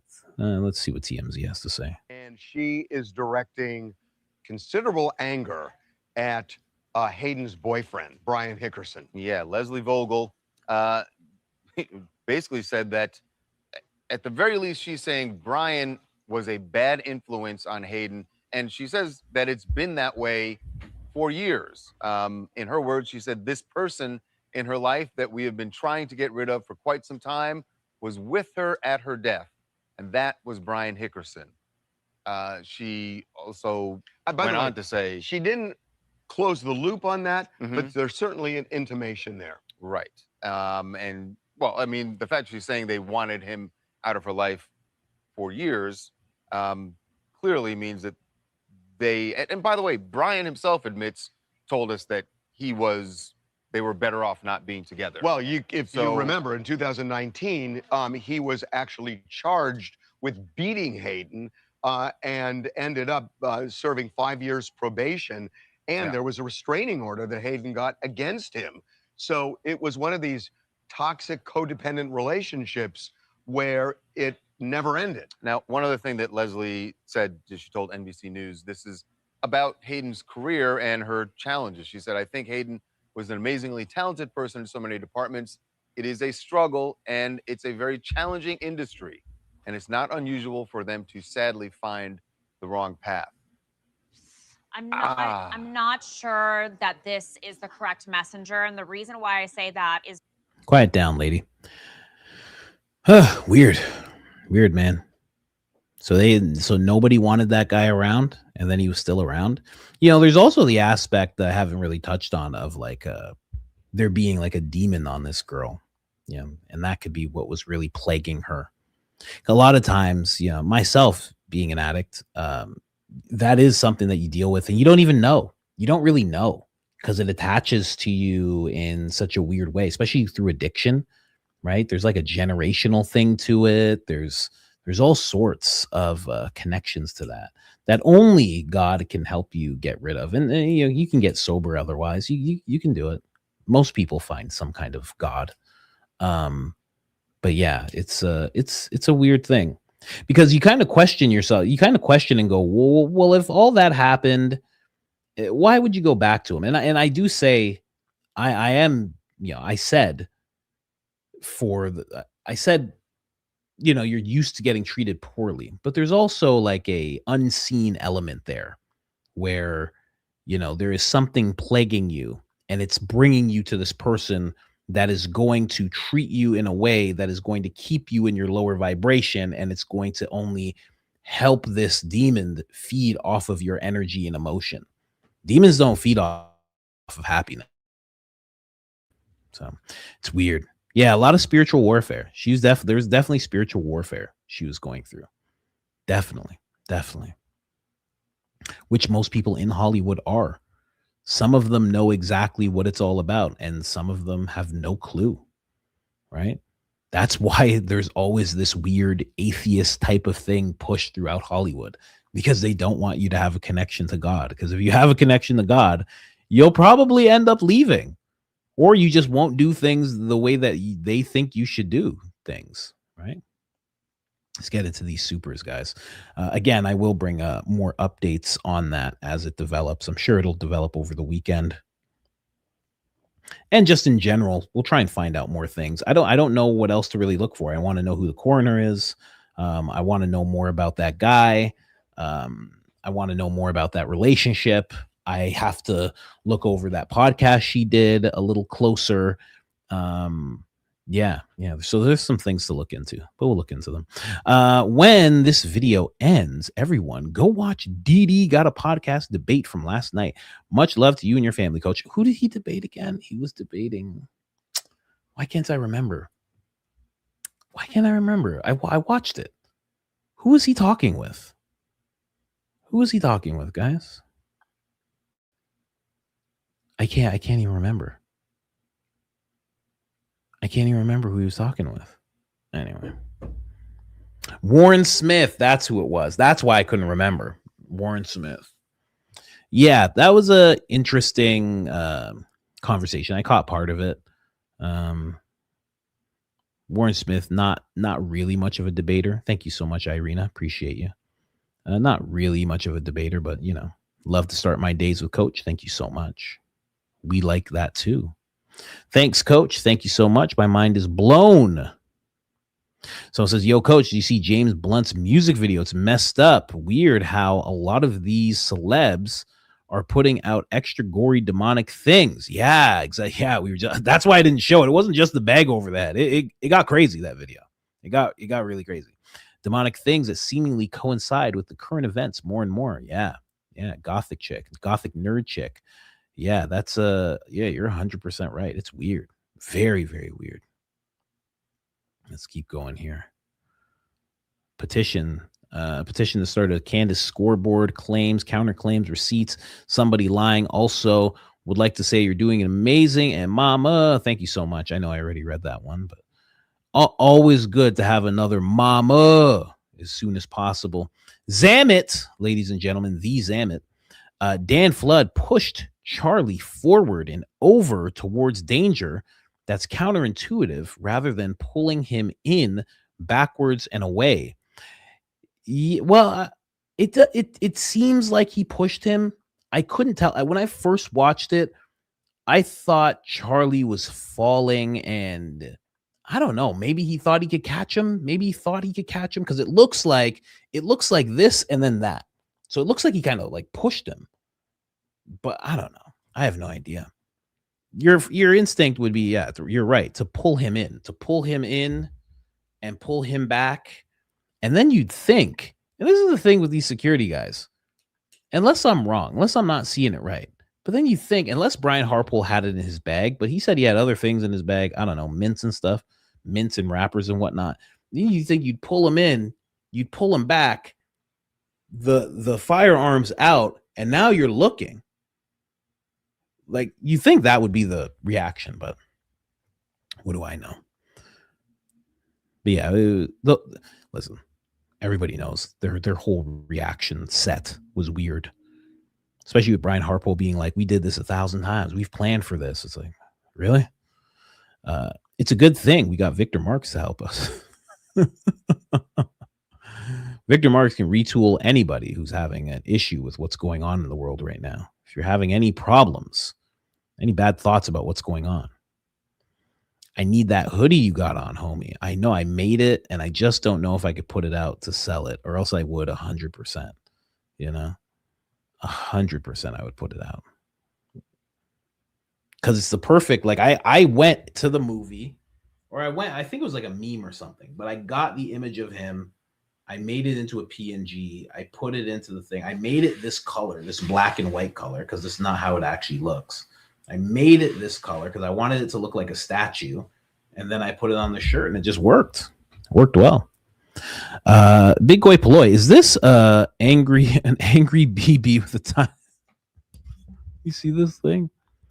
Oh, it is an angry BB. Wow. Nice. Very nice. Pictures. You hear R. Shmuley said about Tucker and Candace? Is the same thing he always says. They're evil. They're crazy. They're gross. They're disgusting. Yeah. Is it that? I'm probably like kind of on point, right? Barron said his friend passed away, and within 24 hours, we donated over $300,000 to a widow we never heard of, while Andrew has begged for a week and only raised way less than a third of his goal. Yeah, it's weird, huh? It's weird. You know, when you're raising money for a goal of like hatred and snarkiness and just like bad faith and like, I'm going to own this person. Like, it's like, yeah. A lot of people don't turn. When you're donating towards love and, you know, getting somebody through something, yeah, people tend to donate towards that. Okay, coach, we need a BB rendition of Icebox Omarion. BB doing the I got an ice box where my heart used to be. Got an ice box where my Charlie used to be. I'm so cold. I'm so cold. I'm so cold. I'm so cold. BB singing over Charlie. I don't know why. That's hilarious to me. I don't know. I don't even know why.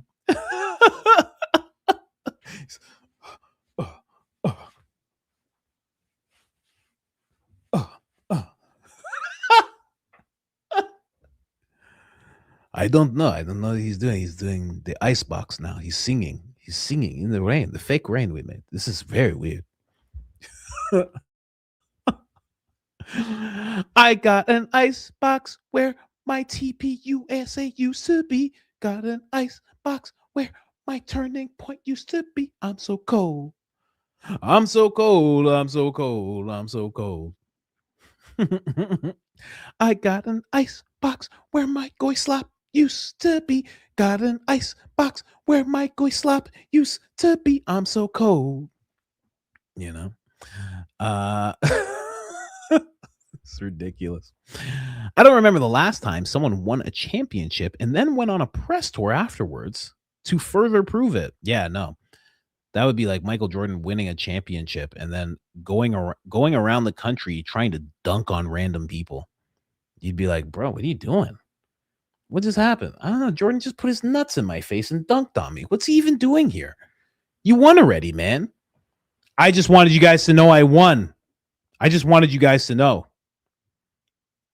Anyway. Charlie's letter sounds like he's breaking up with a mob boss's daughter. Right? This is noise. Candace is over the target with Farnsworth. Distraction. I don't like it's. Listen. Maybe you haven't seen it. Melody. Why can't I say the word? Why can't I say it? Melody. I don't know. It sounds wrong. I don't know why. But I hate when people say, "Oh, it's just a distraction." It's like you're gonna see Candace come back, and she's already talking about it. She's talking about it while she's talking about other things. You got exclusive footage while she's talking about other things. And then she talks about another thing and you still get exclusive footage. What are you talking about? It's like, no one's distracted. There's no such thing anymore. There's no such thing as distracted anymore. You have a phone and you can literally listen. You can listen to something on X while you're reading the transcript of something that's on YouTube. That's done. You're not distracted. No one's distracted. That's over. That's over now. We're not going to libraries with feather pens anymore. Okay? There's multiple things you could do all at once. I pull up clips while I'm watching the camera, while I'm doing the talk, and I'm listening to audio. Come on now. That's done. No one's distracted, you know? It's just that you don't, the things that are happening, you don't want to be happening. You only want the one thing. That's not this. That's not life. Life doesn't work like that. You know? Do you walk into work and you do that too? This is all noise. I want to hear about Terrell Farnsworth. Whoa, hey. We have work to do. What are you talking? Who's Terrell? Who's Terrell Farnsworth? What are you talking about? This is just a distraction. You're at work right now. Put the fries in the bag. What are you doing? Why are you yelling about something? Is Terrell? Who's Terrell? Candace is over the target. Oh, not this again. Are you talking about Candace stuff again? This is a distraction. We should all be in the break room watching Candace right now. Melody, you cannot come in here like this all the time and scream about work being a distraction. We are here to work. She's over the target, you morons.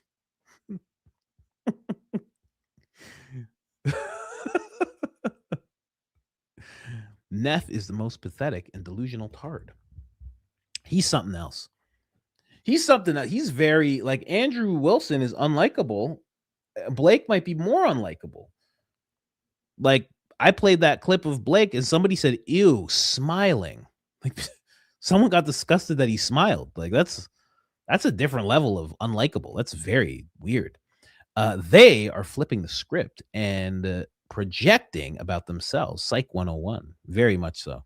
When it came to that whole Andrew thing, it was an Andrew sandwich. There's a two Andrews and Blake in the middle. Okay, all right. I'm here all week. It's only nonsense when you don't know what she's talking about, Andrew. That's a good point. So she's just prattling. See, I say something and it only takes me like 10 seconds to say a thing, right? Because I don't really care about the case and I don't know much about it. And then the next thing you know, she's prattling on about all this information and evidence. And I realize it's going to be hard because she's just going to be prattling on with points that she's accumulated from the last 11 months. Prattling. Nunca, nunca. You've been missing the nunca nunkas? They're not missing. They're always with me. They're always in our hearts. Pickles, no light to hide shine. No light to hide shine. Pickles. Did Lionel come up with that name on his own? He just is that what that is? Because I know I didn't say pickles. I don't even know if it was a pickle jar. You reading documents from Papyrus as Charlie. Documents from Papyrus as Charlie? Narcan against Fent. Yeah, definitely. If you're prescribed NARS, I'll just say narcs, off any kind, you're also given Narcan. You can also buy it without a prescription for your first aid kit. Not sus at all. Yeah, exactly. No, it's definitely not. You should just, I don't know. I think you should just have it. I haven't had an opportunity to just get it, but I would have it because you never know. You never know. Tell me about Matthew. Hat and ready. Hat and ready. Matthew, I mean, well, I don't know.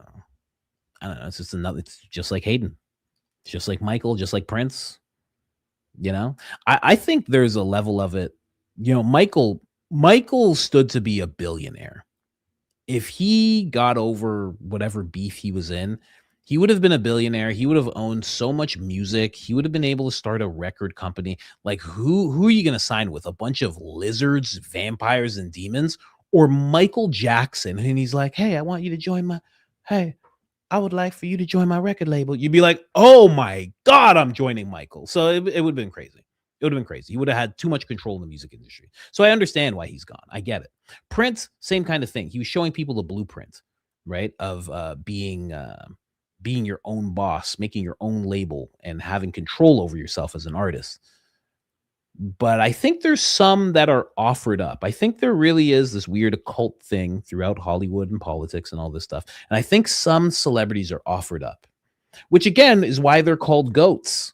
That is why they're called goats, because they will be sacrificed at some point. But yeah, getting into Matthew, I'll do that another time. Ultra Instinct. Goku, is that you? Who didn't administer the Narcan? Who didn't administer it? Yeah, that's a good. Is that a full sentence from you, M Star? Oh my gosh. Well, then I'm gonna engage. Who didn't do that? That's the thing. Because he found her unresponsive. We just heard another clip where it was laying somewhere, like on the couch or something, or like just nearby, just feet away. So the brother finds her. Is it on him to do it?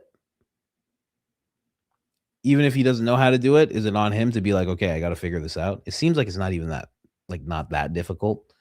So I guess you put that on the brother Zach, because the other brother was sleeping. But I'm guessing as soon as he found her, he goes, "Hey, what's going on?" And then he yells for his brother, "Find sleep," I guess. And then they're both like, "What the heck's going on?" And then neither of them do it. And then they're waiting for the paramedics, and then the paramedics come. So who do you put that on? I think when it comes to a Narcan situation, you put that on whoever is sober, whoever's sober enough to stand up, right? That's how that goes. Someone said it's like an EpiPen. Yeah, there you go. That's just literally like boom, jab, that type of thing. Like what's that movie? I can't believe I can't Pulp Fiction. It's like that Pulp Fiction thing. Yes, boom, like that type of thing. Who didn't administer the can? Check his phone records. Timing of alibi. Yeah, right. I would think that type of thing is going to start happening. Hollywood medical mafia. That's yeah. More like an order of witches than it is like a mafia, quite honestly. Yeah. Not to speak badly of the witch community, but you know what I mean. TMZ, rank the list of staged reality TV matrix. Rank the list. I mean, all of them, I guess. I guess they all just go on a list. Which one's the best? I think Real Housewives is the best. I mentioned Kirby in the live yesterday, but spelled her name wrong. Her last name is Summers. Yeah, I ended up finding her. Kirby Summers. Keep up the great work about Hayden, Coach. Your insight is always refreshing. Thank you so much, Bianca. Thank you so much. I saw that story you posted as well. Thank you for that. I do appreciate that. I found her, and actually, when I looked at her page today, this morning, she had just posted a video about Hayden. I didn't have a chance to watch it, but I'm going to check it out. Netflix released Heroes 7/1/26. Really? It's weird. I never even seen that show. Never even heard of that show. That is The Supers. Let's check out these coffees real quick, ladies and gentlemen. Let's check these coffees. Yeah, Mike Riley said TMZ always knows first. Isn't that weird? They always know first. They always know first. They always got the scoop. It's like, I get it. They're a media company, so I get why. But at the same time, it's weird. It is weird at the same time. Like, I got to show you guys that Wendy Williams clip. Oh, I got to show you guys that sometimes. It is chilling. It is chilling. Like, this lady's like in a hotel room and she's not allowed out. Like Wendy Williams, she's not allowed out of the hotel room. And Harvey's talking to her via, it'll say via satellite, like TV. He's talking to her and she's on the phone inside this room like she's in captivity. It's so nuts. It's such a crazy video to watch. Anyway, let's get into this. We have a video. We have a video, I see. Let's see. Mike Riley, been a minute since I bought a coffee. Had to be stingy with my dollar. Look up Project, what is this, Pitry? Mel Gibson on YouTube. Great interview of Mel talking about odd Hollywood is when you aren't one of them. BB Confessions Part 2. Confessions. I was thinking of that one, but I can't remember the lyrics. I was thinking of Confessions. I'm in the closet. Waiting for Charlie. Yeah. Audio Visual Club. I'll have to look into that. I never seen Mel Gibson talk about that. I found it so weird that Joe Rogan didn't ask Mel Gibson about that type of stuff when they did the interview. I would have thought he would for sure do that. A calm sea never made a skilled sailor. It means the hard parts of life are often what give you experience, strength, and judgment you end up needing. That's so true. So true. What up, though, Coach? What's going on, chat? So, you remember the other day you were talking about Gary? Saying like, I wouldn't do that. I wouldn't dare do that. And then all of a sudden he's like, yeah, I did that. Doesn't that remind you of Dave Chappelle and the Rick James? Like, Why would I put my feet all over his couch? Yeah, I remember putting my feet all over his couch. That's all. I've been meaning to say that for a minute. That's Thanks so for the funny. shout out too, by the way. Appreciate it. We're going another video right now. That is so funny. You have no idea how many times I watched that, man. I was in like a depressed stage of life when that came out, and I watched that so many times just to laugh about something. Oh my God. Why would I put my feet all over that man's couch? Yeah, I put my feet all over. It was like within a breath. That was the best. There has never been something made like that again. That was the best. That was so good. Rick James. F yo couch. Oh my gosh, that was incredible. That was such an incredible. Oh, and then there's more. There's more with Charlie Murphy. If you get a DVD, if you get that season, Chappelle Show, season 2, it's crazy. It was only 2.5 seasons. If you get that, there's more in the special features of Charlie Murphy just telling stories. It's so good. There's one where he's like, and then this guy, he grabbed my shirt, right? He grabbed my shirt, and I'm telling him it's an expensive shirt. I don't have too many shirts that's $1,000. And he pulled my shirt, and the arm is all long. And he's talking about the security guard, this fat security guard. And he's like, and I took that shirt and I balled up that sleeve, and then my fist popped out. Bang! And I went, wow. And he's talking about beating up security guards and all sorts. Oh my gosh, Charlie Murphy, man. He was something else. He was something else, man. You know? I'm here to join the fight against the cultist Zio Ranger propaganda. Thank you so much. We do appreciate that. No outlet, bro science. Appreciate you. We are 250 years old, and we are this corrupt. Our gov, media, politicians, religion. It's crazy. Imagine another 150, 25 years if we continue this way. It's disgusting knowing we allow this. This is what happens when you trust man and not God. We were warned. Very true. Very true. Very, very true. Yeah, could you imagine everything going the exact same way for another 100 years? This is going to be Sodom and Gomorrah. It's going to be too much. It's going to be way too much. Hey, Coach, love your show. Keep up the good work. Thank you so much. Melissa, appreciate you.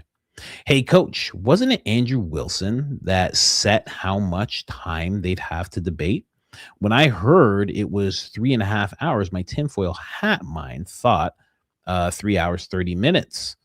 Are they inserting their 33 into the Charlie Kirk? Yeah, that's exactly what that was. People noticed that right away because he kept on saying it.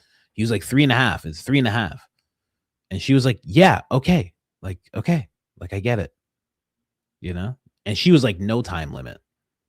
So she wouldn't agree to the 3.5 per se, but she was like, no time limit. She's like, we can go as long as you want.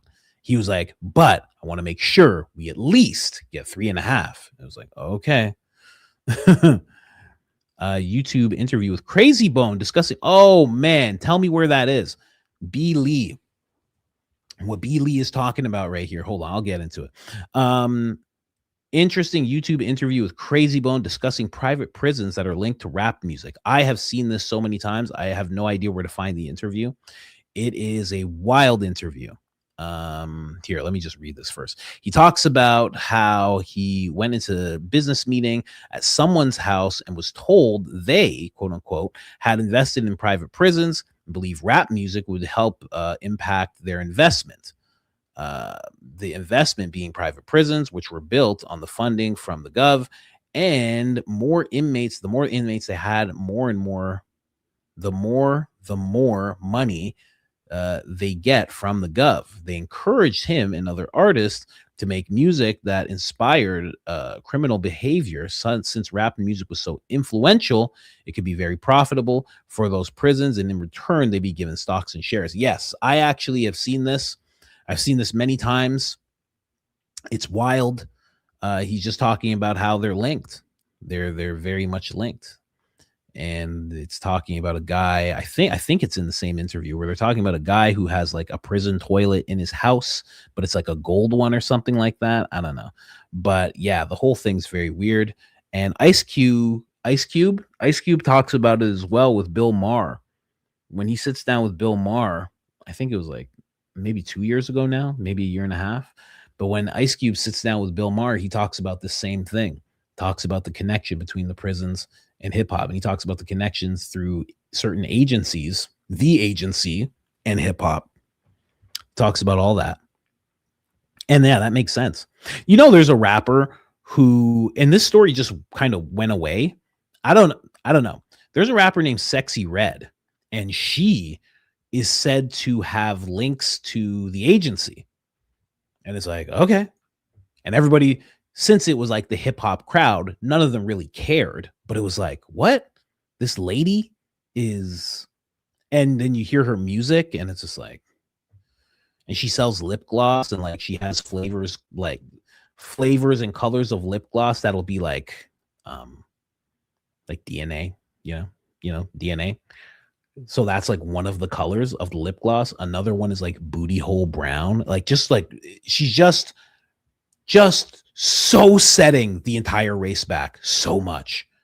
It's just gross. I mean, anyway. But yeah, I have heard of that, B. Lee. Thank you very much. Coach, you're on to something. People like to focus on that verse, judge lest ye be judged, yet they miss that Jesus also said, by their fruit you shall know them. We are called to be fruit inspectors. I like that. Discernment is a real thing. Many of these people don't even know how to use Christianese, Christian lingo properly. They say many things that are so cringeworthy because you realize they don't even know what they are talking about. Candace touched on this. Candace, I think she played a video from someone. They were like just the things that these, like, she was talking about like female Christian conservatives and like the funny things they say, the weird things they say. But yeah, you're knocking on the same door. It's very true. The things they say are very weird. Is that what it's called? Crazy Bone exposes private prisons linked to, okay. Wait, page owner, AJ. Okay, perfect. Thank you so much. I'm gonna look into that. I might play that for you guys on Monday. I heard this in Erica's first speech 2 days after Charlie passed away. At the end, she said, Charlie is with his Lord and Savior, to which I yelled out, is he not your Lord and Savior? There is nothing in my spirit that tells me that woman is a sister in Christ. A normal Christian widow would say he's with our Lord and Savior, not his Lord and Savior. That's very true. I knew right then that she's probably not a true believer in Christ. Christians should trust their discernment and that the Holy Spirit will tell us who is a true believer and who is a true believer or not, and who we can trust. Yeah, you're very right about that. Very, very right about that. That's crazy. That's nuts. He's with his Lord and Savior. Yeah, you know, people in Hollywood do that a lot too. Politicians do it a lot too. They'll be like, "Oh man, God is good," and you're like, "Which God? What are you talking about? Who are you talking about? Say who you're talking about." They go, "Ooh, just God. Ooh, yeah, you know, just God. You know how it is." You're like, "Are you talking about Jesus?" And they're like, "I don't really like to put a name on it." And you're like, "Okay, keep it nameless. Okay, we get it."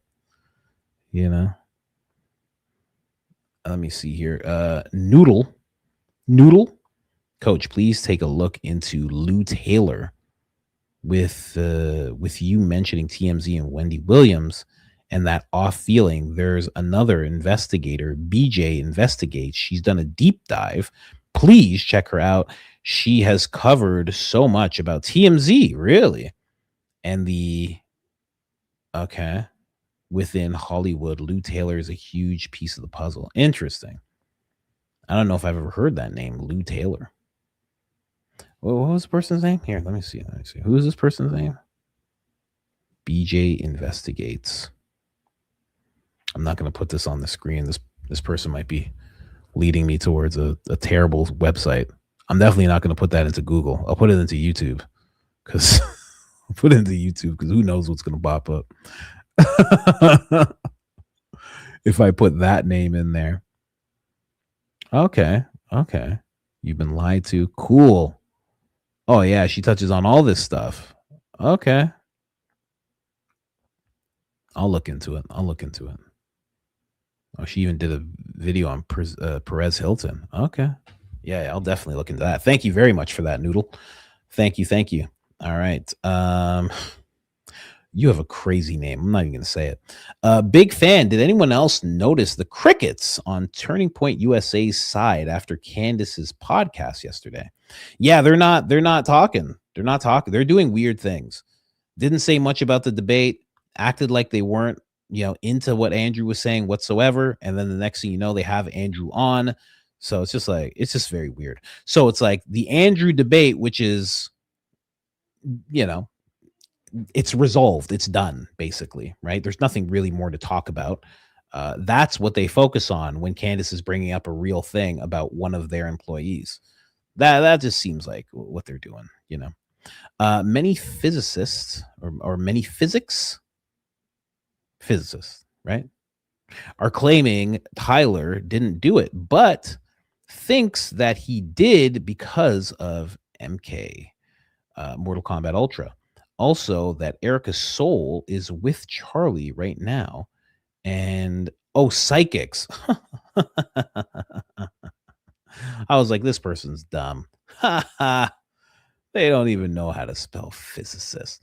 And a negative soul took control of her body before he passed. That's weird. I've heard that from some remote viewers. Not exactly the same as psychics, but a lot of remote viewers are saying this. They're saying that they feel like Charlie and Erica are together, which is weird. Go tell Jesse about it. Jesse will tell you it's because they're on an island somewhere hanging out. Hanging out with JFK. They're hanging out with JFK and Bigfoot. No, I'm kidding. But I have heard this from a lot of remote viewers. I don't know because I don't understand. So her soul is with Charlie right now. A negative soul took control of her body before he passed. So how did her soul go with Charlie? If a soul, let's just say a demon, because that's what you're really talking about, a negative soul, that's not a thing. That's like some new age stuff. There's no such thing as a negative soul is not a thing. So you're talking about a demon. You're talking about an evil spirit. So an evil spirit stepped in and took control over her body. But if a soul leaves the body is now just junk, right? The body's nothing. The soul and the spark is what keeps everything, So you're telling me the soul left and went with Charlie, and then a demon went in. That's not how demons work. If a demon's going in, a demon's keeping you right there because it needs you to feed on. The demon is like a parasite, and it still needs the host. It doesn't want the body. It wants the soul because it likes to pervert and invert what God has given, which would be the soul, which is why people are always talking about selling souls, because that's what the devil wants. The devil wants souls. Doesn't want chunks of just punk meat puppets. It's not what he wants. He wants souls. So that's where I don't understand that at all. Doesn't make sense to me at all. Coach, I've been missing the lives being wrapped up in the Lindsay Clancy case. Do you have an opinion on? I don't even know who that is. TikTok is insane with conspiracy theories, but I'm curious if you have thoughts. I don't know who that is. Let me see. I have no idea who that is. Lindsay Clancy. Who is Lindsay Clancy? These are all things I should be bringing up. We're going to talk about a bunch of this stuff when Candace is off next week. We'll talk about some. Oh, this person. Yeah. Okay. Yeah, I know this person. Well, I've heard of this person. Okay. Yeah, I will look into that. And we'll discuss it. We'll discuss it next week for sure. And I will have opinions on it. Hey, Coach, twice now, it's been difficult to join your live stream. I had a notification saying your live is not available. Oh, no. But I know you're live right now. What's going on? I thought I'd let you know. I'm a subscriber from the UK. I don't know. I can see my live stream right now. There it is. Let's see here. Let's scroll through it. I don't know. It seems like it's there. Here, let's even go back into it. Yep. Seems like it. So there you go.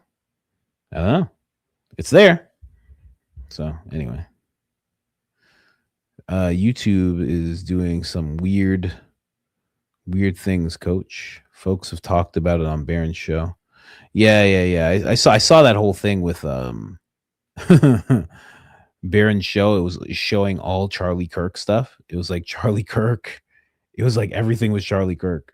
Like the like instead of saying Baron Coleman, it said Charlie Kirk. The comments were all Charlie Kirk. The description was Charlie Kirk. It was like, what is happening? What are you doing? Yeah. And it makes you wonder, did all those views go to Charlie Kirk, the Charlie Kirk show? Because that's what was showing up on Barron's thing. I wonder. He should look into that to see. Subscriber from you're from the UK. Oh well. The UK actually has a different YouTube. There's like YouTube America, which is like America, Canada, probably Mexico. But the UK has something different. Yeah, they have a different thing. Yeah. And it's worse. It's the same company, of course. It's just the people who run it are, they're from the UK. You know what I mean? You know what I mean, out of anybody. Hey, Coach, did you see the interview Project Constitution did with someone claiming to be a whistleblower on Andrew Wilson? Rattlesnakes or something like that? I've never heard of him. He literally just tied a T-shirt around his head and said his name was Mr. Coombe and then gave Project Constitution a bunch of BS stories. I tagged you on the video. I couldn't finish watching it. I was getting secondhand embarrassment. But to be honest, he should have done a little more research on the guy. I watch and listen to you every day. You help me get through my mornings at work. That is hilarious. Get out of here. He tied a T-shirt around his head. Oh, no. He tied a T-shirt around his head? Are you for real? That is very weird. That is very, very weird. I'm noticing I'm having trouble going on to my live stream too. What's up with that? It just keeps saying it's loading. It's playing. And now it just keeps saying it's loading. There you go. That's very weird. Someone said Rattlesnake Jake. That's a cool name. Rattlesnake Jake. That's crazy. So Project Constitution didn't know the guy was like setting him up and making him look dumb. A whistleblower on Andrew. Like, you have to talk to the person first. You have to be like, what do you mean? What do you got? Right? You're supposed to be like, hey, what do you got for me? And they're supposed to be like, okay, well, I can tell you X, Y, Z. And you're supposed to say, okay. What else you got? You're supposed to have like a conversation. You're supposed to have like an hour-long conversation with them before they come on your show. I don't always stay to this as well, which is why I have wild episodes like with Lionel and with Christine. Those wild episodes that I have because I don't, or Zach Costello was a wild episode too. But you're supposed to do that. I had faith in those people. Those are good people, right? But if you don't know them at all, you're supposed to vet them. So if he didn't do that, what can you do? Did you check to see if Lance asked for the day off of work? I have no idea. And that is the end of the coffees, I believe. Oh, one more. Thank you, my weekly gift, for keeping me sane with all of these kids at home fighting. 2 more weeks and then they're off to school. My toddler will be going to school for the first time. She's still refusing to wipe her butt. Your wife knows what I'm talking about. Oh yeah, I know. I will be alone after 5 years. I sent you this video. That's so funny. Yeah, the toddlers won't do that. They won't do it themselves. Right? Like our toddler, if you're like, hey, here, you can wipe. But the second she hears wipe, she just bends over and you're like, no, you gotta get up. And she bends over like, it's so stupid. It's so hilarious. She'll like be all the way over, and you'd be like, "Hey, get up, get up, get up! You do it, you do it." It's so funny. Oh, it's so funny. Choco's calling.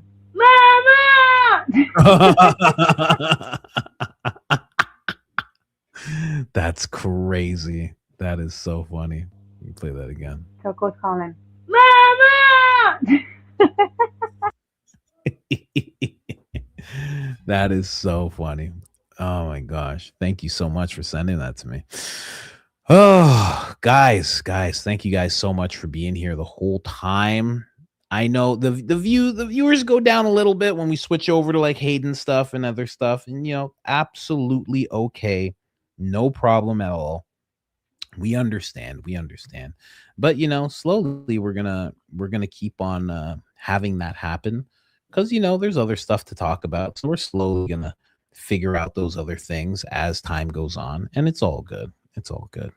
But of course we're gonna be talking about Candace right away, because I think she's gonna be dropping something today. I don't actually know. I never know when I'm telling you guys, but I think she's going to talk about that live stream that Turning Point just did for sure. And I think there's going to be, yeah. Oh, what happened with your super chat? Plantarex. I don't know what happened to your super chat. Let me see here. I got another person here. Hold on. Oh, I was saying bye. Hold on. Love you, CC. You helped me deal with my complicated grief condition. Thank you, but I won't attend chat again. I was censored again. If I say a bad thing, then okay, but I didn't. Okay, well, whatever.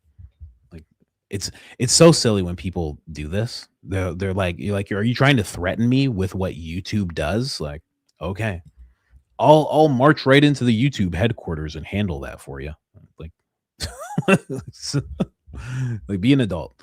Anyway, you didn't you say you had a super chat? Did I read your super chat? I feel like I didn't.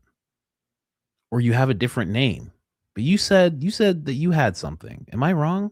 Am I crazy? I feel like you said I can't wait. You did. So where is it? Where is it?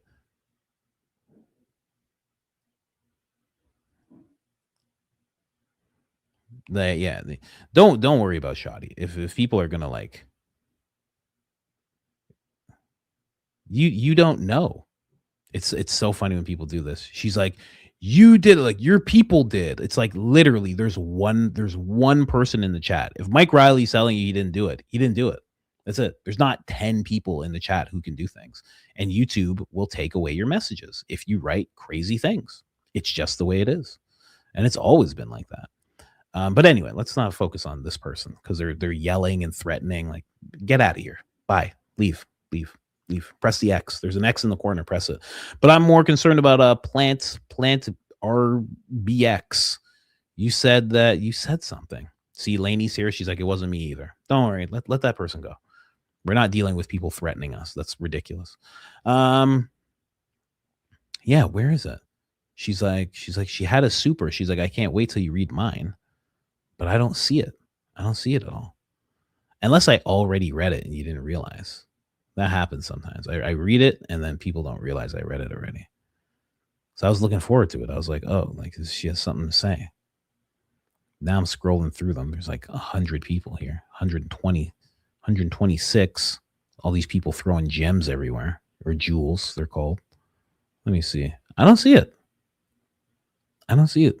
Hit that like button on your way out, ladies and gentlemen, please.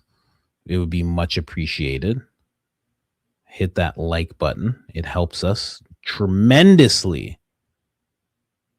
I don't see it. I don't see anything. Actually, you know what I can do? Where are you? Where are you, person? I think I can click. I can't click. I can't do it here. Planter box. Is it a super chat? Is it a super chat or is it a coffee? Is it super chat or a coffee? Let me see.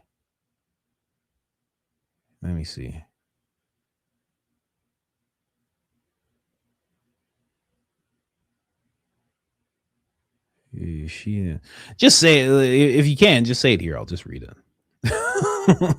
Just throw it right here. Just put it out right here. Viewership skyrockets after her death. The whole show is focused on you now. We're only focused on you now. The show Hero on Netflix on July 1st, 2 weeks after she did the interview. Oh, I feel like I did read that. I'm pretty sure I read that. Let me see here. I'm positive I did. Unless it's this, because someone said Heroes released on July 1st. Let me see here. Then there was Bianca. Then there's M Star. Then M Star sent a bunch. We're only focused on you right now. Okay, it's just you we're focused on now. The whole show is about you. The whole show is now about you, and that's it. So like I'm gonna find. Well, if I find this super, I mean, it better be a banger. It better be the best super I've ever read in my life. I'll tell you something right now. Okay, we got Zamet here. Let me see here. It's crazy. I don't see anything. Let me see here. Nothing. I don't see anything. I'm not the best reader, but I don't see anything. Hit me with it. You are the show right now. We're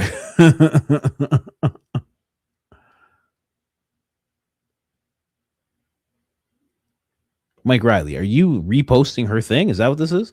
The show Heroes that Hayden is most known on was put on Netflix July 1st, 2 weeks after the last interview. Ironically, viewership surged since she passed away. Interesting pattern of product. Let me tell you something about that. If this is what you said, Mike Riley, is this what she said? I can't click her name because I'm on a different app. If I was on YouTube, I could click her name and see, but I can't click it there.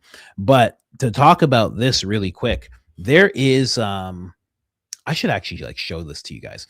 There is a ring that these hip hop stars, rappers wear. It's a big star ring, okay? And it seems like every single one of these rappers who has this ring, and this ring is given to them by, I think, record executives or something for a certain record label. Every single one has died. Every single one of them, the record label put a life insurance policy on them. So they wear this ring. They end up dying.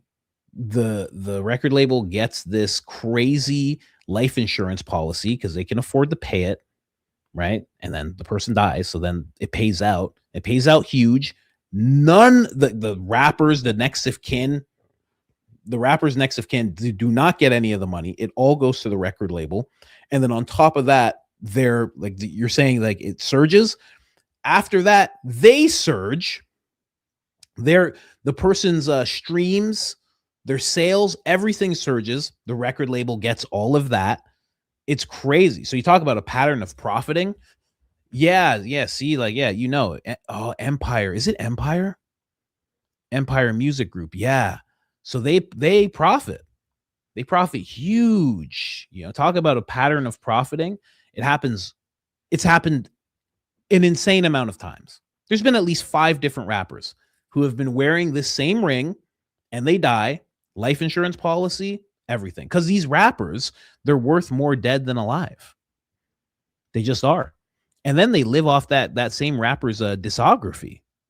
You know, it's nuts. It's crazy. Oh, you don't have to be sorry. Don't even worry about it. I was just trying to find it. I just couldn't find it. I don't know why, but whatever. It's all good. Mike Riley saved the day. There you go. But yeah, we should talk about that one day. I really should talk about that because it's wild how much they profit. It's crazy. Absolutely crazy. Anyways, guys, let's get out of here. We got to get going. Candace will be live soon-ish. We do appreciate that. She's going to be talking about a bunch of things. I will not be live tomorrow. It is a day off to be with my family. You know, I have a call with my coach that I do every week. You know, I got to be with the kids, got to hang out. And then also I let the wife take a bath. You know, she likes to take a bath and relax and not have the kids hounding her. So Friday is the day she gets to do that. And then I just take the kids and I keep them quiet as I can. And then she goes and relaxes for a little bit. So it's a day of God and being a husband, being a good husband. So I got to do that. Anyways, I am out of here. We'll definitely be releasing videos tomorrow, 7 a.m., 10 a.m., yeah, I think like 4 p.m., something like that. And we'll be doing that throughout the weekend. And there might be a couple of videos that I record like right now that might be new. We might do something like that, or we'll save it. Okay. Either way, love you guys. Thank you guys so much. Really do appreciate you guys. I'll see you soon. I will see you in Candace's chat 100%.